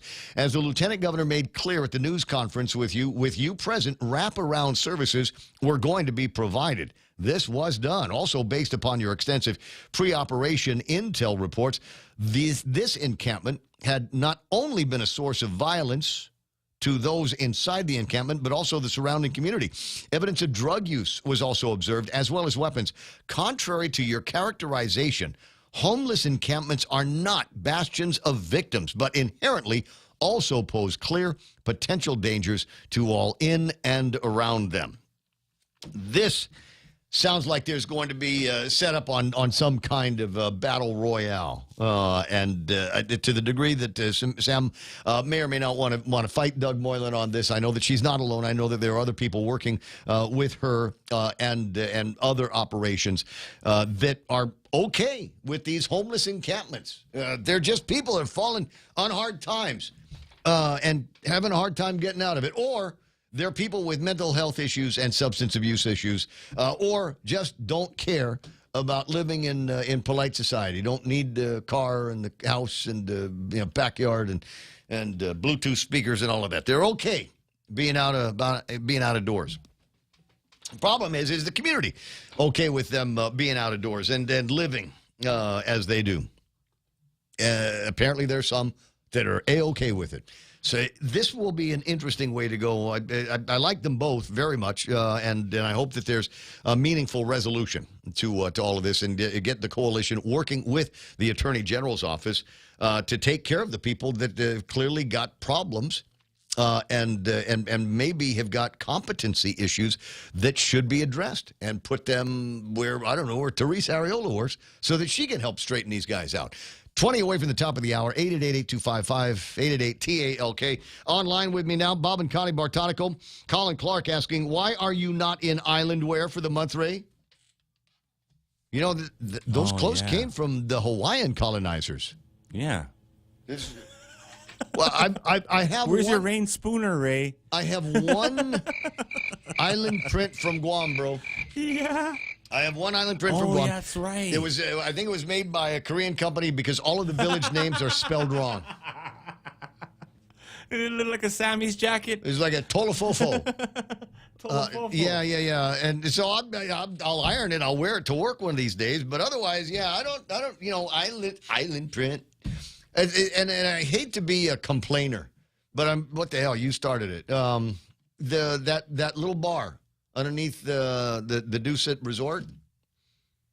I don't want to say it's too Hawaiian. A little bar, yeah. Yeah, but I don't get a Guam sensation when I'm in there. It's got a tiki feel to it. Yeah, it's got that, like the tiki bar in Disneyland, and it's got that, and that's not bad, but it seems to me that we've tried for decades now to make it more of a Chamorro Hoffaday Guamanian experience.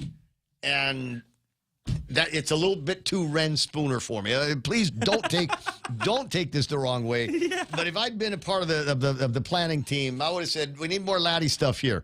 And the guys got to wear like a big ass sinahi. In fact, the higher up like supervisor, big ass sinahi. There we but go. if you're like the new guy, just the little mump sinahi. You know what I mean? Yeah. And what would the girls wear? Coconut bras. Oh, wait. The Chamorros didn't have coconut bras. Yeah, with the They didn't wear faja. anything. I'm asking for an authentic experience here. Can we please? Bertha Mazza Cruz there, Joe Dizon, Big Sister Shelley, the Christine Oliver. I got Pam Duvall, the amazing hot sister of the program, Dave Duenas. Dave, I don't mind you listening here, but when you're doing your show in the other place, you got to say you learned it here, all right? Got to give me some of that. Jerome McDonald says, Ray, pre-read my comments. Now I'm scared.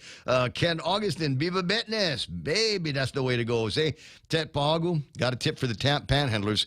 Go post up outside this tyrant governor's house. Oh, my God. Lonnie Solis is hanging out with us. Who else is there? Ruel the Rooster, Lonnie, Dwayne.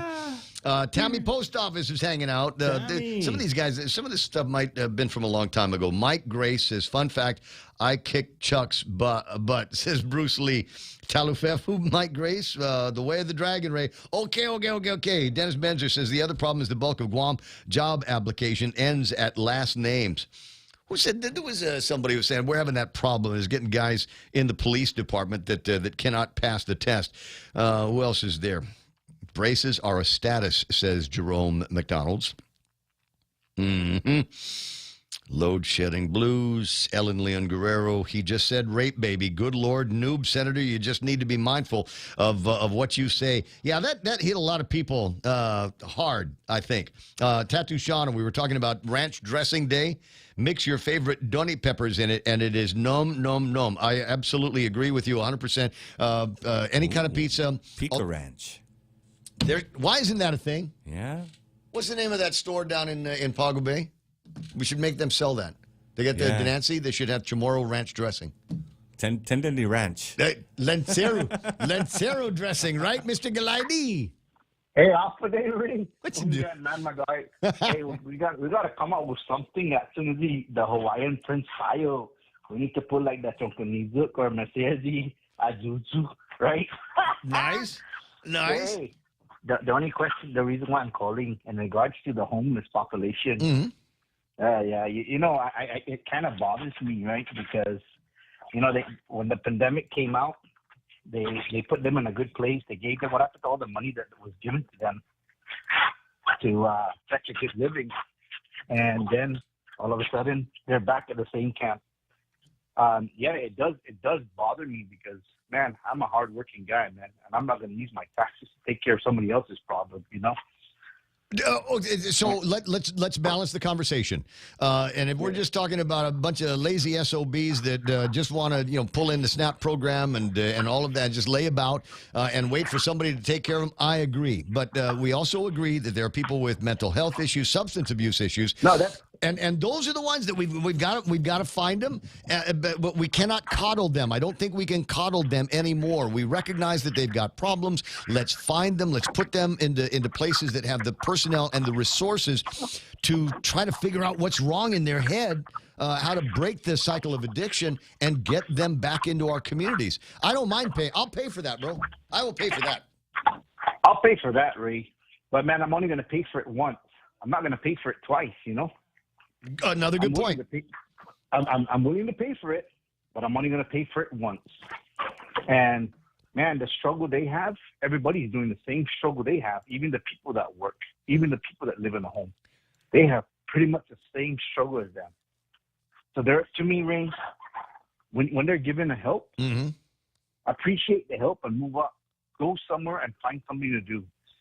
Ray, you can't tell me there's no job in this island. There's a lot of things to do in this island. Everywhere. Everywhere. There are employment opportunities everywhere. But and again, I hate to throw the excuses because I think that's what they are. Is so many of these kids, social promotion in the schools, nobody bothered to pay any attention. Just move them on to the next teacher. Just move them on to at the summertime. Who knows what happens to these people? Even the kids that go to summer school, I have no idea what happens to them. But you got to recognize that for decades we've been graduating kids from schools here on Guam that did not earn an education and weren't given the tools that they needed in school to get that education. They were just passed along from one teacher to the next until they graduated. What are you qualified to do? Nothing. Do you read? No. Can you do your numbers? No.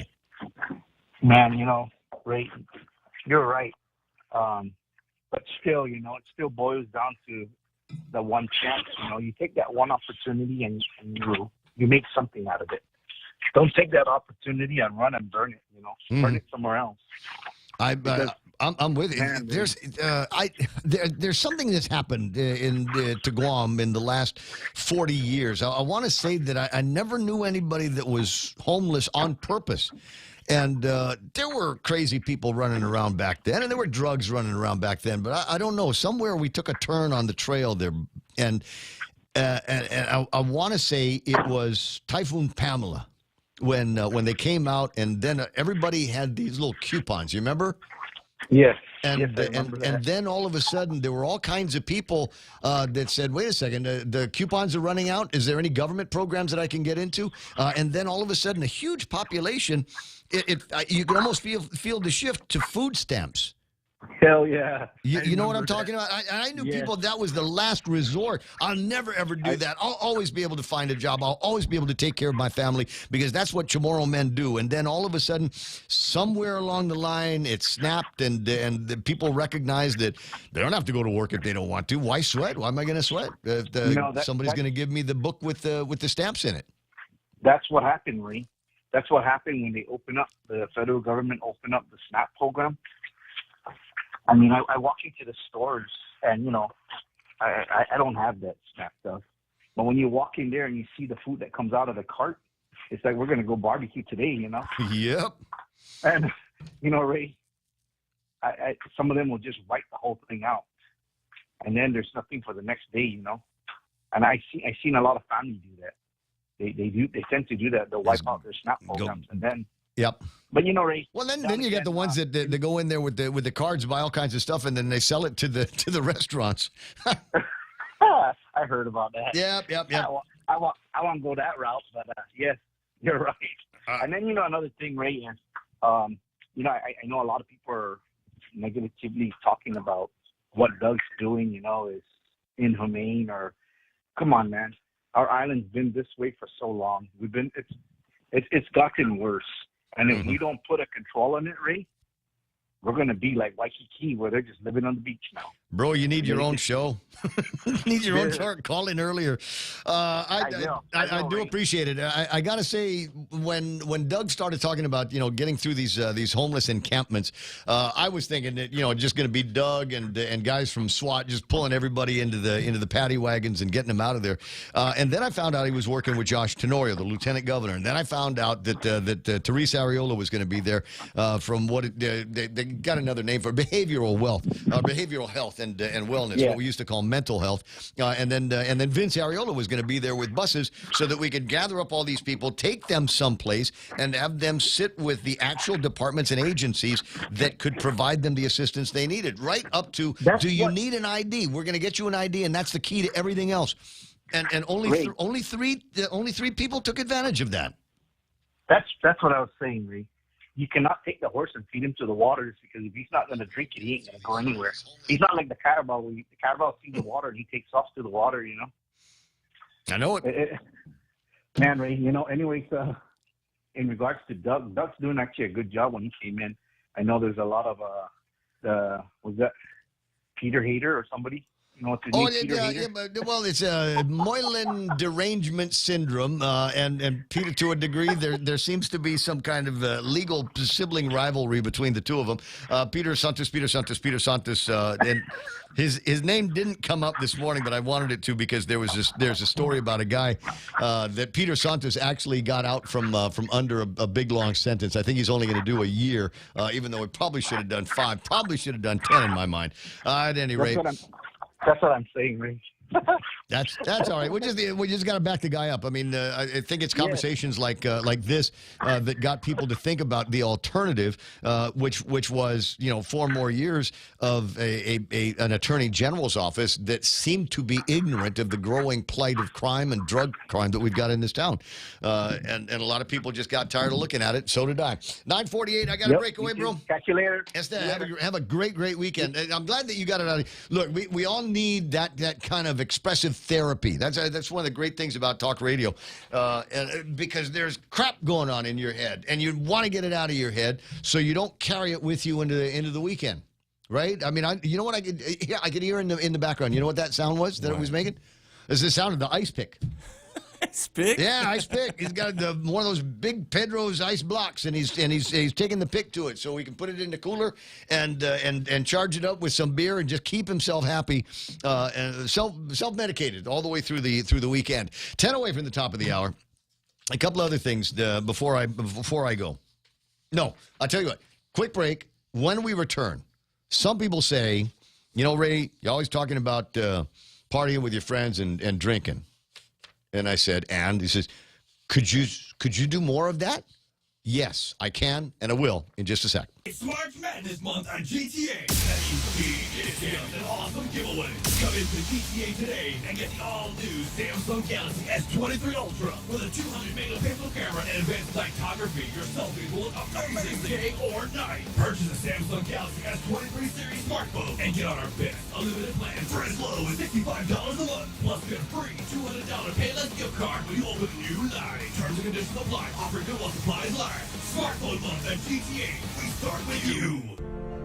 Is your business ready for digital transformation? The latest Wi-Fi technology is here, and it's Docomo Pacific's WorkPass, powered by Plume. WorkPass unlocks connectivity, productivity, and security tools all in the palm of your hand. Access features like adaptive Wi-Fi, guest and employee networks, evolving AI security, plus so much more. To learn more about WorkPass, visit business.docomopacific.com. Docomo Pacific Business. Work better together. Family Finance has been serving the people of Guam since 1959, and they will continue to be there for you in the years to come. Whether you're looking to get a personal loan for that summer vacation or paying off those long overdue bills, Family Finance has got you covered. Apply for a personal loan from $1,000 up to $4,100 by calling Family Finance in Hagåtña at 671-475-4545, Upper Tumon 671-647-5626, or in Dededo 671-633-4473. It's 9:51 on the Ray Gibson Show. I'd asked for and receiving now. It's a picture. Saw it on Facebook yesterday. Melinda Shelton had put this thing up on a thing, and it's a picture of her family with Jeff from Pirates Cove from back in the day. Can you make it? Can you make Jeff out in this picture? It is hard because you can see his face. I haven't seen Jeff Pleadwell's actual face. Golly, must have been 1995 or something like this. He believes that this shot was taken around 1975 or so. And so there's a little doggy in the picture. This is First Beach, by the way. If you're looking for a landmark, it's First Beach, for those of you that are watching and the thing. And for those of you that are just listening, so it's an old picture of Jeff, and there's a skinny guy in front of him. That's crazy, man. And I'm looking at that going, that looks like Sonny Shelton with a lot more hair and a bodybuilder physique or something like that. And sure enough, Jeff was able to confirm that. That is Sonny Shelton. But the part that I was really fascinated with is, you can barely make it out in the picture. For those of you that know Melinda on Facebook, take a look for it, is they're hunched over just an old hibachi.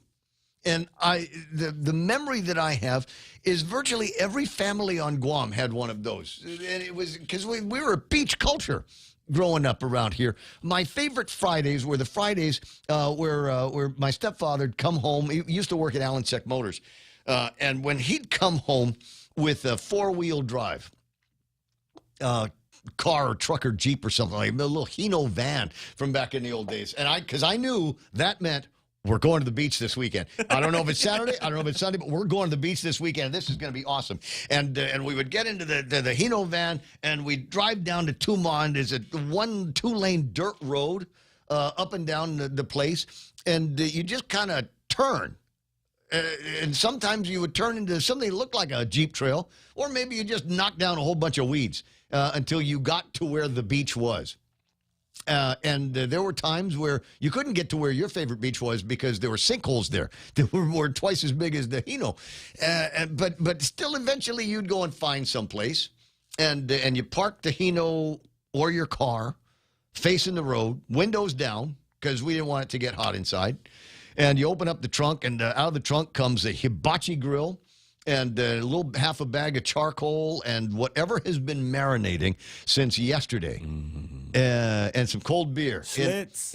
Schlitz, Oli, in one of those old-style aluminum Coleman coolers. You see them every once in a while. They kind of come back in and out of vogue with that unique latch in the front. You remember that? What a time. And an ice pick, so that you could break apart the ice that you got from Pedro's ice plant. There's the days. And depending on what you were drinking, a church key. which is they had two kinds. There was the one that pops the top off of your bottle, and then there's the other one that makes a little triangle hole in the can. Do you remember that? Yeah, unbelievable. Great times. 9:54 and change. I'm going to read a story because it reminds me of a friend of mine that's now in Texas watching rodeo. Amanda used to make a drink for us called what was it? Not fun. Oh. Reverse cowboy. No, thank you. No. Anyway, it'll come to me in a second. OJ and vodka have made a great team since the first screwdriver was poured, and now the pairing is getting a nostalgic update. Sunny D, the ubiquitous orange drink that you probably remember from the fridge, is launching. They are launching a adult-themed product. It's a vodka seltzer canned beverage. Believe it or not, wasn't developed in some corporate office or taste testing lab. Fans of the original drink pleaded with Sunny D to produce it. And the company listened. You will be able to buy a 4-pack of the drink without too much guilt. Each can has 95 calories, no sugar, while delivering 4.5% alcohol by volume. Wow. Early customer feedback indicates most people think it tastes better than the other hard seltzers on the market. Pick yours up at a local Walmart starting on Saturday.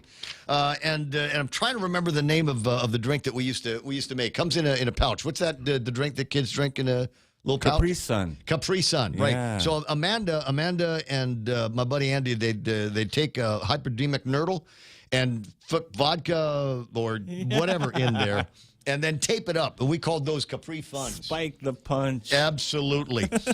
And then there's a story about margarita burn that I don't know whether I've got time to get into this or not. 9:56, and I want to sneak in at least one more call before the end of the day. And usually it's from Jack. Hey, Jack, buenas and half a day.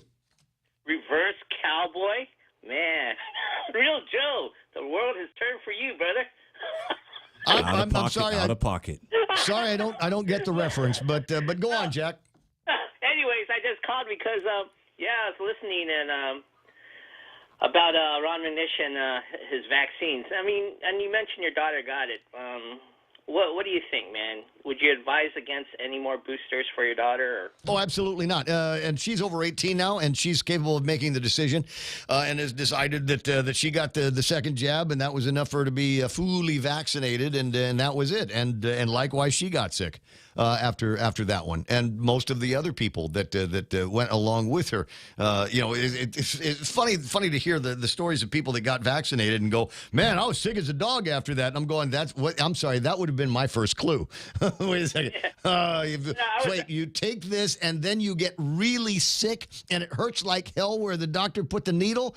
I don't know about that. It doesn't necessarily happen with never had that reaction from any other injections I've gotten in my life. And it sort of reminds me, I mean, we still don't know what the long-term effects is going to be. So if anything, I'm just surprised that the legislature hasn't pushed back and said, hey, you know what?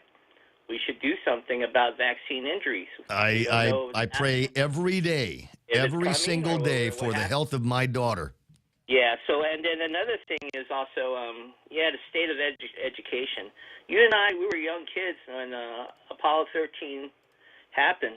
And, they were just up there near disaster and just armed with a slide ruler, which I guarantee nobody knows what it is, a handheld calculator and a protractor, had just seconds to recalculate everything and arrive back on Earth safely. We can't even keep the power on, okay? We can't even keep our power on. Good points. That's how far we've come, and it's just surprising. I don't know if anything's going to get any better. There's a lack of brain power. There's a lack of critical thinking. You name it. We're just the state of the education is just awful.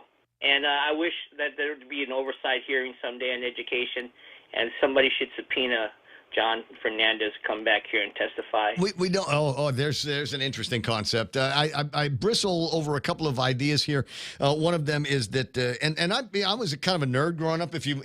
Hard to imagine, but I was kind of a nerd growing up, and it always seemed to me that we didn't have enough nerd Olympics around here. I'm glad to see that there are more, but I don't know that we glamorize and glorify intelligence and maximizing intelligence potential as we do with all kinds of other nonsense. So you get the kids floating around playing with pogs or flipping water bottles around, and we go, oh wow, look at that. No. Impress me by getting and keeping a 4.0 grade point average in school. Yeah, and so we need to spend more time rewarding that.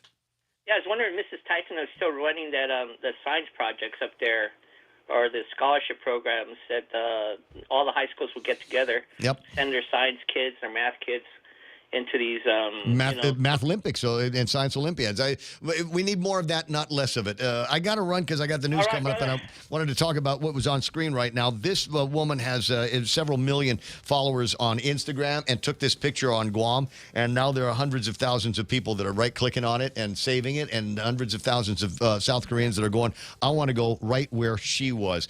Encourage that behavior. Start looking now on your Instagrams and your social media for big shots from South Korea coming to Guam. Thank them for coming, and maybe they'll come back and bring thousands of more Koreans with them. And I know Fox News is already playing, but I'm going to leave this up on the screen. This is how much she loves Guam. She actually wrote it. Love Guam in the sand. Isn't that beautiful? That's the way I want to get your weekend started. Maybe you can write Love Guam in the sand as well somewhere. Take a picture of it, send it in on Monday. I got a breakaway. Fox News on Pika's Best.